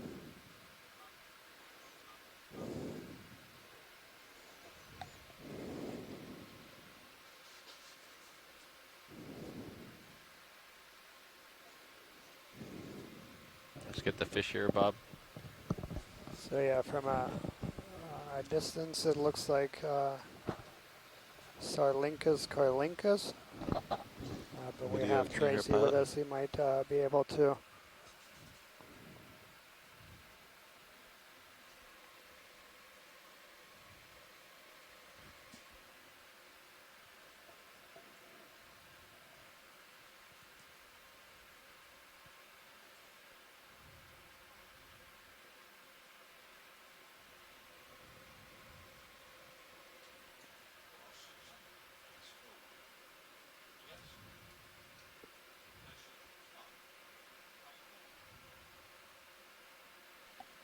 No, and it looks. I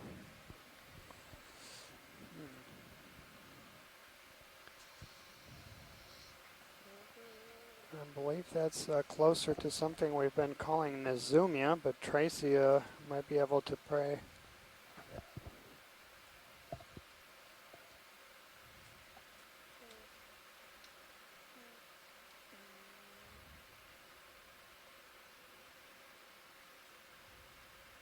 If you have any more zoom. Or if that's max. Hard to see. They have a really pointy nose. It's just covering there. Excellent. Yeah, I think that'll be enough for an ID. Coming out.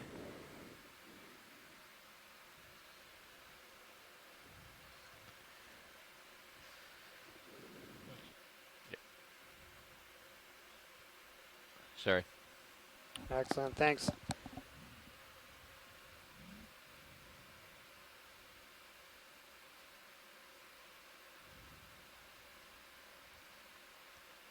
Excellent, yeah, and so Tracy agrees with that tentative, and yeah, we got a really big dark spot there. Is that a skate?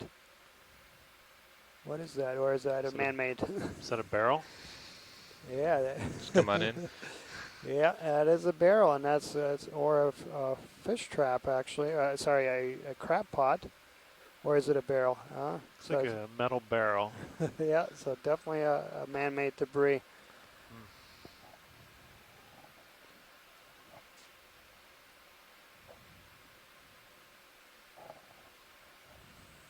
Oh, excellent.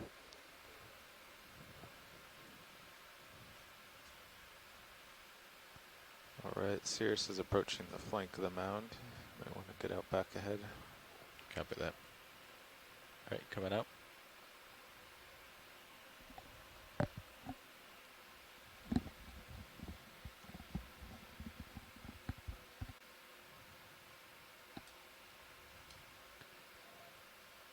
So yeah, if we can get the lasers back on, yeah, there we are. Excellent. See a lot of these stylasterid corals too.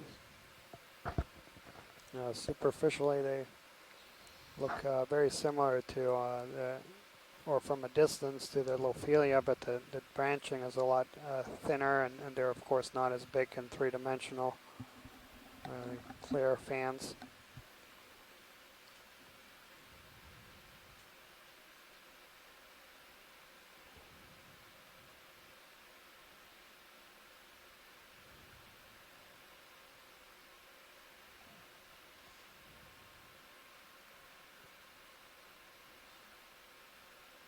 And just to give folks a time check here, so Copy we that, have Bridge. about 2 hours, 15 minutes or thereabouts remaining on the bottom portions of the dive, or we might adjust that depending on current. We are approaching waypoint 3, and we should be coming across the structure that is denoted by waypoint 3, and there's this really long mound. And we should be starting to see it here shortly. We'll have hard returns up ahead.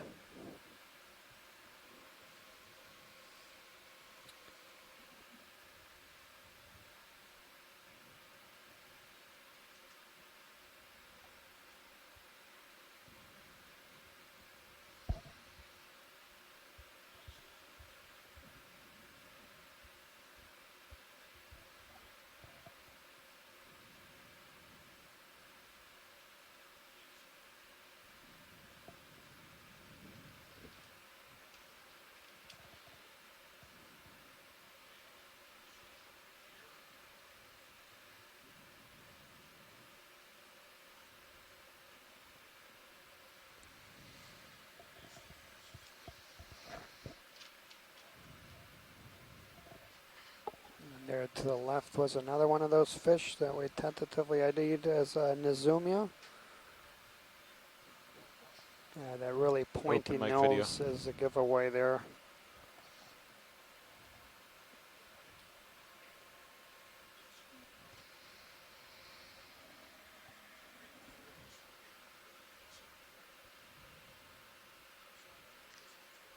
Video, front row can hear you. I hear Susan, I hear you talking.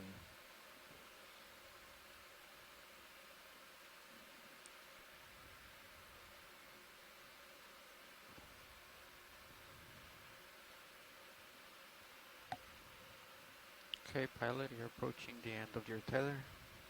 Copy that. And I think I'm stopped. That's correct, Nav?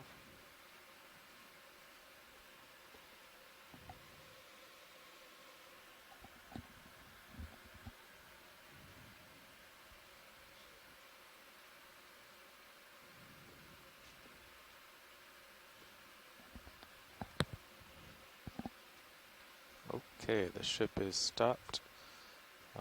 Should we start doing 30-meter moves as we move up this? 40-meter moves? Sure, it's up to you. It's not too steep right now. It's a feature to my port, but yeah, I mean, we could also change direction a bit to, find whatever's of interest. What direction to port? It's basically right ahead of us. Okay. I'm facing 090 right Yeah, now. I'll do 40 meters that way. Copy.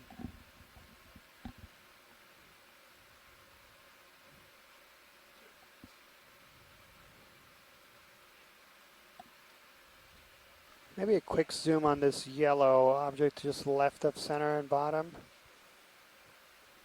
Yep. Go ahead in. Bridge, Nav. Yeah, could I have a ship move? 40 meters, bearing 090 degrees. Go ahead in, video. Speed 0.2.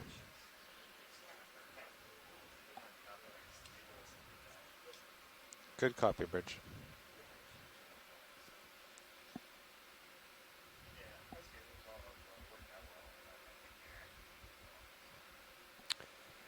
Yeah, that's definitely something, a dead coral, perhaps a dead, but it's overgrown by all kinds of different things now. There's many hydroids on there. And excellent, thank you. Okay, come on up. Copy that, Bridge.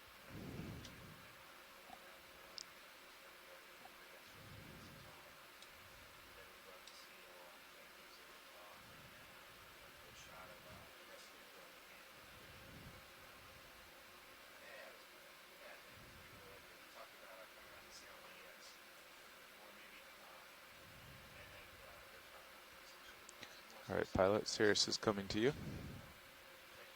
Copy that.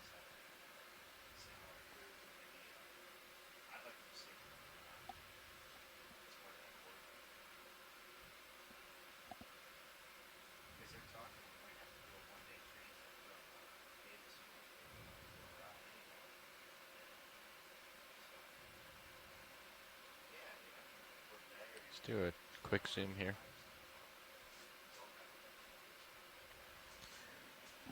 Let's do a quick zoom here.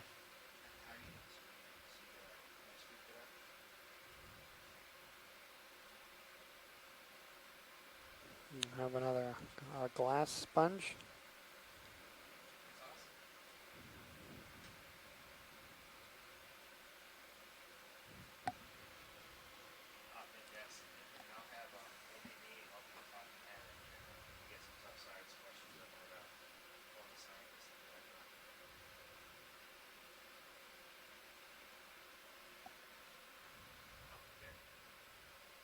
Hey, come on out.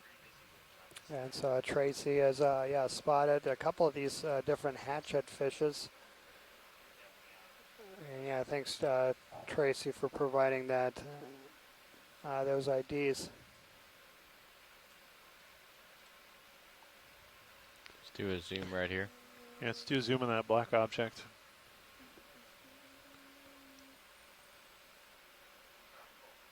I guess debris maybe.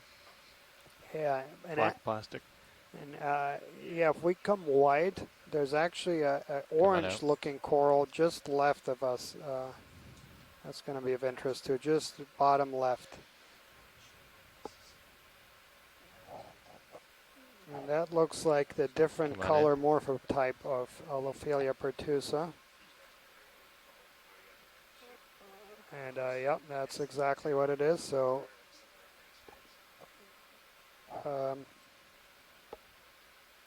Up until last summer, this orange or pinkish morphotype of Lopelia pertusa was not known from the Gulf of Mexico, and last summer it's seen in a few places. This is pretty common in other parts of the world, but had not been documented that much here in the Gulf of Mexico.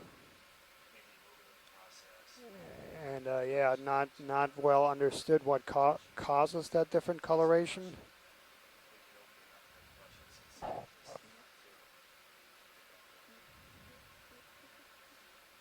But that's interesting. We see that in several species. Now, I talked about the black corals, Leopathes, that they have different color morphotypes, and there's a few other groups where we see very different colors in what is genetically and morphologically the same species. And yeah, not very well understood why that is. Nice some shallow water species so have just been took different a color restart. morphotypes. Yep. But we restarted and that's been correlated to different reproductive stages, is that they change color as they become more gravid. No, it's just when it goes that out. does not be the It'll go case out in and this particular restart it, instance. and then it comes back, and then for some reason it goes out. And but nevertheless, interesting is that's something that to us is so striking, and you pick that up immediately, the different coloration. I wonder what's wrong with it. Yeah, let's get the fish.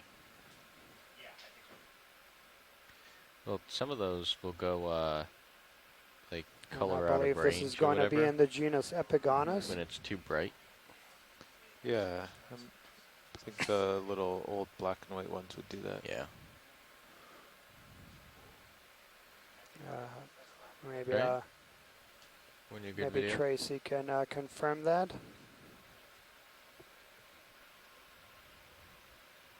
Coming back to center. Okay, thank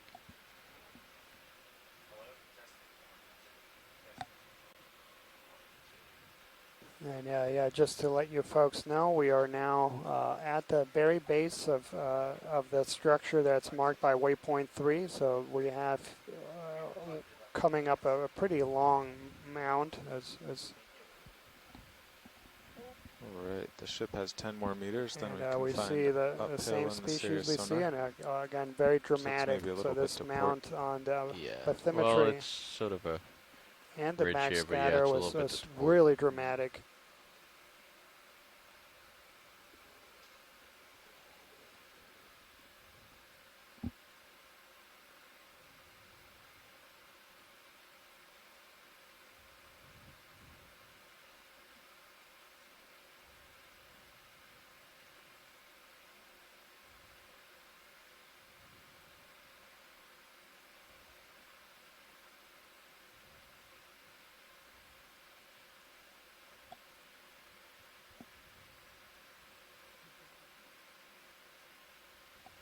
Excellent. Thank you, Tracy, for confirming that. So yeah, I do have an unfair advantage here of about 60 seconds. But yeah, I really appreciate it, having you join us and verifying those IDs and keeping me honest. Much appreciated. Let's come in on the urchin real quick.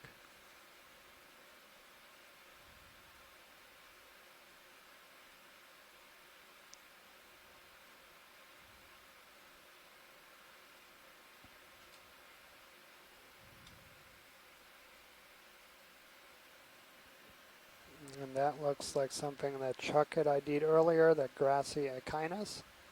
And we've seen quite a few of these urchins.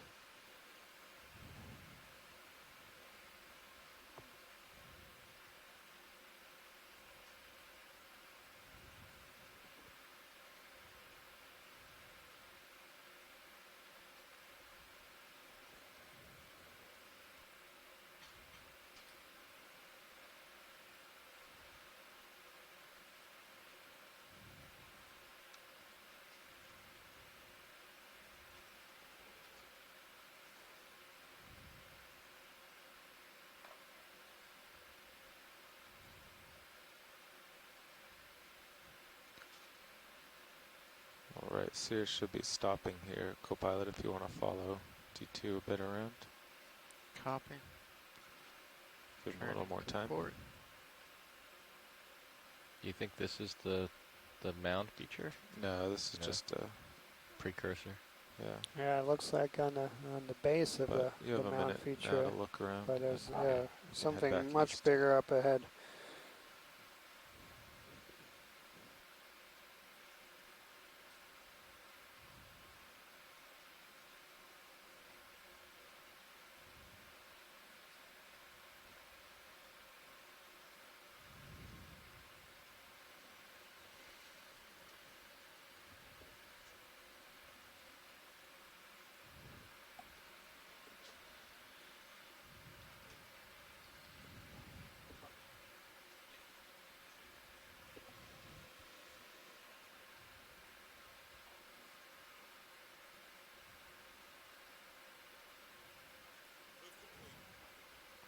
Copy that, Bridge.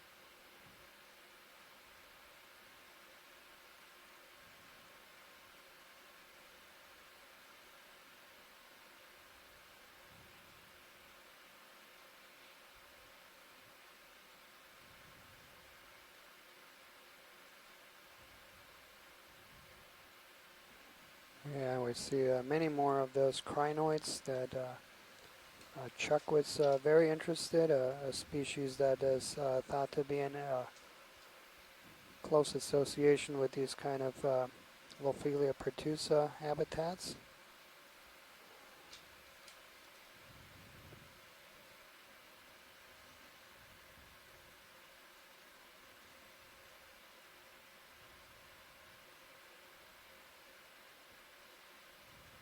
Okay, I'll come back over and we can start heading to the super mound. Okay, I'll follow you with my camera. Super mound.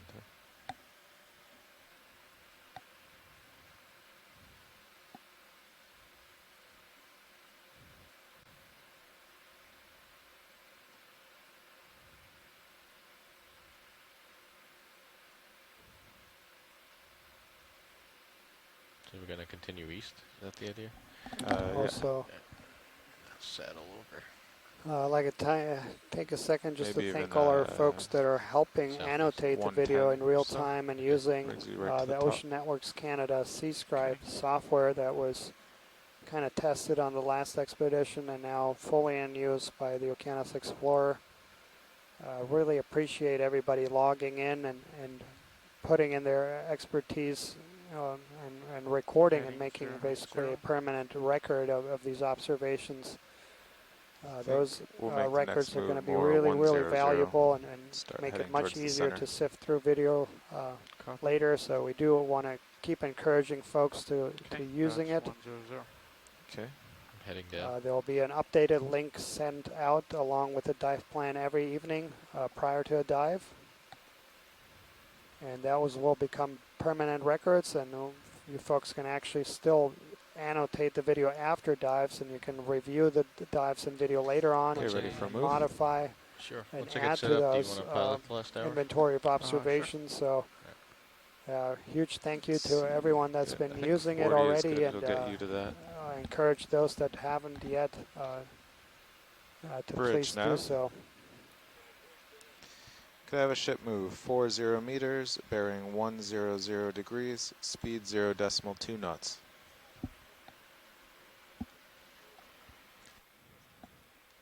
Good copy, Bridge.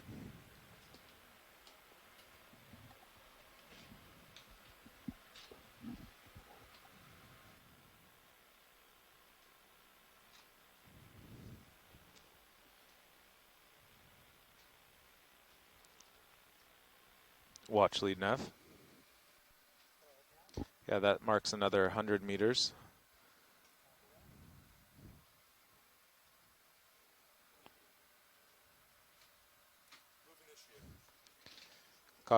Copy that, Bridge.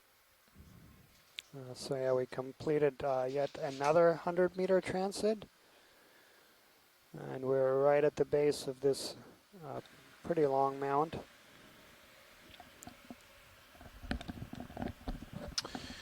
And as we get set up here, Danny, you were mentioning the C-Scribe, and I'll just note that Okay. Can you both hear me okay? I had a graduate student who worked in my lab, and one of the things she looked at doing was taking the annotations like we have in the C-Scribe for dives like this, and integrating it with the navigational data from the ROV and the video to create seafloor maps that attempted to put those annotation information into a spatial context, so we could see spatial relationships across a seafloor map, see where the ROV had gone, and in some ways make informed decisions about what part of the seafloor the ROV was viewing at any given point in time, and then attach to that those annotations. And we've had some positive momentum in that front, and we look to continue that sort of work to better take some of this fabulous video that we've got here and all the hard work that went into the annotations and produce another product better help benthic biologists, geologists, ecologists, all scientists understand some of the relationships in these deep sea environments. So you have a current from south Yeah, and to that's north. important I think to point out that the C-Scribe, every observation there is time stamped, and it's actually linked to all the environmental sensors that D2 ROV carries. So ROV has a whole suite of sensors. Let's come in partially on the fish video. Salinity, Right what there, have you, and all those are linked. And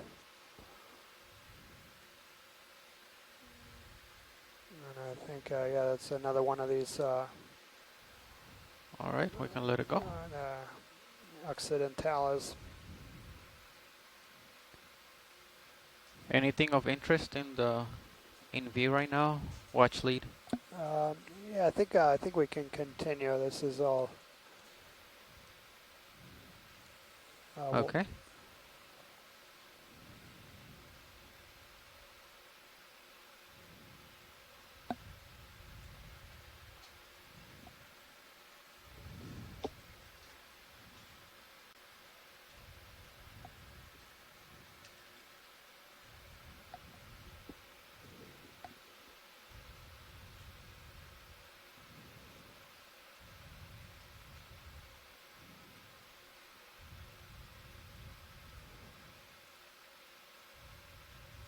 Right.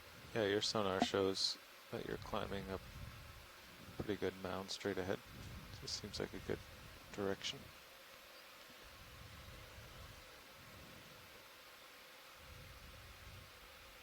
So there's a big sea star urchin on the left, and we haven't seen that yet. So we'll take a. Where is it? Top left quadrant, kind of in the distance. Okay. All right, I see it.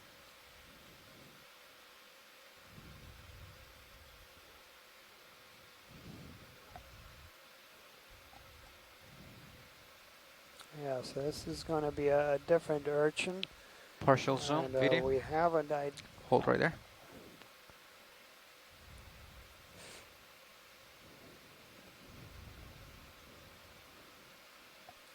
Let's make sure we get lasers on that. I got it.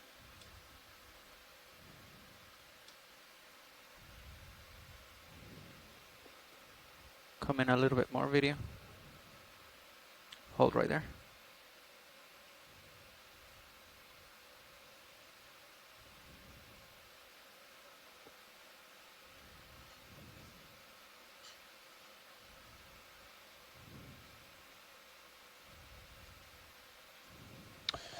So we see a sea urchin there with particularly long spines. Those spines are over 10 centimeters long, approaching 15 in some cases. So I think Daniel's right. That's one we have not seen yet. Not Come in tighter. not certain Video. on the ship Can on we an kill the ID lasers, for the co-pilot? urchin.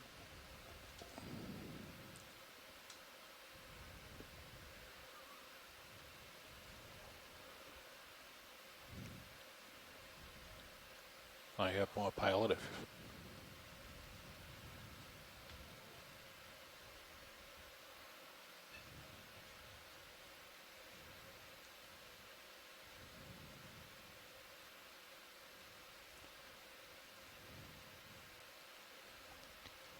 okay to go tight up, Ship pilot. still has 10 more meters to go.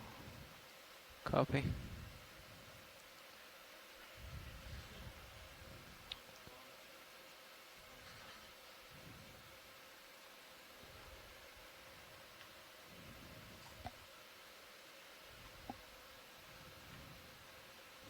Let's come out.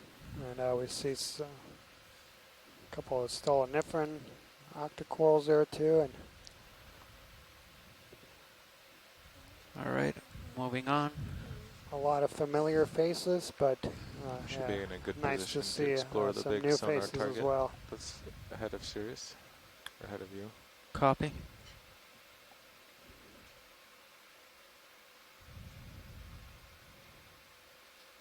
Yeah, Sea Star bottom left. Sea star bottom left, okay.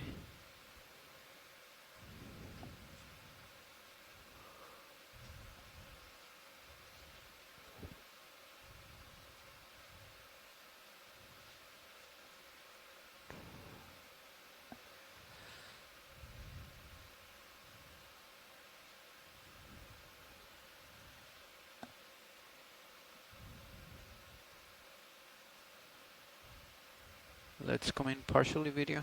I don't think I can come down as much as I want. Copy that, Bridge.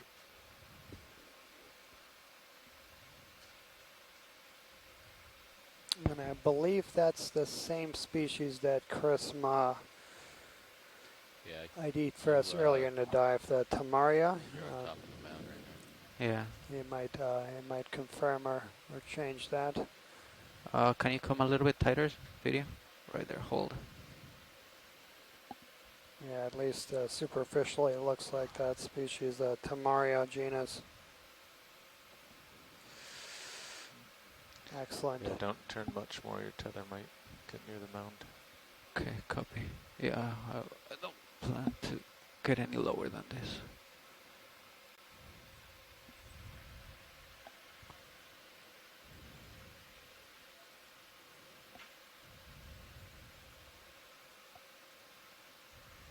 Alright, you're falling behind me now. Okay, are we good, video? Yep. Thank you. Let's keep on moving.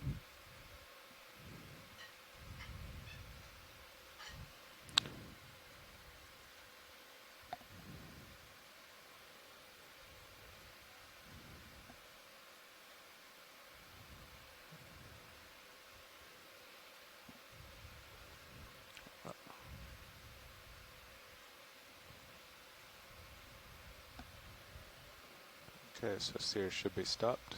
You can Copy. look around this cliff up ahead.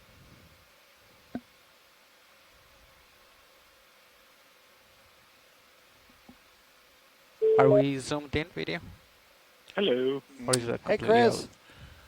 Hey, you changed the angle. yes, Thank your typological skills and identification are spot on. That is indeed Temeria halperni, at least from what I could see. I thought that as long as I was calling in, that I'd also give you a hand with that sea urchin. I couldn't get it offhand to genus, but that's a sideroid sea urchin. That's a sort of older group of sea urchins, or a group that diverges early on in the phylogeny of sea urchins. Those are unusual because they lack skin on their spines, and so if you see one of those again, you can zoom in on the spines and notice that unlike most echinoderms, which have skin covering their exterior, there are things growing on the spines, which is unusual. Because usually echinoderms have some kind of skin or some kind of repellent aura, if you will, whether that's skin or cilia or chemical defenses, which repels things that grow on them. Sideroids are exceptional in that respect. The particular type of urchin, a sideroid sea urchin, is very much again a sort of living fossil, and you see urchins like that in the fossil record, sometimes as far back as the Paleozoic. The things in the Paleozoic are, to be certain, not the same as the modern ones, as far as I understand. But there is a very sort of superficial resemblance in the same way that stocked crinoids today resemble stocked crinoids from the Paleozoic. So there's definitely this kind of analogous archaic appearance, if you want to call it that. Anyway, I just thought I would chime in and get a 2-for-1 as long as I was calling in. Excellent. I always appreciate it, Chris. I always appreciate a shallow water dive. A very different fauna. Yeah. Excuse me. Have fun. I'll talk to you guys later. Thanks so much, Chris. Always a pleasure. Yeah, so that once again was Christopher Ma calling in from the National Museum of Natural History, Smithsonian Institution in Washington, D.C., our shore-based expert on everything echinoderm related and sea stars in particular. Co-pilot, should I move you in like 1.5 meters? Yeah, you could do that. I'm above most of what we're looking at right now. And yeah, and Chris brought up a good point, and what we've been trying to do with this expedition. So we had 3 weeks, and we had actually a lot of proposals from many folks. We had over 100 proposals for dive sites in this Gulf of Mexico, and we had to basically narrow that down to about 20 or so, and we're trying to group them and cover a wide diversity of topics, different habitats, different features. And so so far we've covered depths from as shallow as 500 meters to about 3,000 meters, and also come across different things ranging from shipwrecks, submarine canyons, volcanoes, coral mounds, ridges, chemosynthetic habitats. Could I have a ship move 20 meters, bearing 060 degrees, speed 0.2. Another 5 dives to go, weather permitting, and we'll continue with this assemblage of different good copy, Bridge. environments. Interestingly, on Wednesday, for those folks who are interested in shallow water, or shallower, I should say, depths, that will take us on the Portales Terrace, where previous dives in the area have documented some really spectacular coral communities and associates and a lot of fish. So we all got our fingers crossed that that weather will cooperate. There's some pretty strong currents in that general area, and several expeditions that have tried to target that area. Copy that, Bridge. Have been weathered out due to strong surface currents, but we'll keep our fingers crossed. All right, Sears should be moving in. Copy that. Yeah, and Tracy has spotted a lot of these western roughies, the Haplostetos occidentalis, and we've seen them throughout this dive, and quite quite a few numbers. Yeah, I've seen. So I think today for at least for the biologists, there was something for every flavor. For the fish folks, for the coral folks, for the other invert folks.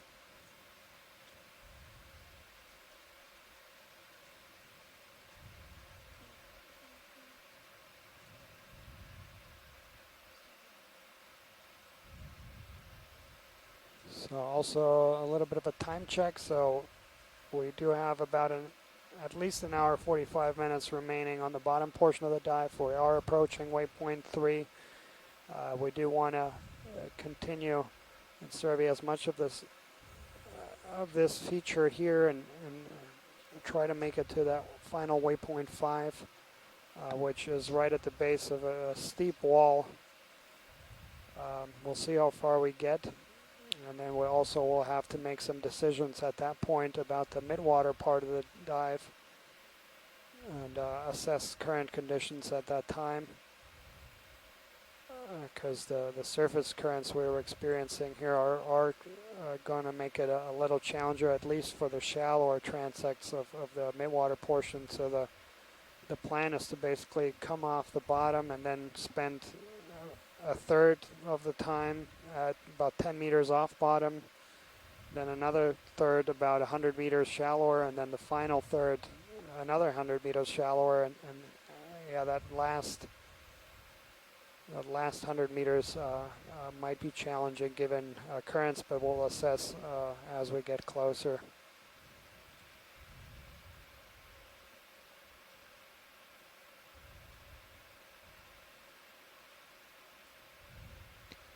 I think you'll run out of tether in a second.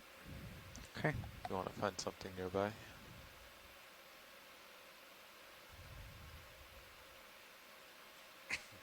Coming down to give you some more.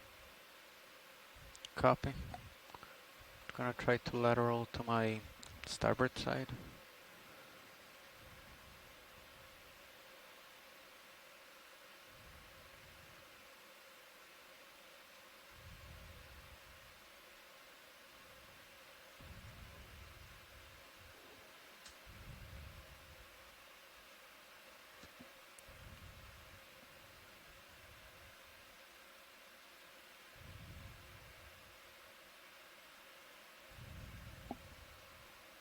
So the idea is still to go about 100, correct, navigator? Yeah, well, we see the next mound 25 meters out from you. So once Sirius stops, we can move you both that way. Figure out that. Yeah, looks like it'll be about 090 from you. Copy. So I'm just gonna try to come back down this mount. Yeah, we just have a couple of minutes, then we can move that way. Well, I guess we'll have to cross blue water for a minute, but.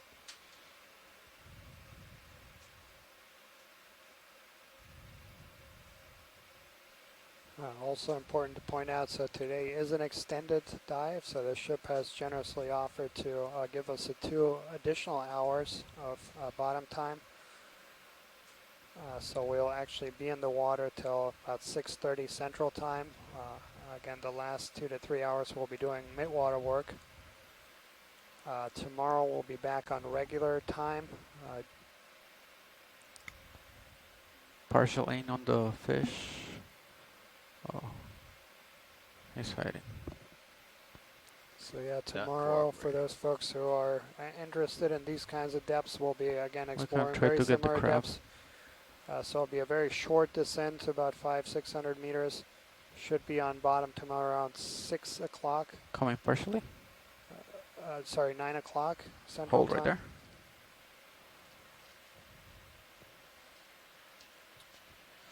And a fish that would just swam away from us that looked like a cusk eel.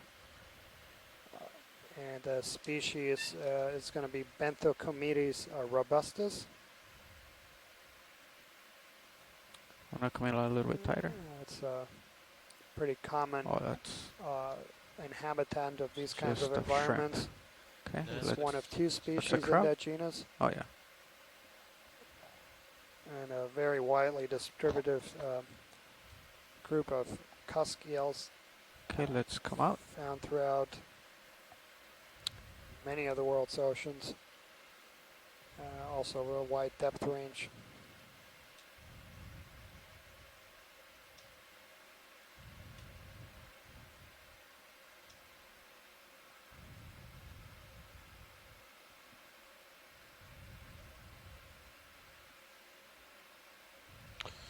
As we make our way up this mound that's capped at waypoint 3, seeing a lot of Lophelia, a lot of the dead Lophelia matrix, and some really Okay, dramatic should we head to topography the here. next one? We're looking at a rock wall that's looks like it's just about vertical. 45 degrees to starboard for So you can D2. really see the dramatic terrain that So we're that'd getting be into maybe as we approach this 090. third mound compared to the Copy flatter that. areas we traversed coming from the first two main mounds we explored today. All right.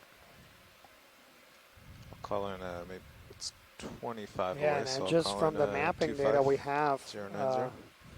this one was actually the longest one of the mounts that Bridge we nav. were going to survey. So this goes.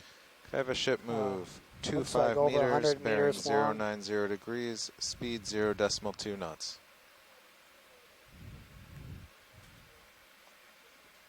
Good copy, Bridge.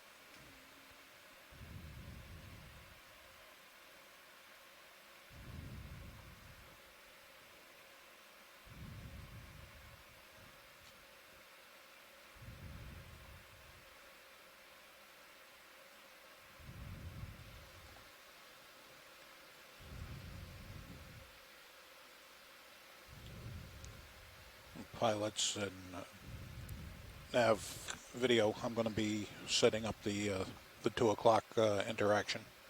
So if you force listening to me, you're going to be, I'll be talking in your ear. Let's we Copy try that, to Bridge. get focus on that specimen right ahead video, or it's getting too close. Yeah, I think we lost it. Never mind. Let's come out.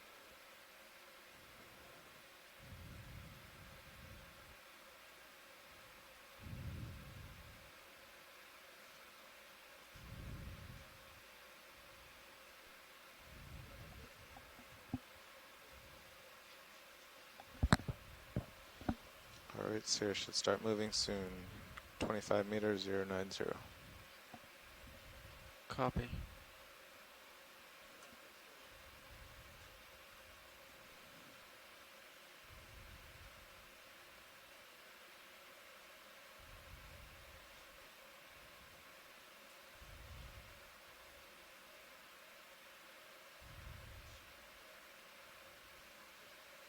So yeah, I do want to take a moment to welcome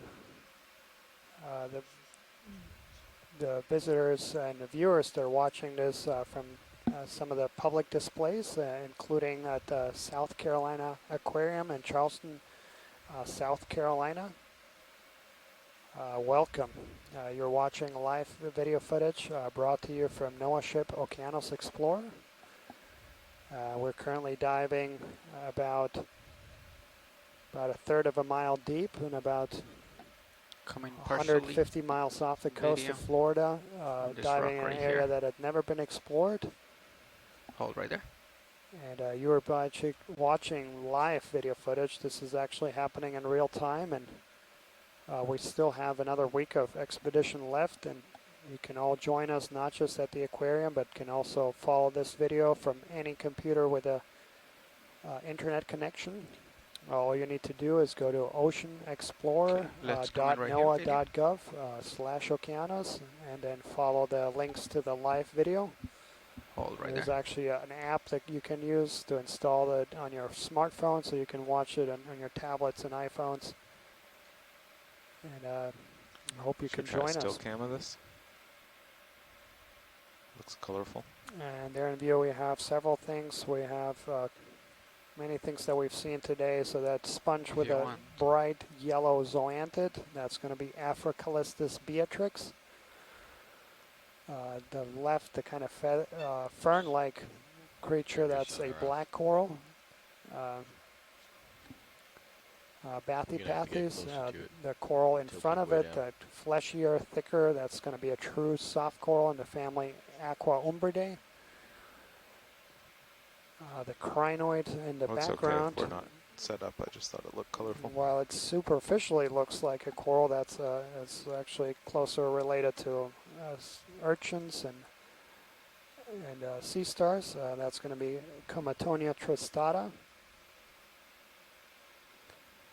And then to our left, we have several hydroids. Is there a way we can is this a soft coral in the get foreground? the camera right here so I can Yeah, see so the one right in the close I front need of to us, get? so Yeah, Copilot has those buttons. the anthozoans, that's a group of cnidarians. So the cnidarians are the group of animals, or the phylum of animals that have stinging cells, or nematocysts. There's 4 classes in there. The Scyphozoa, Cubozoa, so the box jellies and true jellies, and then the Hydrozoa, and the Anthozoa, and those are all differentiated based upon whether they have polyp life stages, like what you're seeing here, or medusa, and in some cases they have both those life stages, or just one, or alternate between them. And so the true soft corals are in the class Anthozoa, and then the subclass Octocoralia, so they have 8-sided symmetry, so they have polyps with 8 tentacles that are pinnate. And then we have several groups in there, depending on if they have an axis, so like a straight hard skeleton in the middle or not. The true soft corals don't have that, so if you were to dissolve the tissue in that one, it would completely disintegrate. That's different from the Gorgonian corals, where you actually have a skeletal axis in the middle. Yeah, there's a lot of at the base of 2 mounds. a lot of classification, but it's also changing, and it's changing even at a course level. And a lot of newer studies using more modern techniques, using DNA, are challenging some of the traditional morphological systematics and taxonomy that were erected a long time ago. So some groups are being swapped around and moved, and it's a field that's changing. Also, just want to give a heads up to our shore-based scientists that we have a live interaction here coming up in a couple minutes, so we will temporarily be taking down video stream 2, and that will be streaming that live interaction. Partial zoom video right here on the red. What is that? So yeah, it's a mushroom coral. Mushroom coral. And we see here a large area of boulders. These are pieces of carbonate rock that have broken off and are sitting freely on the bottom here, and have been colonized by all manner of corals and sponges that Daniel's been describing. Hold right there. And these rocks are on the order of tens of millions of years old. They were formed as part of the larger Florida platform, which is one of the largest carbonate rock banks that's ever existed. And so these rocks are being eroded off of that platform, and they're part of this Florida escarpment, which is a steep wall of rock that runs all the way from near Alabama to the Florida Keys. It's over 500 miles long, and we've been exploring along it for the last 3 dives, and we'll continue to do so for the remainder of our expedition. All right, whenever you're good, video, we can come out. Thank you. Yeah, and important to point out there, Adam, so this area of the Gulf is by far the least explored area of the Gulf. So oil and gas exploration, which are extensive throughout the middle and western part of the Gulf, where we have a lot of oil rigs and pipelines. And as a result, a lot of mapping surveys and deep-sea submergence surveys. All right, the ship stopped. It looks like uphill on That Sirius is not the case here. Oil and gas is not exploited in this part of the Gulf. 100. And as a result, we have a lot less historical surveys, and we actually have a big part of this area is not even mapped. And so the biggest part here, the West Flora Shelf, has never been mapped. And our mapping team has been very working very hard at mapping that, and nighttime shifts, covering big holes there. And then during the daytime, we get to dive in some of these extraordinary and unexplored habitats. Come in a little bit tighter. Hold right there.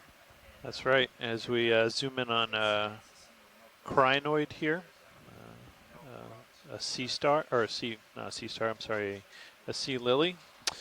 And we see behind it a piece of dead Lophelia coral. And we've been seeing both of these in a great abundance during our dive today, both dead and alive Lophelia and crinoids, which seem to be in association with them. And I think the experts in that field have said these organisms commonly associate with each other in similar locations.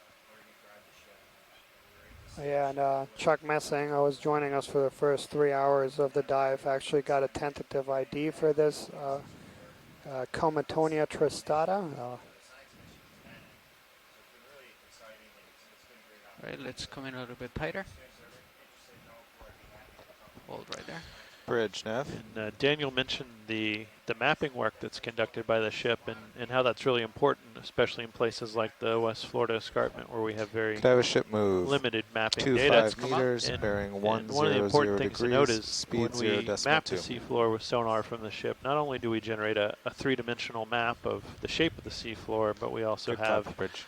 backscatter information, which is a measurement of the intensity by which the sound reflects from the seafloor. And so a harder seafloor, like exposed rock, will have a higher reflection and reflect back more sound energy to the ship, to the sonar system, and softer seafloor, like sediment, will reflect less. And that allows us to differentiate the parts of the seafloor that are likely to have rock versus sediment. And that really helps us to understand habitat, because a great deal of what determines habitat in deep sea environments is what the substrate is composed of, whether it's hard like rock or loose sediment. There are many organisms that can only attach to hard bottom, and so by being able to map that, we can do a job of extrapolating what we see on video in these limited areas to a larger understanding of the habitat in the region. And yeah, there's a ctenophore, a comb jelly, and these are going to be the focal point of the last part of the dive. And yeah, Adam, as you talked about the mapping data there, one thing also to point out is that the Okeanos Explorer is actually also equipped with a separate sounding systems to survey the midwater as well. So it has an EK60 sonar system that basically same kind of principle. Send a sound system, and then that can bounce off of objects that are in the water column that have different density than water, fishes primarily. And so that can be used to try to get a sense of where those fish are aggregated in masses, and the mapping team has also been diligently collecting the water column mapping data at the same time that they map the seafloor. And all of that data is publicly available,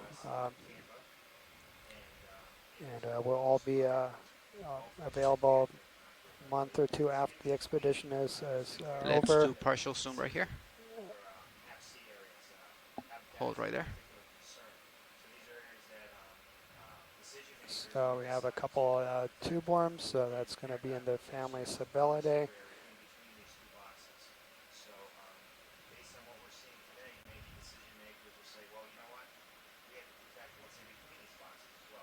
All right, let's come out.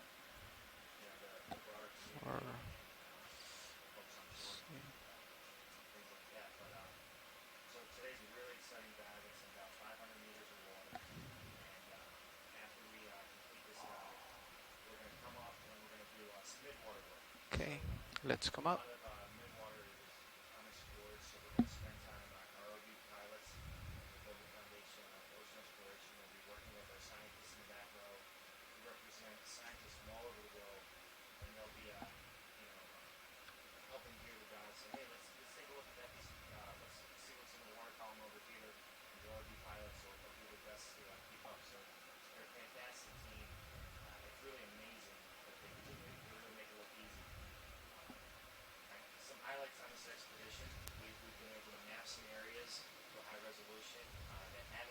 The ship's right now moving. Say And again? they're just The flying ship is across moving the right now? screen, as I believe what Yeah, should be close. Tracy Sutton had noted out a couple of times. This hatchet Looks fish, like in your minute cams you're at the Palatinus top of this clarus. peak. Yep. Should be And I safe. believe, yeah,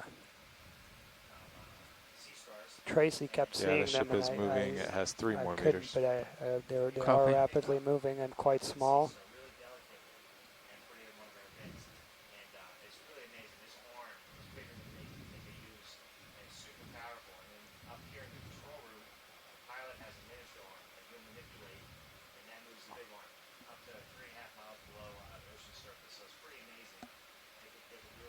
Again, these very large Okay, partial zoom video. sea fans, the yellow ones to our left. Well, what we're focusing on now is another primnoid coral, and we've seen quite a bit, those delicate fans, and that's going to be in the genus Plumarella.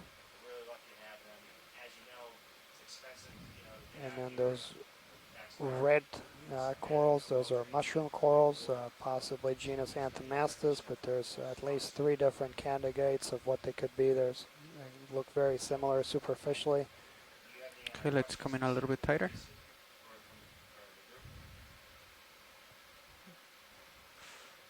Hold right there.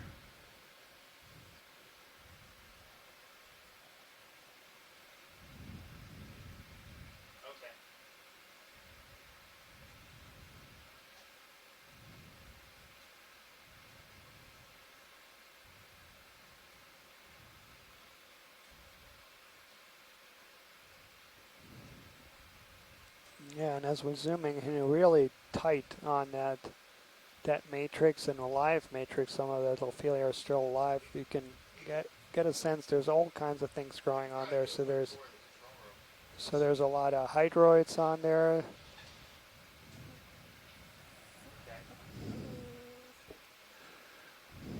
There's actually a couple polychaete worms as well.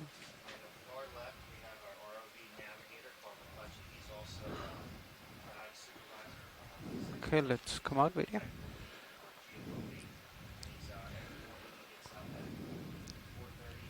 Okay, we gotta move on.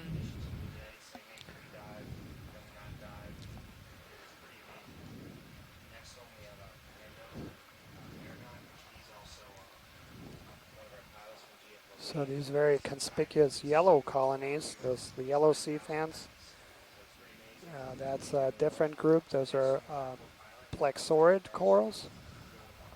So they're going to be in the genus Paramaricia. Very abundant, one of the most abundant taxa in the video deep sea right here. The Gulf of Mexico. Below Hold right about there. 200 meters is very common, many species. Very difficult to tell these guys apart just using traditional morphological characters. Important point there is that these are, just like other corals, are long-lived and Come in a little bit slow-growing. tighter. They have been dated, species within this Hold right genus have been dated to about 660 years. All right, do you want to come a little bit tighter?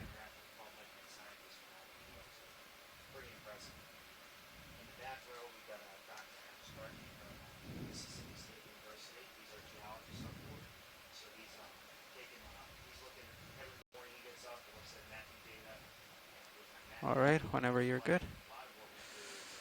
Getting too close.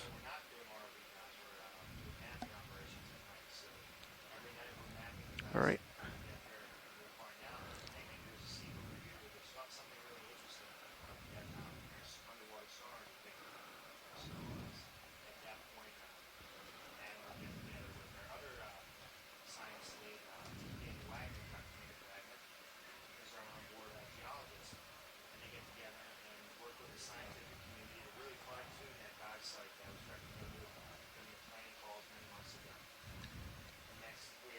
Okay, I can push forward, navigator. Workshop nav.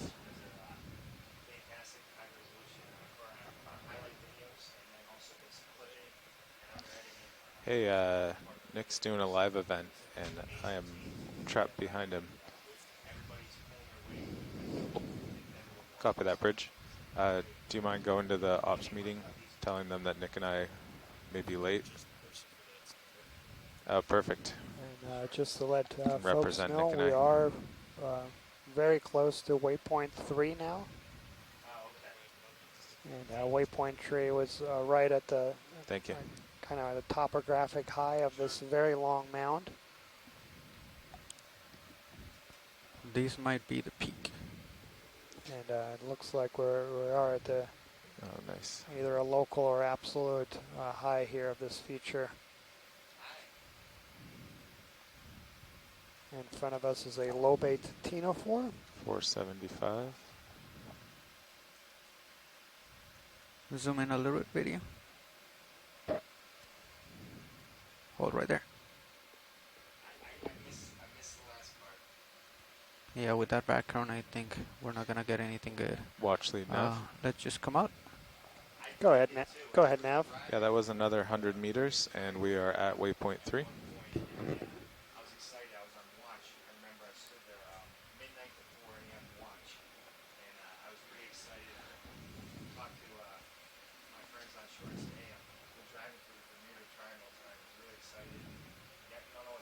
So just to let folks know, we have completed another 100-meter transit and are at waypoint 3.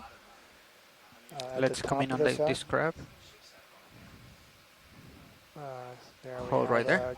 A great view of the squat lobster, human and a picta.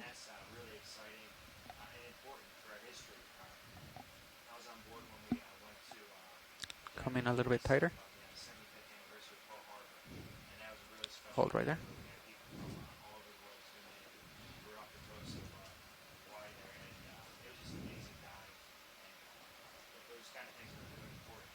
Come in a little bit tighter.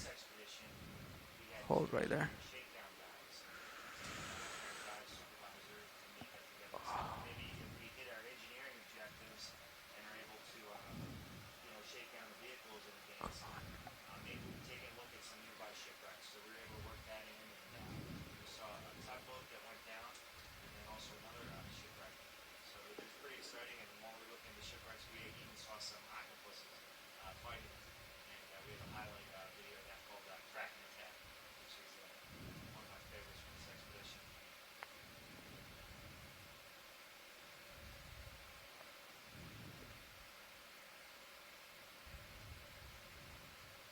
Alright, whenever you're good, video.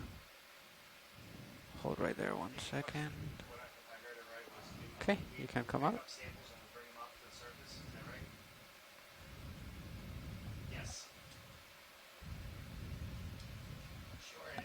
Yeah, and up ahead from the right, we can see a really massive Paramaricia sea fan, which is just top right of screen. Co-pilot, do you want me to move you in? Absolute 25 more meters? Enormous colony. For sure. Do you want to move with a towards huge where he squat is right lobster now? on him. Looks like there's something off in the distance. Well, there's something more to his port if you look at the sonar. Oh, yeah. You might want to head that way. Alright. Do you think I can get to that fan over there? With I can't see the tether. Okay. I'll go get that and then move to my port side. I can do a move. Maybe 130, 20 meters, and then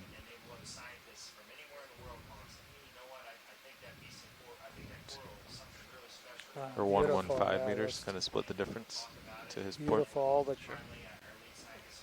All the sorry, 115 degrees, color 20 meters. Density and diversity, and I can Alright, let's do quite partial in easily video. understand why people Bridge sometimes nav. refer to these Hold right communities there. as coral gardens. These really dense aggregations and very colorful.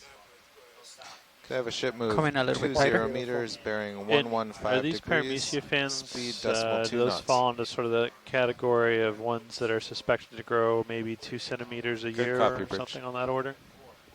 Yeah, actually quite a bit slower. Slower, okay. But that it's a diverse group. There's about 20 or so species described. And there's only one of those All right, has so been you should dated. move in, and then we'll They've been reassess to about where the 660 next years, peak is. so Okay. and they 25 meters get from about D2. a meter or so high. Alright, you can come in a little bit tighter. So yeah, you can do the math there. So quite a bit Copy less that, Bridge. than Hold right there. centimeter a year. But one important thing to keep in mind when these growth rates, as we see them in the literature, is like centimeters a year or microns a year, is that it's not linear. It's something. Co-pilot, could you kill the lasers, please? Every animal, we basically, including us humans, as we have our fastest growth when we're young. We're young, yep. And there's kind of, you try to get big Is that enough so full you have enough size to protect yourself, it's and still then on once you're co-pilot. mature, the vast majority of the energy then will go into reproduction. And there's many animals like ourselves, so we just grow until a certain time, and then that stops growth, and then all the energy will go into reproduction. Corals are different; they will continue growing throughout their lifespan. All right, whenever you're good video. But they will start. Trying to hold Growth still. rates will start decreasing. Right. They will start Much putting more rapid initially. Yeah, so Okay. it'll put We can more come out. energy. And there's actually there's a real advantage to try to grow fast early. That's when you're most vulnerable, and you can think about these massive If you look coral around colonies. They here, all start at some point from a single before you move off to larvae that port, then will give rise to a single polyp, and then be able to keep navigate. splitting and get Okay. more and more polyps. And I'll just try to go at the like beginning, this. they typically have a down quite this side rapid of growth, the and then that starts of the slowing mount, and then slowing. I'll move towards But the other. But yeah, it's important because rock. when we're trying to age these things with size, a lot of studies have kind of tried to use linear rates, and that's isn't Can't the do best. Yeah, it's you have to assume that they will at some point start slowing, and they. Right, yeah, and there may even be at some point at which there's not much, they'll get older but won't change in size much more.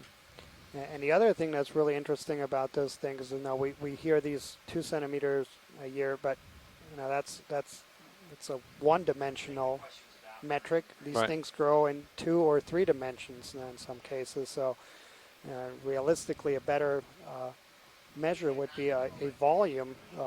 How much volume do they increase over time? And there are some more recent techniques that are trying to do just that. That's, of course, really difficult to quantify of something that's that complex, that many polyps, that many structures. And in fact, what we saw in the first 2 dives of the expedition, the mapping the shipwreck, where we did the photogrammetry surveys, those same kind of surveys are used to basically map individual coral colonies and then get a 3-dimensional sense of it, and then you could do the same thing a few years later and then really accurately measure those changes in height, width. Sure. Co-pilot, do you get the think 3-dimensional what the scale. But ROV sees of course, a lot in of his work. sonar is this?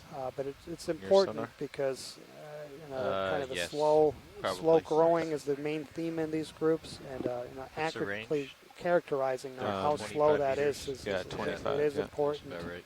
Yeah, absolutely. Um,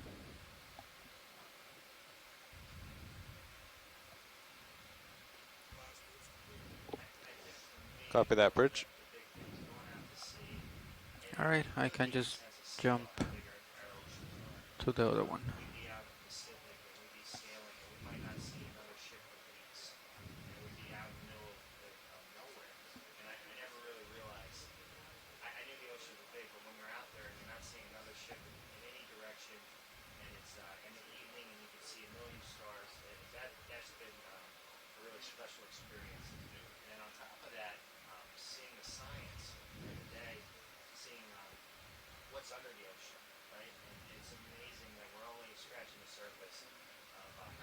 So that's about Should be farther to your port. that's like 75 degrees from Sirius, right? Or maybe Yeah. 60. See it on your sonar now? Oh, Yeah. yep, there it is. 12 meters to your port. Yeah. There it is. All right.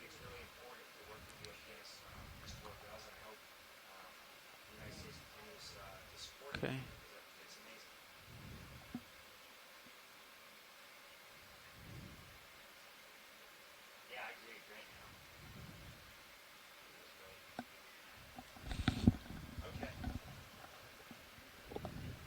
Yeah, just absolutely spectacular. Go ahead, workshop. For the Sirius overhead view, just get another appreciation for the complexity of this habitat. You see just unbelievable the vertical relief of this mountain. And I mentioned earlier that this was picked up Excellent. in the mapping. Thank You you, can Dan. see a really enormous What's going on down mound. there? 50 meters or Oh, it so sounds like high there's at a least, windstorm in and the then workshop. a few hundred meters Hurricane. wide and long, and it's beautiful to see it.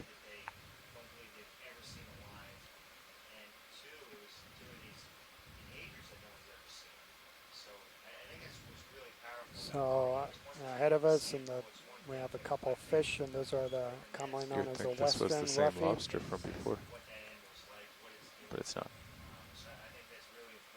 Haplostetus occidentalis. Why are they spending so much time on that lobster? I'm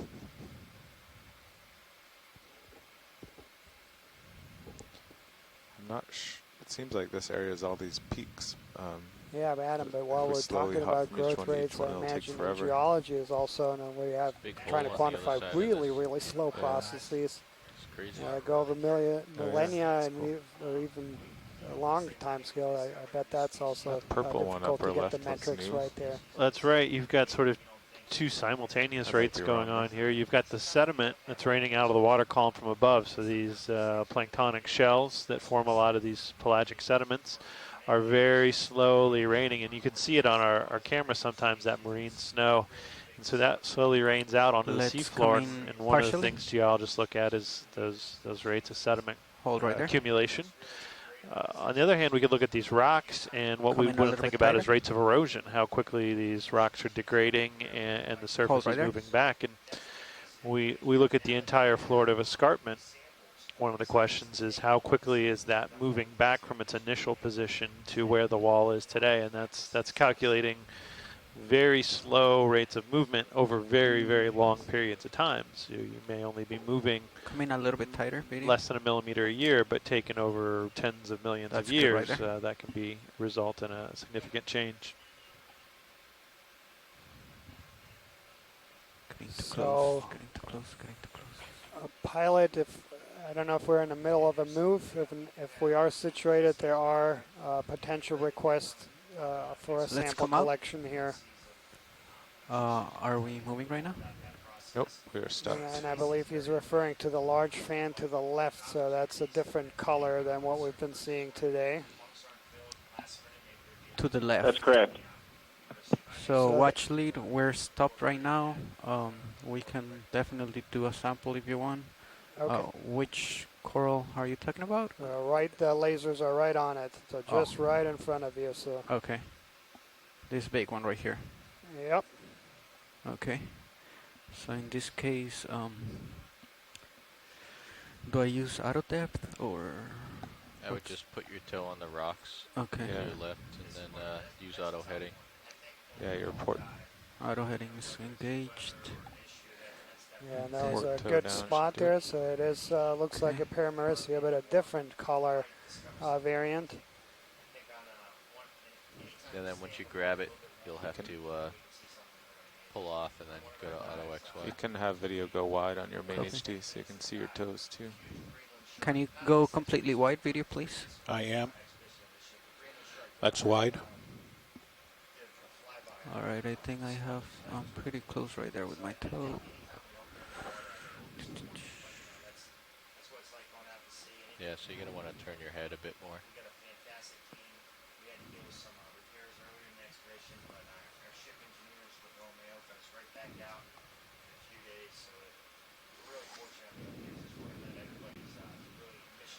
Yeah, right there? Okay. So,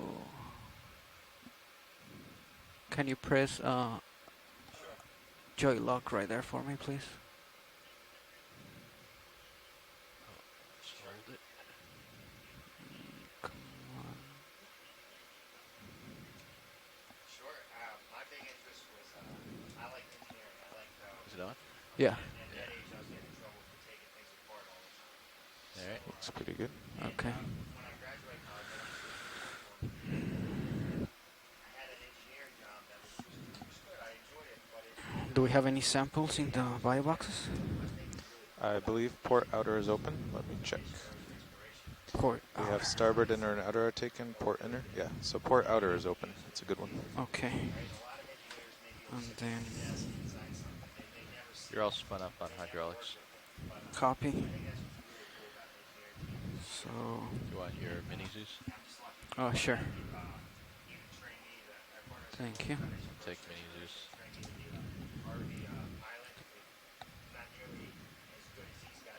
Okay, so watch lead. Maybe we can come a little bit close on the main Zeus video.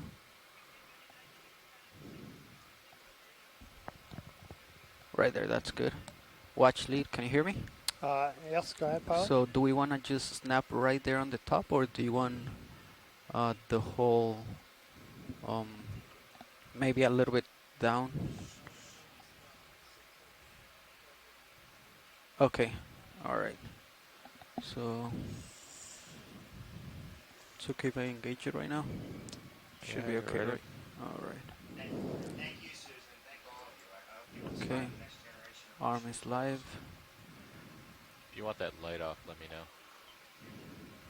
Turn it on because you're pretty close. You're clear. I think it kind of washes out the mini Zeus a little. But Yeah, I can turn it off. Fully clear. Video's gone. So right there it's engaged, but it's not moving. Right there it's engaged. That's engaged, but are you out of are you out of index? Yeah. Now it's live.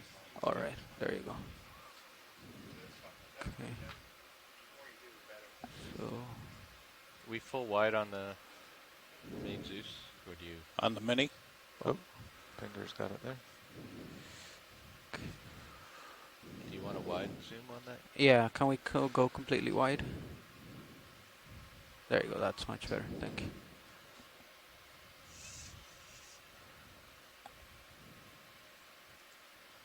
So I'm gonna try to just get it.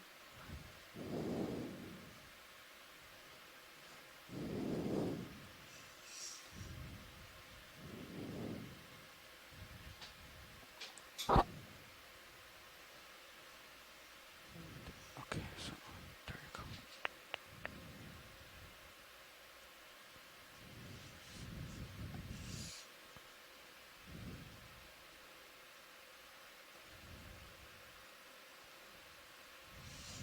So on one of those swimming polykeets to shoot across the screen there. So we set up to take the sample.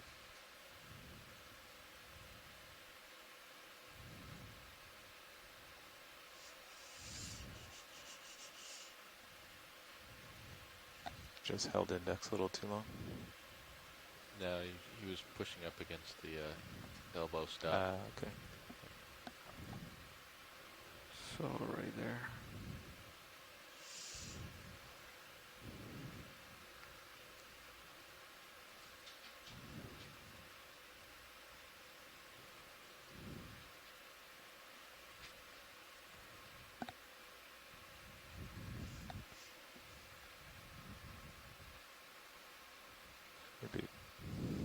Maybe a little more.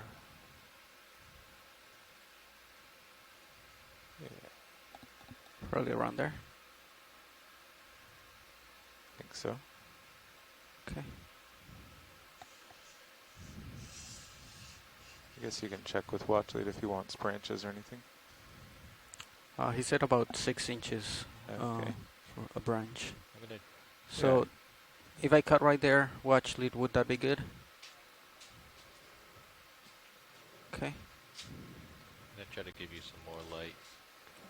One of your swing arms here.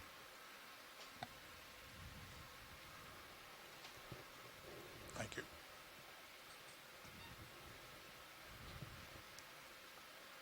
There you go. Thank you.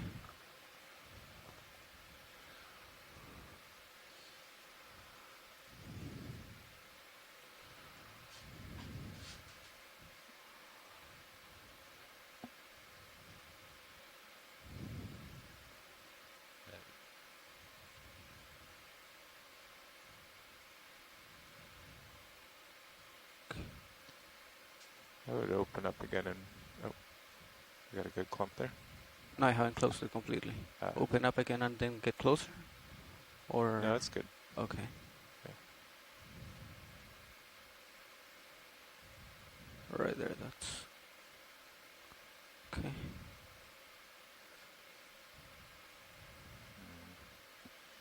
And then the left one is Joy lock. joy lock, right? Yes. Just be careful. I think you have the whole thing now.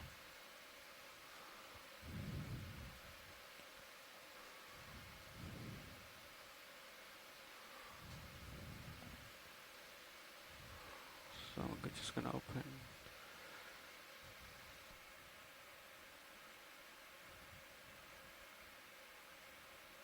Yeah, the scissors didn't quite cut it.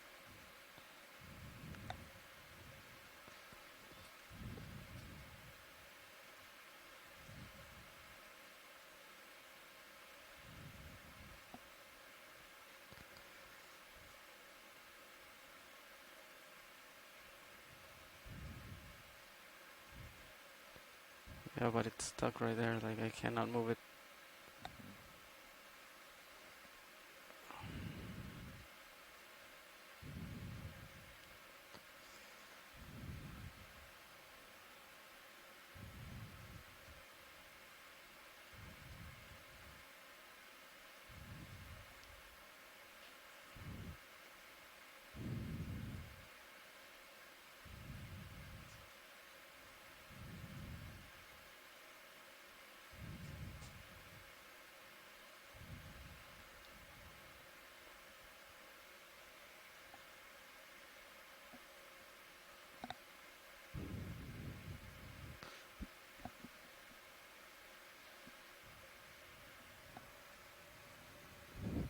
You got the whole thing. So should I try to put it in the box? I guess so. It has a weight on it. Your arm is still alive. Yeah. Yeah, I would move it around over the port rock box and then index out, and then you can take off and Josh can open the drawer. Okay.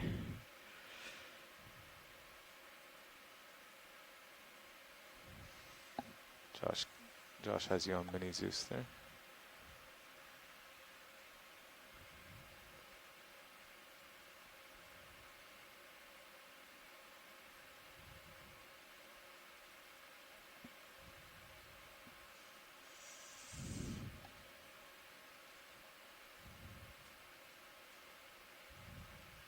Okay, that's safe. So now if you index out, okay, you can lay the arm down on.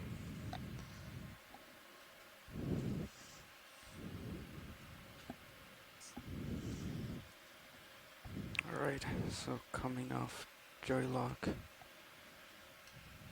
lifting off. Nice and easy.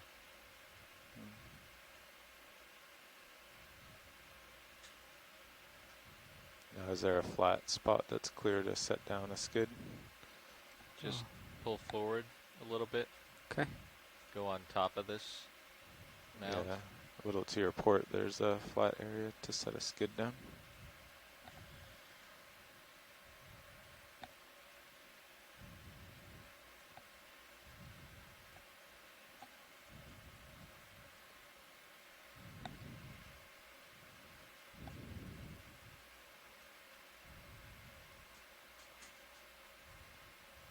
So I would just go see if you can get bottom lock here.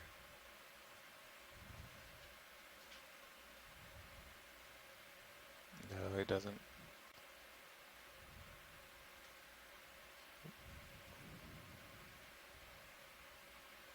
No, I don't think so.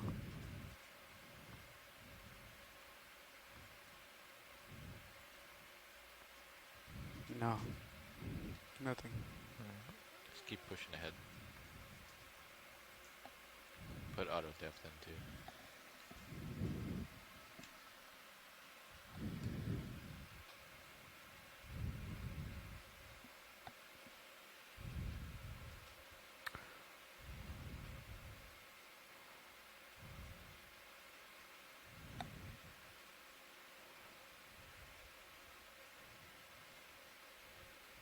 All right, I think that's good, right? Okay, so let me just stop right there, out of depth. It's fine. Okay, I'll keep an eye on you. Thank you. You can try auto XY too if you want. Fourth one. Yep. All right. Just, I'll turn it off if it moves too much. All right. Copy. So let me know when you're ready for the draw. Okay. Should I lift it a little bit, or you can open it right there? I don't know. It's up to you. All right. The arm is live again. Oh no, it's not. That was the. Okay, there you go. Right now it's. There you go. Okay. So go ahead and bring it out. My bad. Hold on.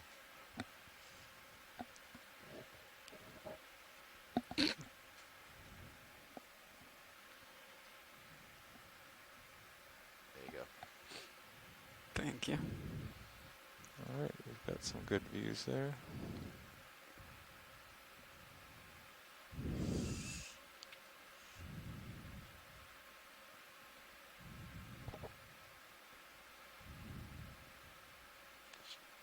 Watch the shilling.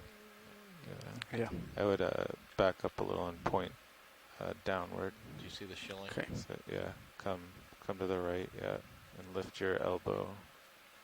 Yeah, and then go down with the wrist and all. Yeah.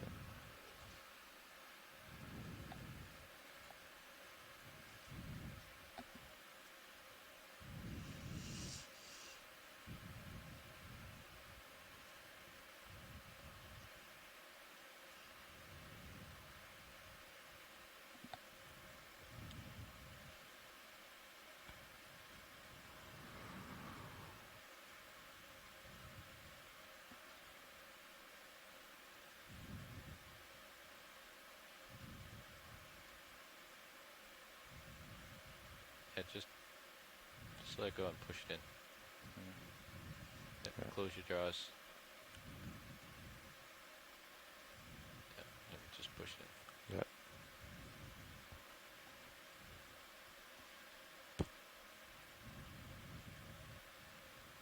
You've got a good overhead view in your mini Zeus there. Yeah.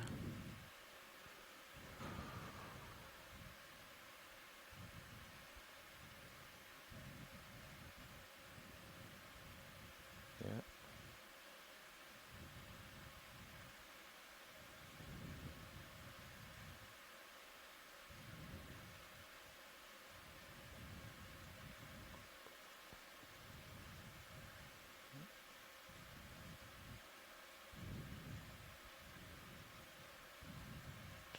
Just shake it a little and get it out of there.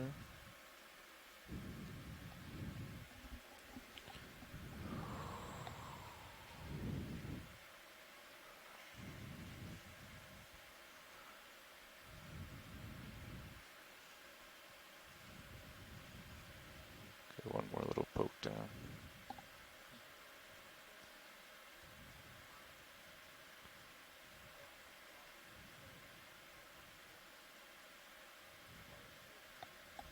Perfect. Okay, keep the jaws closed and just lift Yeah, up. a few folks are noting a lot of these pelagic, planktonic polychaetes, Tomopteris. I see a couple dozen here on screen, and again, that will be the focus of the last part of the dive. And so, yeah, we have secured the sample, and that's going to be dive 11 spec 04 bio, a Paramaricia colony collected at 475 meters. And yes, thank you, pilot. Great job. And yeah, this is a very unusual color for that group. And so, yeah, very.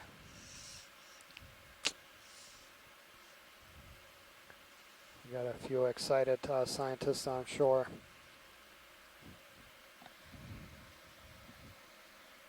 Okay, is that a And good we position see to stow it? folks joining us also from Hawaii. So yeah, good morning, Disengaging right now. Don. Great to see you. Okay.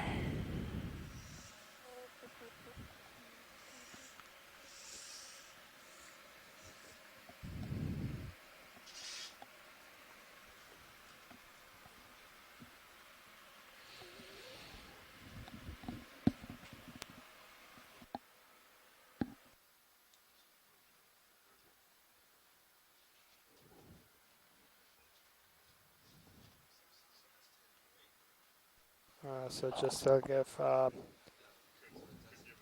folks a little update, so we are currently going through a piloting change. And so as soon as that piloting change is complete, we'll continue to the bottom portion of the dive. So we still have about half an hour or so remaining on the bottom. We have made it to waypoint 3. We will make an assessment here in terms of the midwater portion. So we had kind of set aside 3 strata that the midwater folks were most interested in, and that was to do a transect right off bottom, so about 10 meters off. And then going up in 100-meter increments, about 400 and 300 meters. The shallower portion might be an issue with the currents, and we'll check here momentarily with our ROV team, and we'll let you folks know. You're on top of the last peak that we saw, so we're not sure which direction, other than roughly east. The next one will be.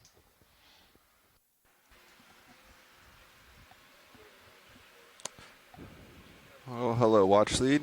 This is your new pilot and co-pilot, and Nav's still working on a switchover or handoff. Are you copying me, or? Yes, pilot. Oh, perfect. I hear we want to head east. Yeah, so we'll continue heading towards waypoint 4. Okay. We'll do that here for next half an hour. I'm going to check with Dive Soup here in terms of the midwater work, which we want to have the last part of the dive. But yeah, sounds good. For the next half an hour, plan is to continue on track towards waypoint 4. I think I heard over the comms earlier that we're really trying to get to waypoint 5, to a cliff or something. If possible, but we'll see. We'll see how far we get. All right, we'll move on.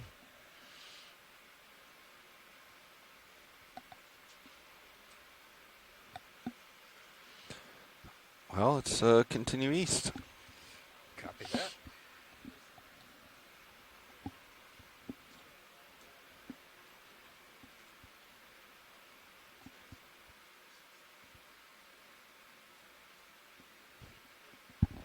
And I guess currently the ship is stationary. Yes, I do believe the ship is stationary at the moment. He's pretty stretched out. Looked at any of these, Bob? These things that continually are moving? The midwater things? The midwater things are going to be in about 45 minutes, I believe. No, Bobby's talking about these things that are gelatinous that are swimming around right here in front of us. Copy that. I thought you were talking about the midwater moves. Okay. Well, if you want to take a partial, they're going to be real hard to capture, but if you want to do a partial while I'm sitting here. And Nav, I think we can head east if you want to get a ship move in. Yeah. What Carl was saying is that there's these 10-meter mounds like the one we're on top of, and they're pretty scattered all around, so we'd like to move slow. So I'd like to propose a 090 move, maybe 20 meters or so, and just see what we see. Let's get I'd say 30 meters. I'm out at the end of my tether. Okay. Can at least see that far. Excellent. Let's do 30 then at 090. I will call it in. Bridge, this is ROV nav.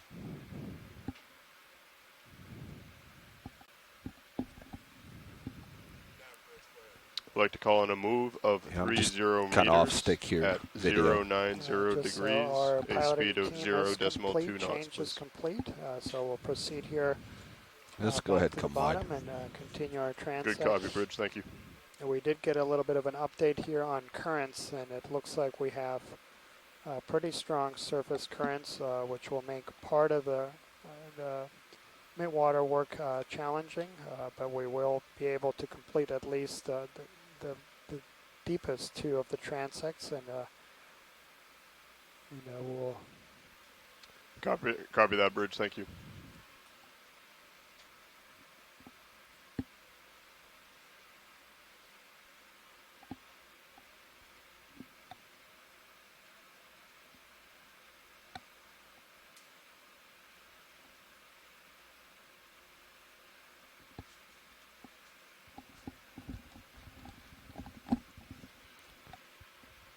All right. Is that full wide video? I see. pulling out the skids. All right. Oh, while we're waiting, I'll look some more at this mound.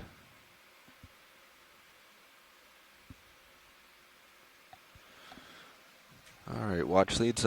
Pilot, just feel free to call out on what you want to take a closer look at, and we'll make it happen. Copy that, pilot.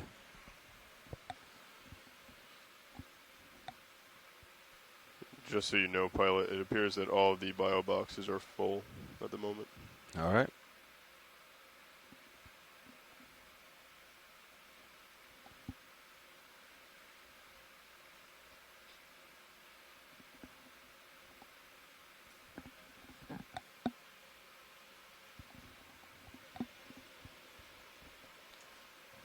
Go ahead, workshop.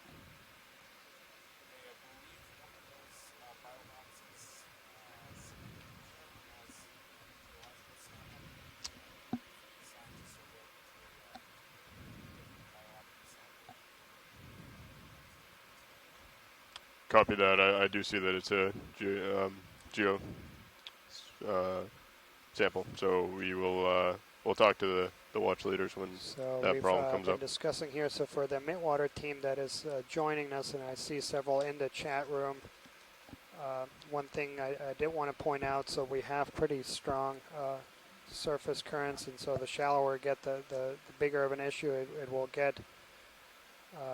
So we had discussed yesterday doing 3 depth strata, if you will, for the transects, so starting just 10 meters off bottom, then a second one around 400, and a final one around 300. They're at 300 is going to be problematic because of the currents.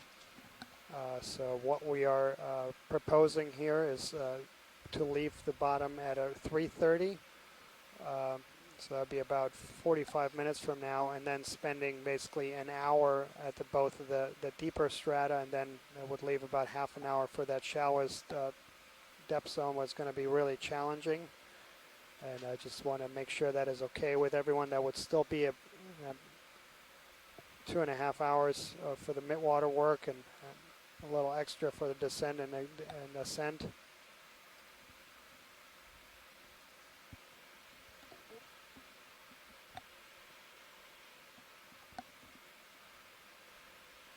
We have all kinds of fish here.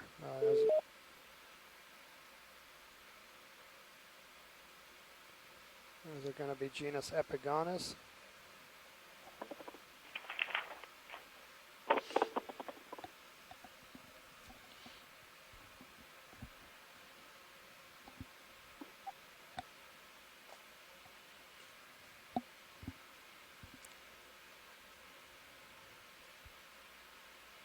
Yeah, pilot, I guess we'll take a zoom on one of these fishes if one is more stationary. The larger, smaller? Smaller, just center of... Go ahead, video.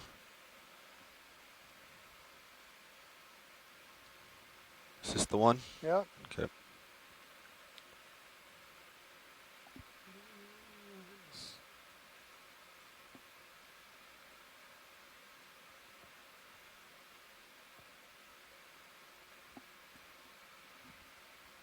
Excellent.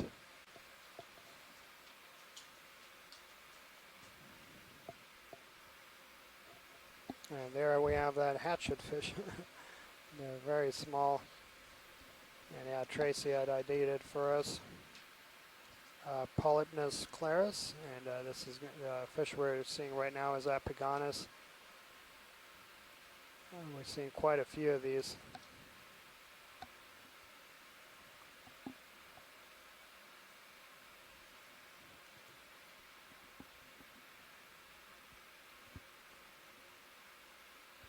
All right, let's let him go.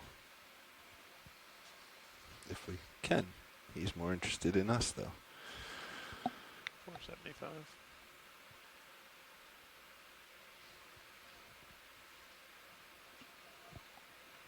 It's never seen this much light before.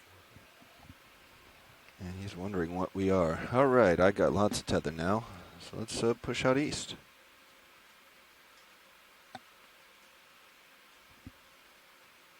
See bottom out in the distance.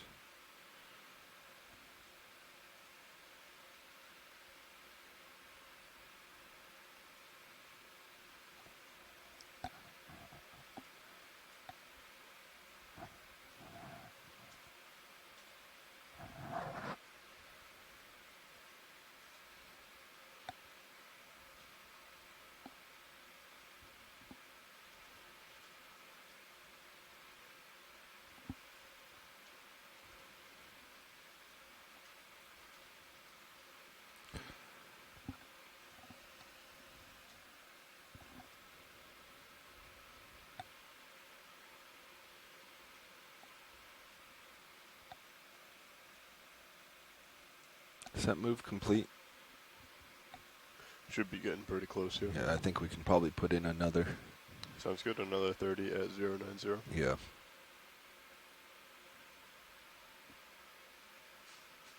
Yeah, and interesting is that we see some of these substrate can't here quite get to the next pretty area. barren here.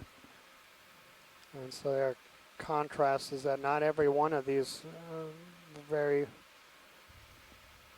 big aggregations of rocks is covered in the Lophelia.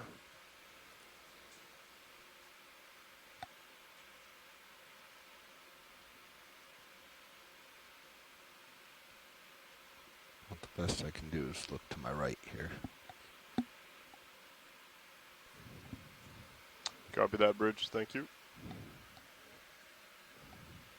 Bridge is All ROV right, now. excellent. Thank you so much for our shores-based science team. So we got some I'd consensus. like to call another move. It will be the And, same what we'll 30 do is basically meters we'll spend at another 090 degrees. 40 minutes a or speed so of on the C4 here. 0.2 knots, please. And then we'll try to move here a little bit towards copy, Bridge. Thank waypoint you. 4, cover as much as we can of the bottom portion. And then we'll proceed and leave about 2.5 hours or so for midwater work. Yeah, we just decided to shorten it just by half an hour just because the very top portion of the transects is going to be tricky on the vehicles with the currents we have. So yeah, thanks very much. Copy that, Bridge.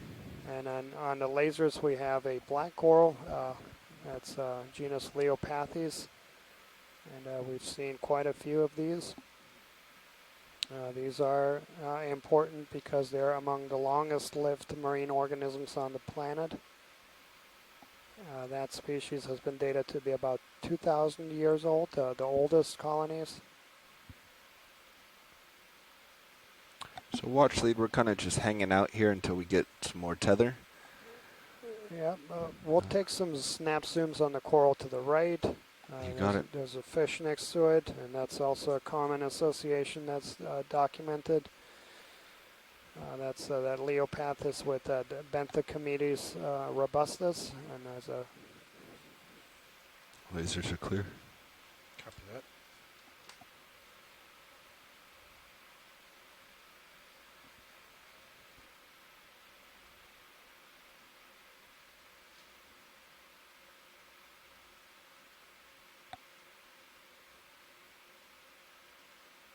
All right, video. In just a second. All right, you're clear.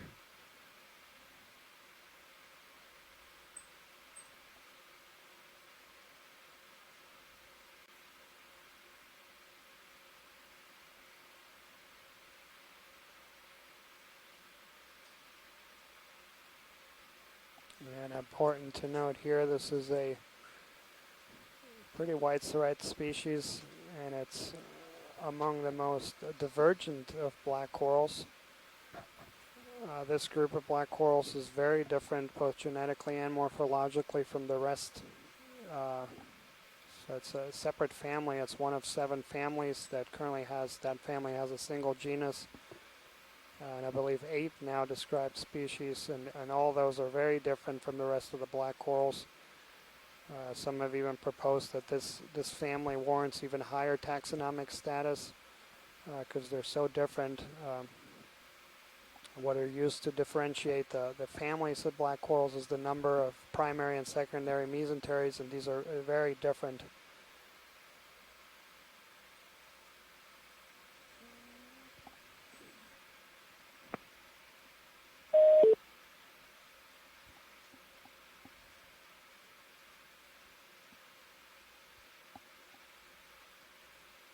Video when you're clear. Pilot's clear. Roger, pilot. Yeah, and just to give so yeah, if we got time, maybe that fish in front of it, just to document that. Go ahead real quick. Try to back out. And so that's going to be a cusk eel, Benthocometes robustus. And just to let our midwater team know, we have been running the midwater sonar, so we will pull that information for your folks. So Adam is working on it.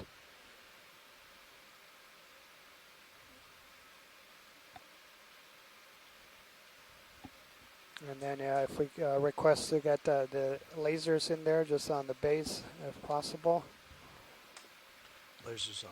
Excellent. Thank you.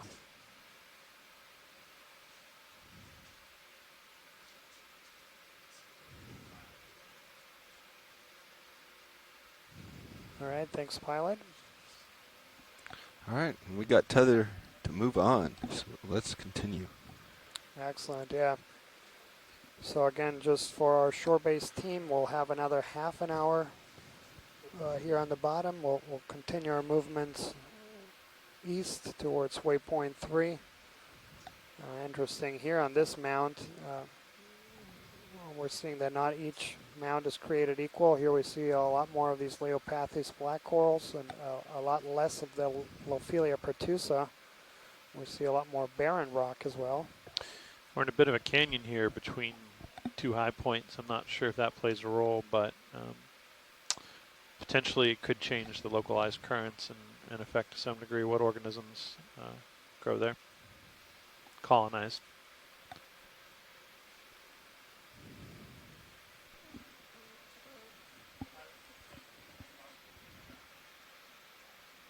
Of course. Any in particular you're looking at?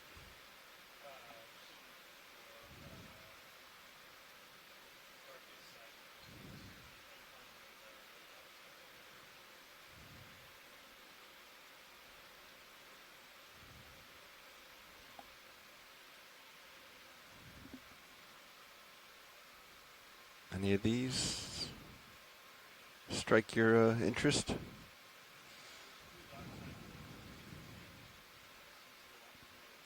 Sure.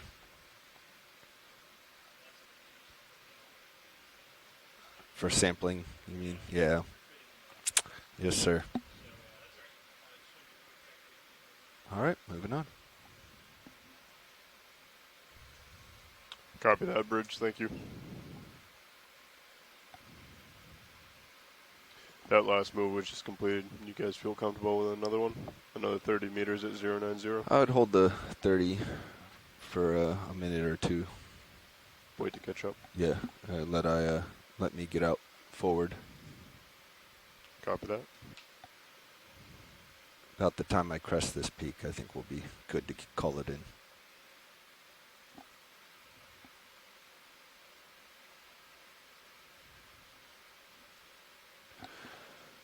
Video, I'm also relying on you to call out anything we haven't seen already. Roger.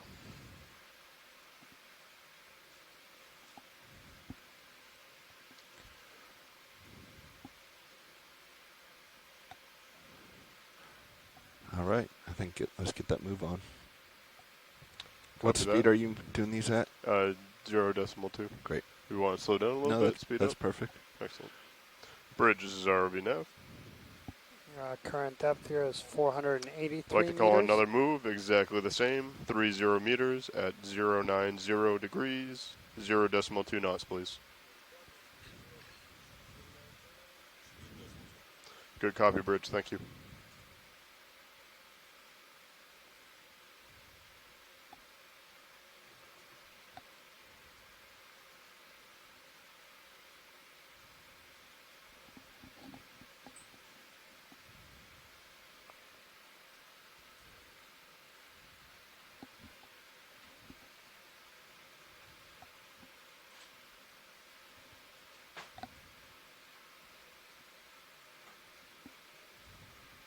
Copy that, Bridge. Thank you. And I think I'm spotting one sponge that we haven't seen today, just that bowl-shaped bottom right. You got it.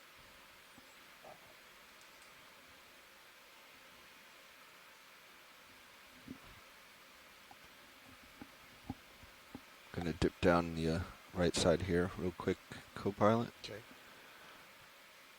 Let me know if my tether gets in any danger, but I think we'll be okay. So, yeah, it's going to be a hexactinellate sponge and probably in the family Euplectellidae. Video, we'll just do a snap right here.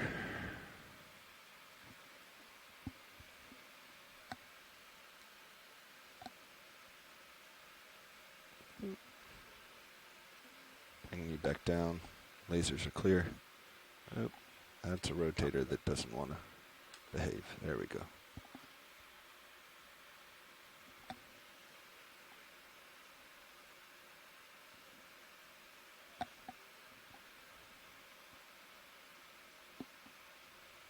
Excellent, thank you.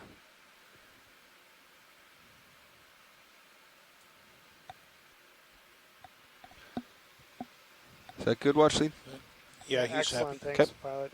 All right. Okay. Carry back coming on. out. I'm going to come straight up and up on the peak.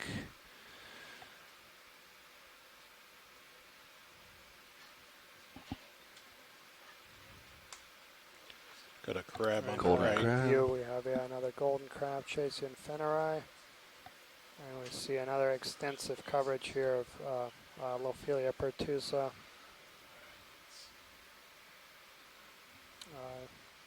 Yeah, Adam had noted that at the base of this mound it's pretty barren.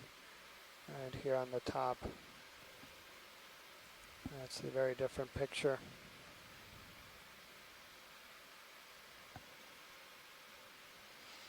Sort of plateaus here. That's interesting.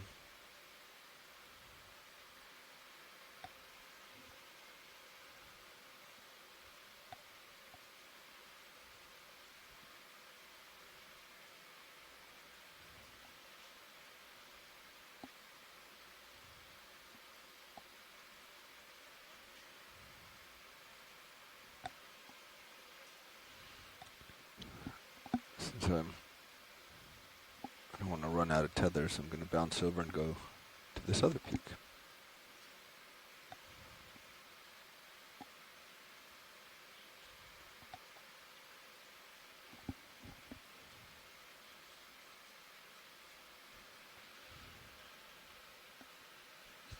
Have we seen these redfish today already? We have, but yeah, if we have time, we can take a snap Yeah, soon. let's snap. Just as we continue on.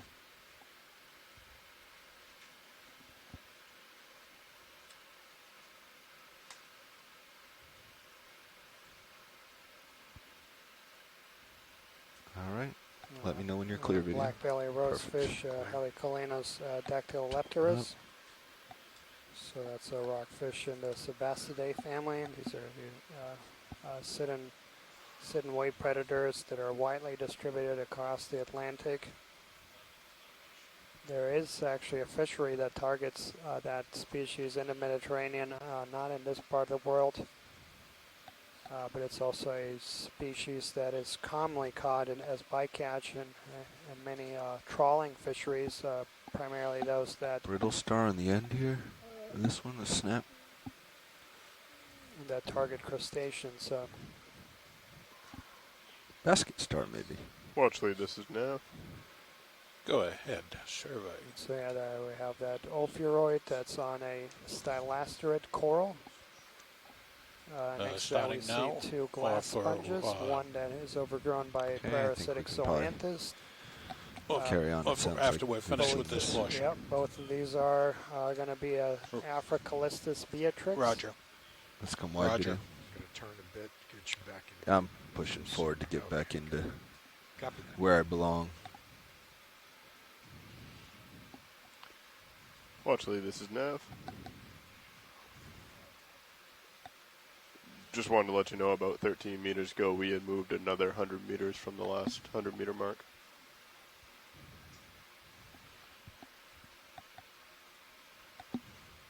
Oh, excellent. And I think, yeah, so Tracy, appreciate that. So he believes that this was actually a scorpion fish. And also just to let our shore-based team know that we have completed another 100 meters.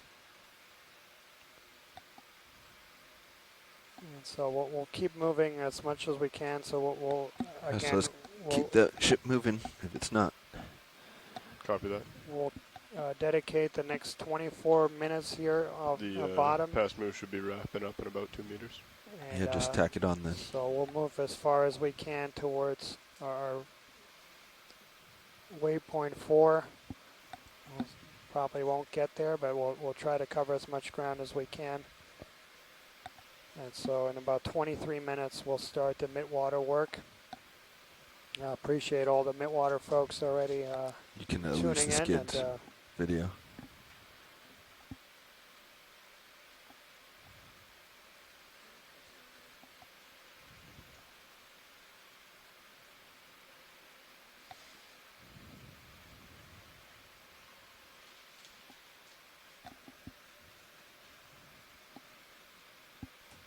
Copy that, Bridge. Thank you. Bridge, this is RV nav. Would like to call on another move, same exact thing. 30 meters at 090 degrees, 0.2 knots, please. Good copy, Bridge. Thanks. What do we have center bottom? I don't know if If it's it looks like we're getting to the end of the ship move and pilot and co-pilot are ready to keep going, we can just call up and add on 30 meters. We don't necessarily Copy have that, to Bridge. wait for them to finish that move. Copy that. Because then the ship can kind of just maintain momentum rather than stopping every time. Pilot watch lead 2. Go ahead.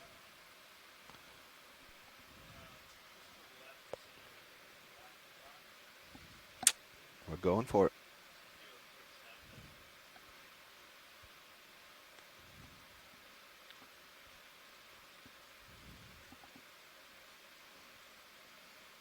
I'm going to alter my heading. Keep you Copy. in. Video, let's just snap right here. Assume this is the one.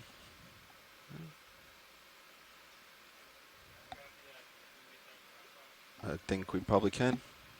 Let's come wide.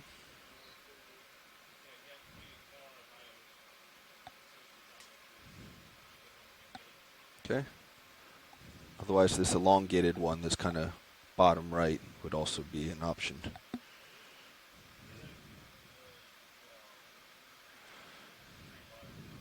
Yeah, actually, I think you're right. It looks like it's attached to the other one.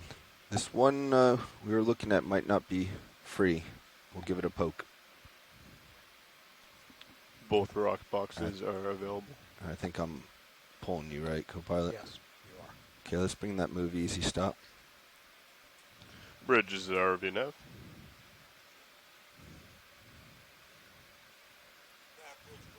We found a rock that we'd like to sample and would ask that we come to an easy stop, please. Thank you very much, Bridge. And your hydraulics are spun up, so you're Okay. ready to go.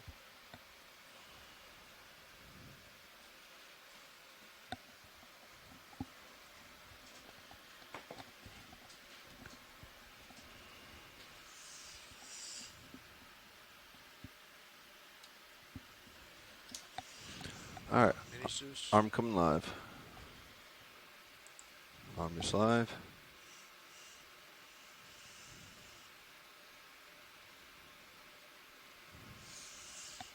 Center up.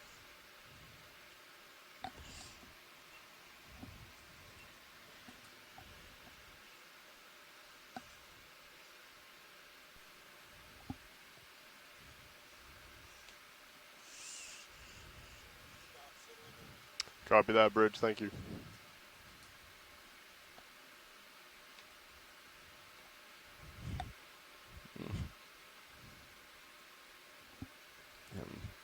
Out of reach.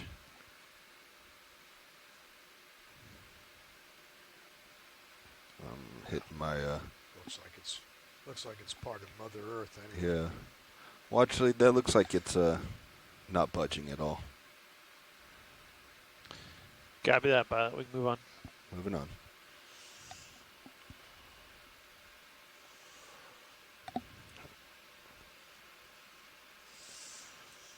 I was coming down on my scoop as well.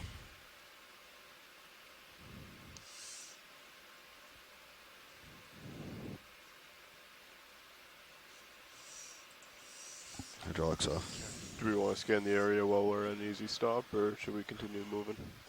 We can see if he. We'll keep an eye out, but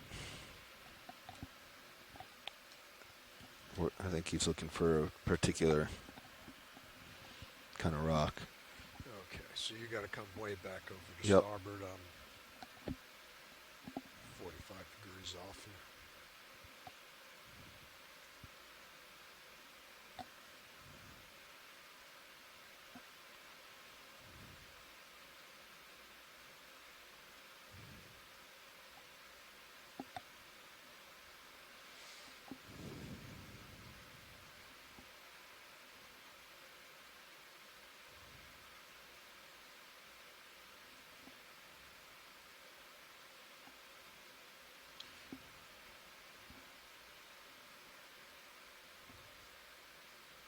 Oh, And just there the we go. marlin just swam by. Yep.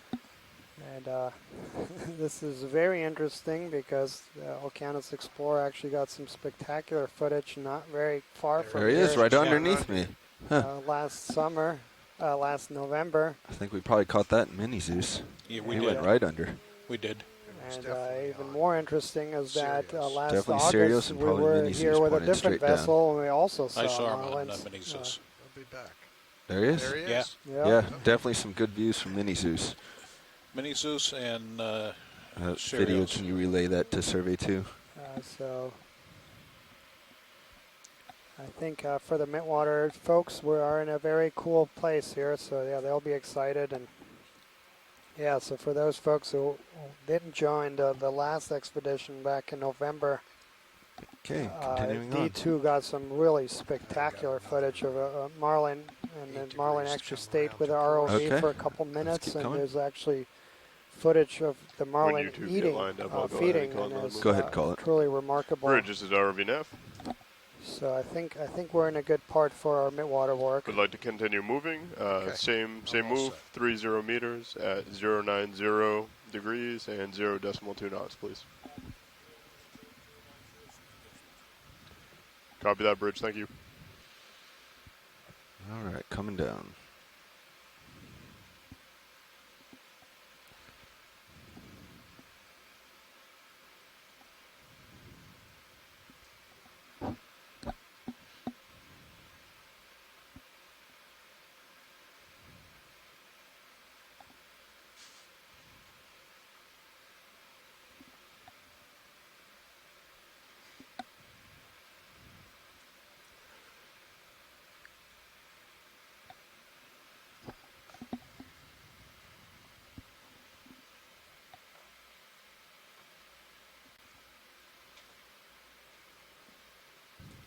Copy that, Bridge.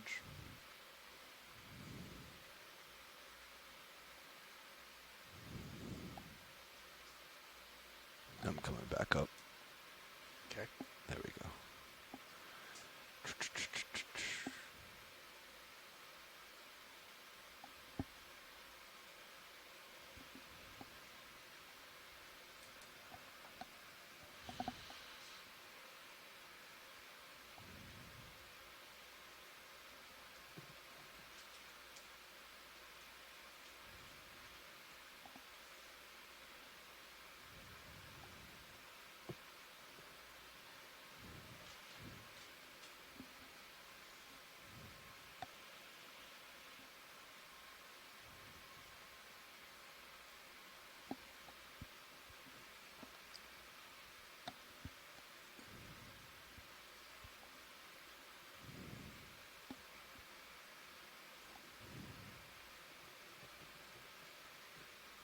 Couple squat lobsters.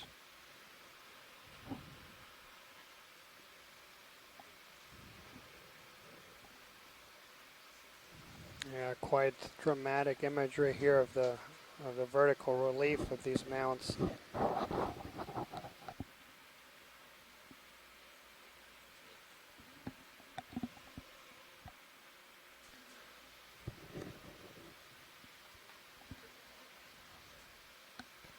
See any rock rubble at the base of this one?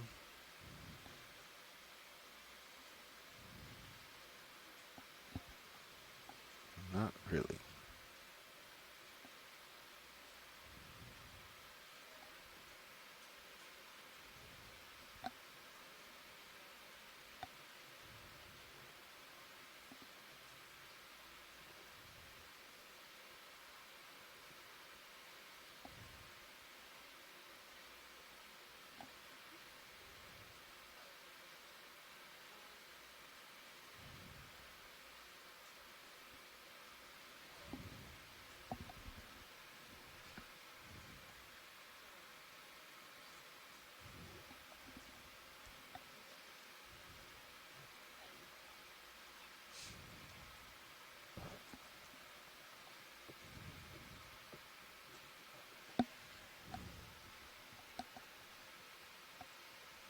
Yeah, I think we've been spoiled today with a lot of spectacular habitat.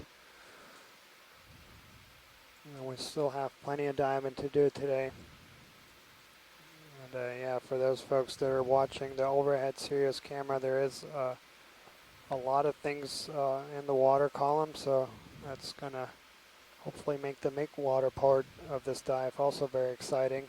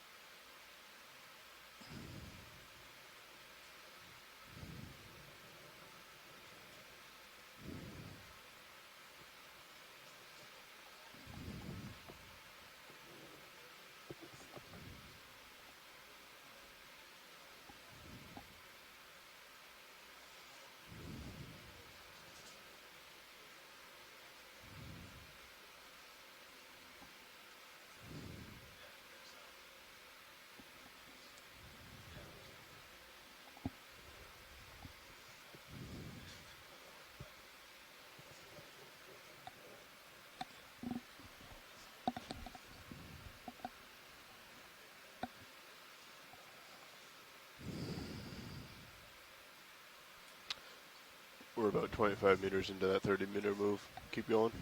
Both of you are happy? Yep. Bridge, this is ROV nav. We'd like to add another 30 meters to the same move, so another 30 meters at 090 speed decimal 2, please.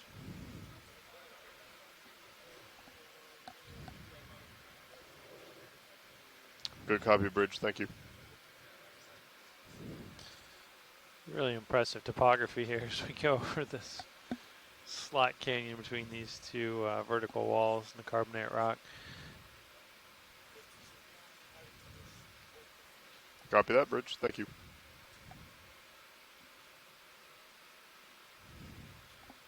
You can see quite a bit of coral, both dead and alive, down at the base of that slot between these two large carbonate rock blocks.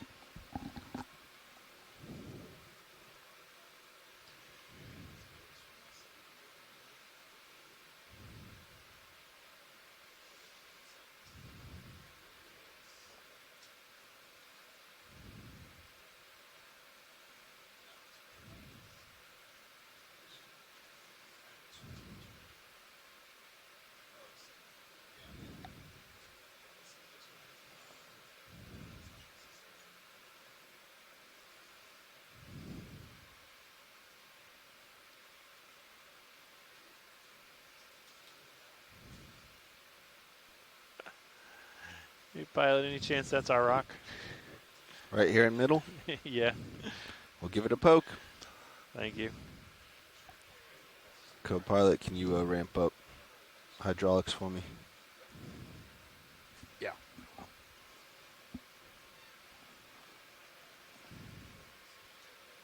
Yeah. Still want it? No, actually, I've taken a closer look. I don't. I think that's just going to, well, maybe we can do a snap zoom. Snap? Yeah. Actually, yeah, if we can try for that All right, one. let's come on. Yeah, let's give it a shot. Few bios on there.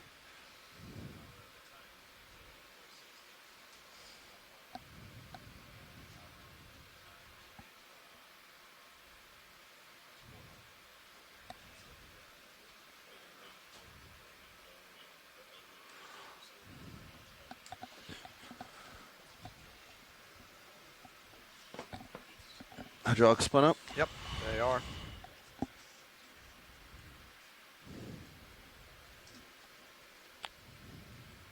Can you take my main camera and just tilt up for me? It's not responding, and I'm trying to do this kind of quick.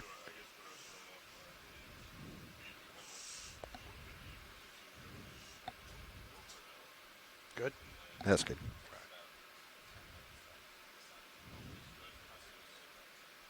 It's loose. Where are you going to go with this? We'll go. Box. Great, loose, but doesn't look too crumbly. Nav, let's go ahead. Bring the good. ship to easy stop, please. Copy that. You want to open the Bridge, this is ROB Nav. Yep. Frank coming inboard on the wing. We found another rock that we'd like to grab. If we could come to an easy stop, please. Okay. Copy that, Bridge. Thank you.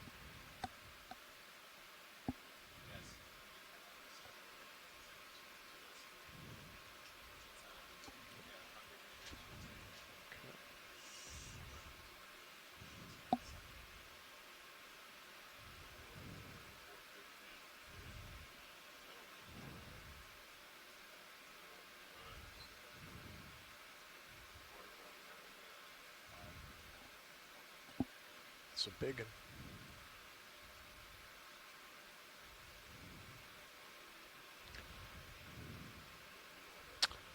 There's a little sea star in the base of that guy when he came up. That looks good, pilot. If we can get in the box, that looks like what we want. Copy that, Bridge. Thank you. Ship is at an easy stop. Yeah.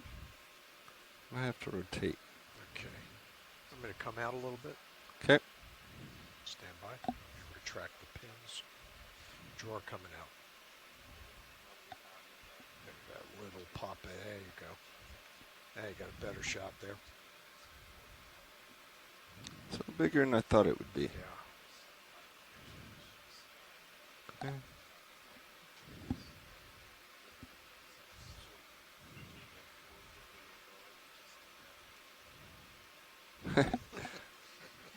Well, watch lead. We're a little hungrier than we can fit. That's okay. Do you want to try to go? We can go in the other box, but you're going to lose all the bio probably. Okay.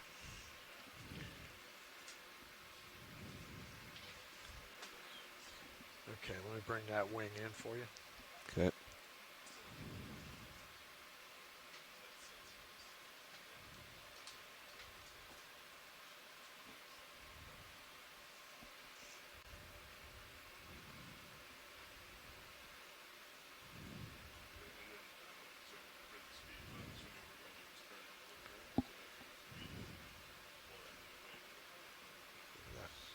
Looks like it's the same shape as the rock box.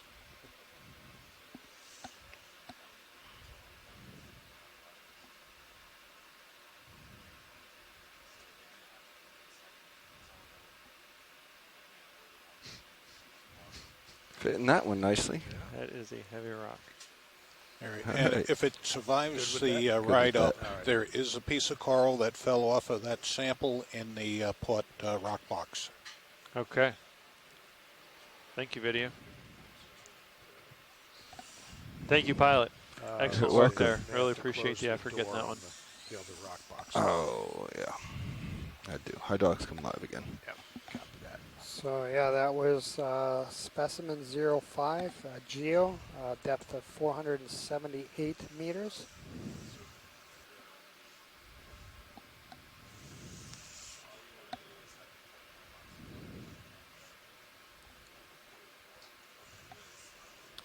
And that just about concludes our seafloor portion of the dive. So we have about 4 more minutes.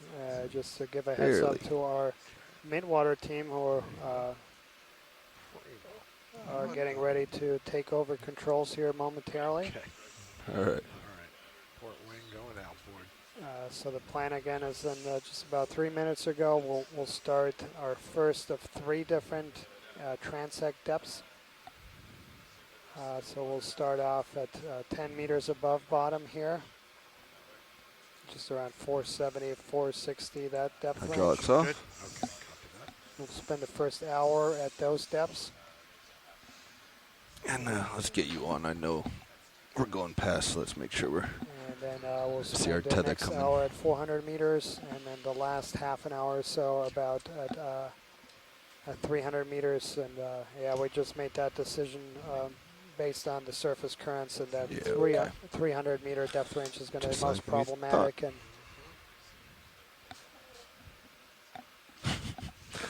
Gotta tune my Z bias a little bit here. Okay. Take joy lock off, and I still don't move.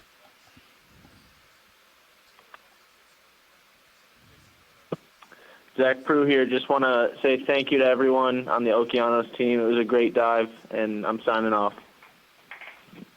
Great, thanks, Zach. We're so glad you were able to join us today. We hope this the video and the samples and the data we collected today will be of great value to your research and your thesis and your lab, along with Peter Ednoyer. And we welcome your continued participation in the expedition, and we're glad we made this happen today. Yeah, thank you, guys. This is Peter. This went really great, better than we expected. Saw some terrific habitat, got some very valuable samples. So we want to thank you, and we look forward to working with you again tomorrow. Thank you. Excellent. Thank you. And we'll have a planning call this evening about 15 minutes after we leave. We finalize the dive to talk about tomorrow's dive. I already have the waypoints from you, and we'll basically just set up a tentative track then. And yeah, that should be about close to 6:30 Central Time. Yeah, we got a really sounds good. Excellent. That was remarkable, that zigzag pattern in the seafloor. It looks like a fracture with oxides that filled in with sediment. And it's saying that you should have your camera at minus 45 degrees. C bias set to stay neutral. HD main all right, pilots. So yeah, I think that concludes our seafloor portion of the dive. My notes say we had them at 45 and then degrees. we'll the lower swing have arms, our midwater team take control. We have several at the Exploration Command Center in Silver Spring already standing by. So. And Heather, are you on the line with us? I don't know if we had an SOP written I sure am. Excellent. I think that's the start of an SOP. We had some notes written in a different This is tab over over there when on the you are. spreadsheet. We can see what those ones say. Outstanding. So yeah, we'll just finalizing here the top rows. Just having a little discussion, and we'll start here momentarily. But if you want to give just a general overview and talk a little bit about general objectives of what you hope to accomplish. Yeah, that'd be great. Thanks. So this is Heather Judkins. I am a professor at the University of South While they're Florida going in through their Petersburg in debrief, Florida. let's And go through ours. I am part of the NOAA Shoreside team, and there's a group of us that are working with midwater organisms. So the benthic organisms are what we've been watching all day today with this extravagant video and great findings that we've seen of corals and vertebrates. And what we're going to do for this next portion of the dive is we're going to be looking into the midwater. So that includes everything from above the seafloor up towards the surface. We assume it's going to be about 5 meters. And it's important to investigate these organisms. We don't know a lot about the deep ocean between the surface and the seafloor, and it literally is the biggest ecosystem on Earth. The oceans cover 70%, 71% of our world, and we know a lot about the surface waters, where photosynthesis occurs and there's lots of plankton. We do, and we're starting to get to know a lot more about the seafloor, where you see habitats like this, Lophelia habitats.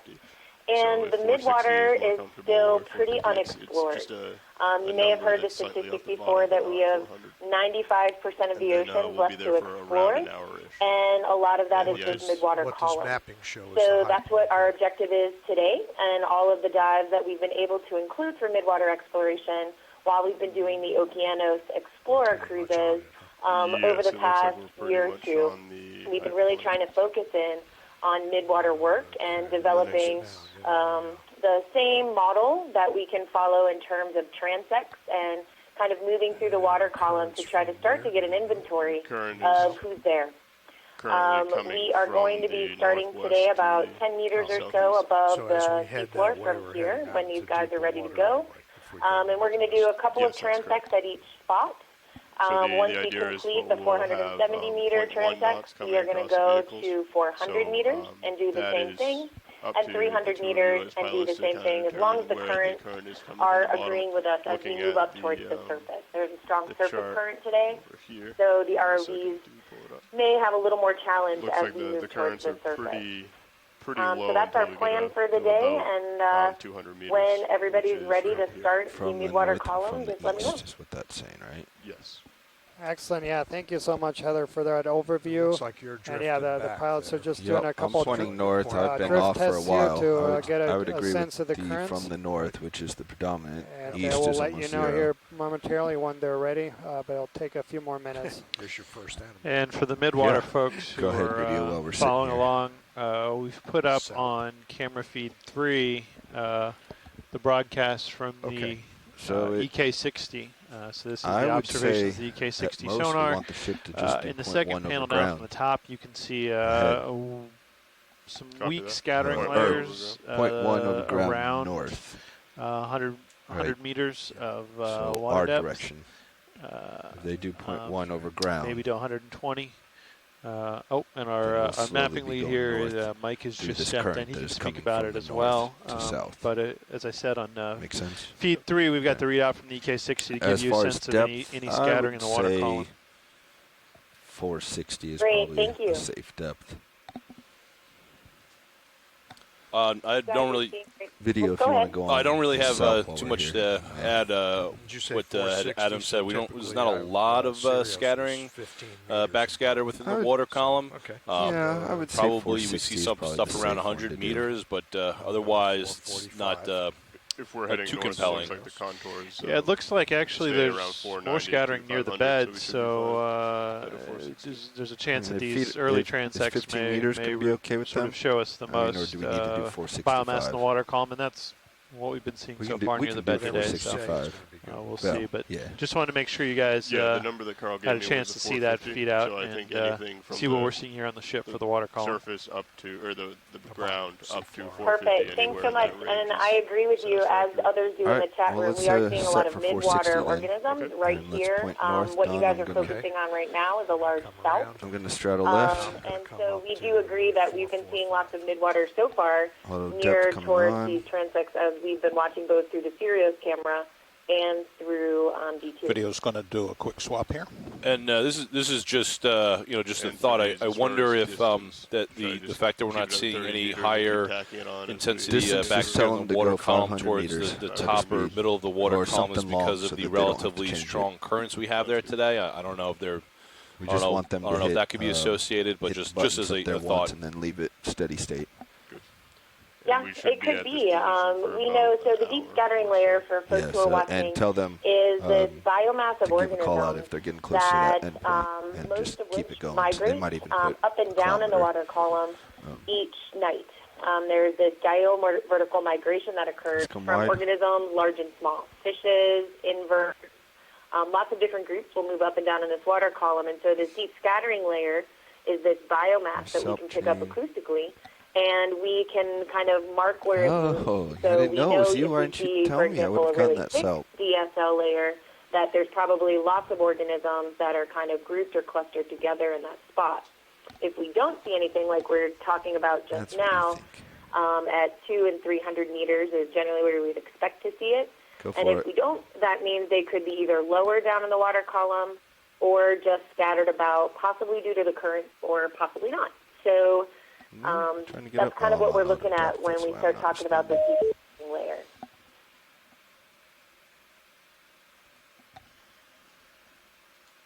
Get it off. Auto. Get the speed I want. Here we go.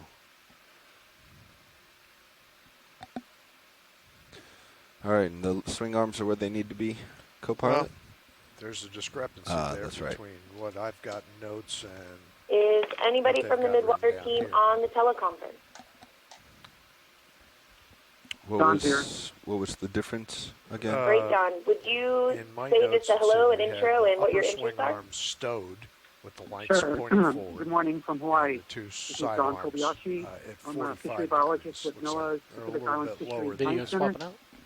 I'm I a can set those at biological 45. oceanographer with And body you're- interest in invertebrates and fishes and Dan's here. We can ecosystem in general. clarify with him, because I think this most is of his my document. experiences with specific midwater creatures, but as we do these dives elsewhere, it's striking to see such similarity across the fauna. So I'm here to learn, and help out as needed, but I'm calling We're from just across setting in a different ocean. Great, thank you, Don. And feel free, anybody, to chime in today. My gelatinous organisms are pretty basic in terms of my knowledge, so this is where the Midwater team, both in the chat room and or on the phone, would be of great assistance. So thank you, Don. Anybody else on the teleconference? Hi, Heather. This is Tracy. I'm at Nova Southeastern University in Florida, and work mostly on midwater fishes, food webs, and lately on pelagic-benthic interaction. So this video is fantastic. Great. Thank you, Tracy. Yep, so pilots, whenever you're ready to start midwater, just let us know. We're already getting requests for zooms in on things. And can we please turn off the lasers? That would be a help for us in the midwater. So just put all the windows and the EK60s vertical here so you'll be able to see all of them. 18 kilohertz, 38 kilohertz, 70 kilohertz from left to right, 120 kilohertz and 200 kilohertz to the right here. And this is a 38 kilohertz because these vertical lines that go up diagonally through the water column, this is interference that's going on with our Ocean Surveyor 38 kilohertz ADCP. There's a little just for reference, that's nothing real there. Because we are so shallow today, we're not seeing a whole lot of interference with the ultra-short baseline on the ROV, so that's actually good news for us. Third sheet or second sheet or something. Yeah. Great. Thank you for the explanation on that. I haven't studied it enough for it to be just like clear to me, but that's there to help you.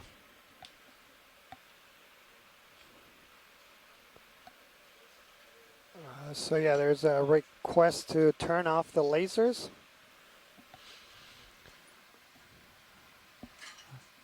All right, watch leads. This is Pilot. We're back with you. We're kind of just setting up for this first one. We're picking 460 about for our first transect.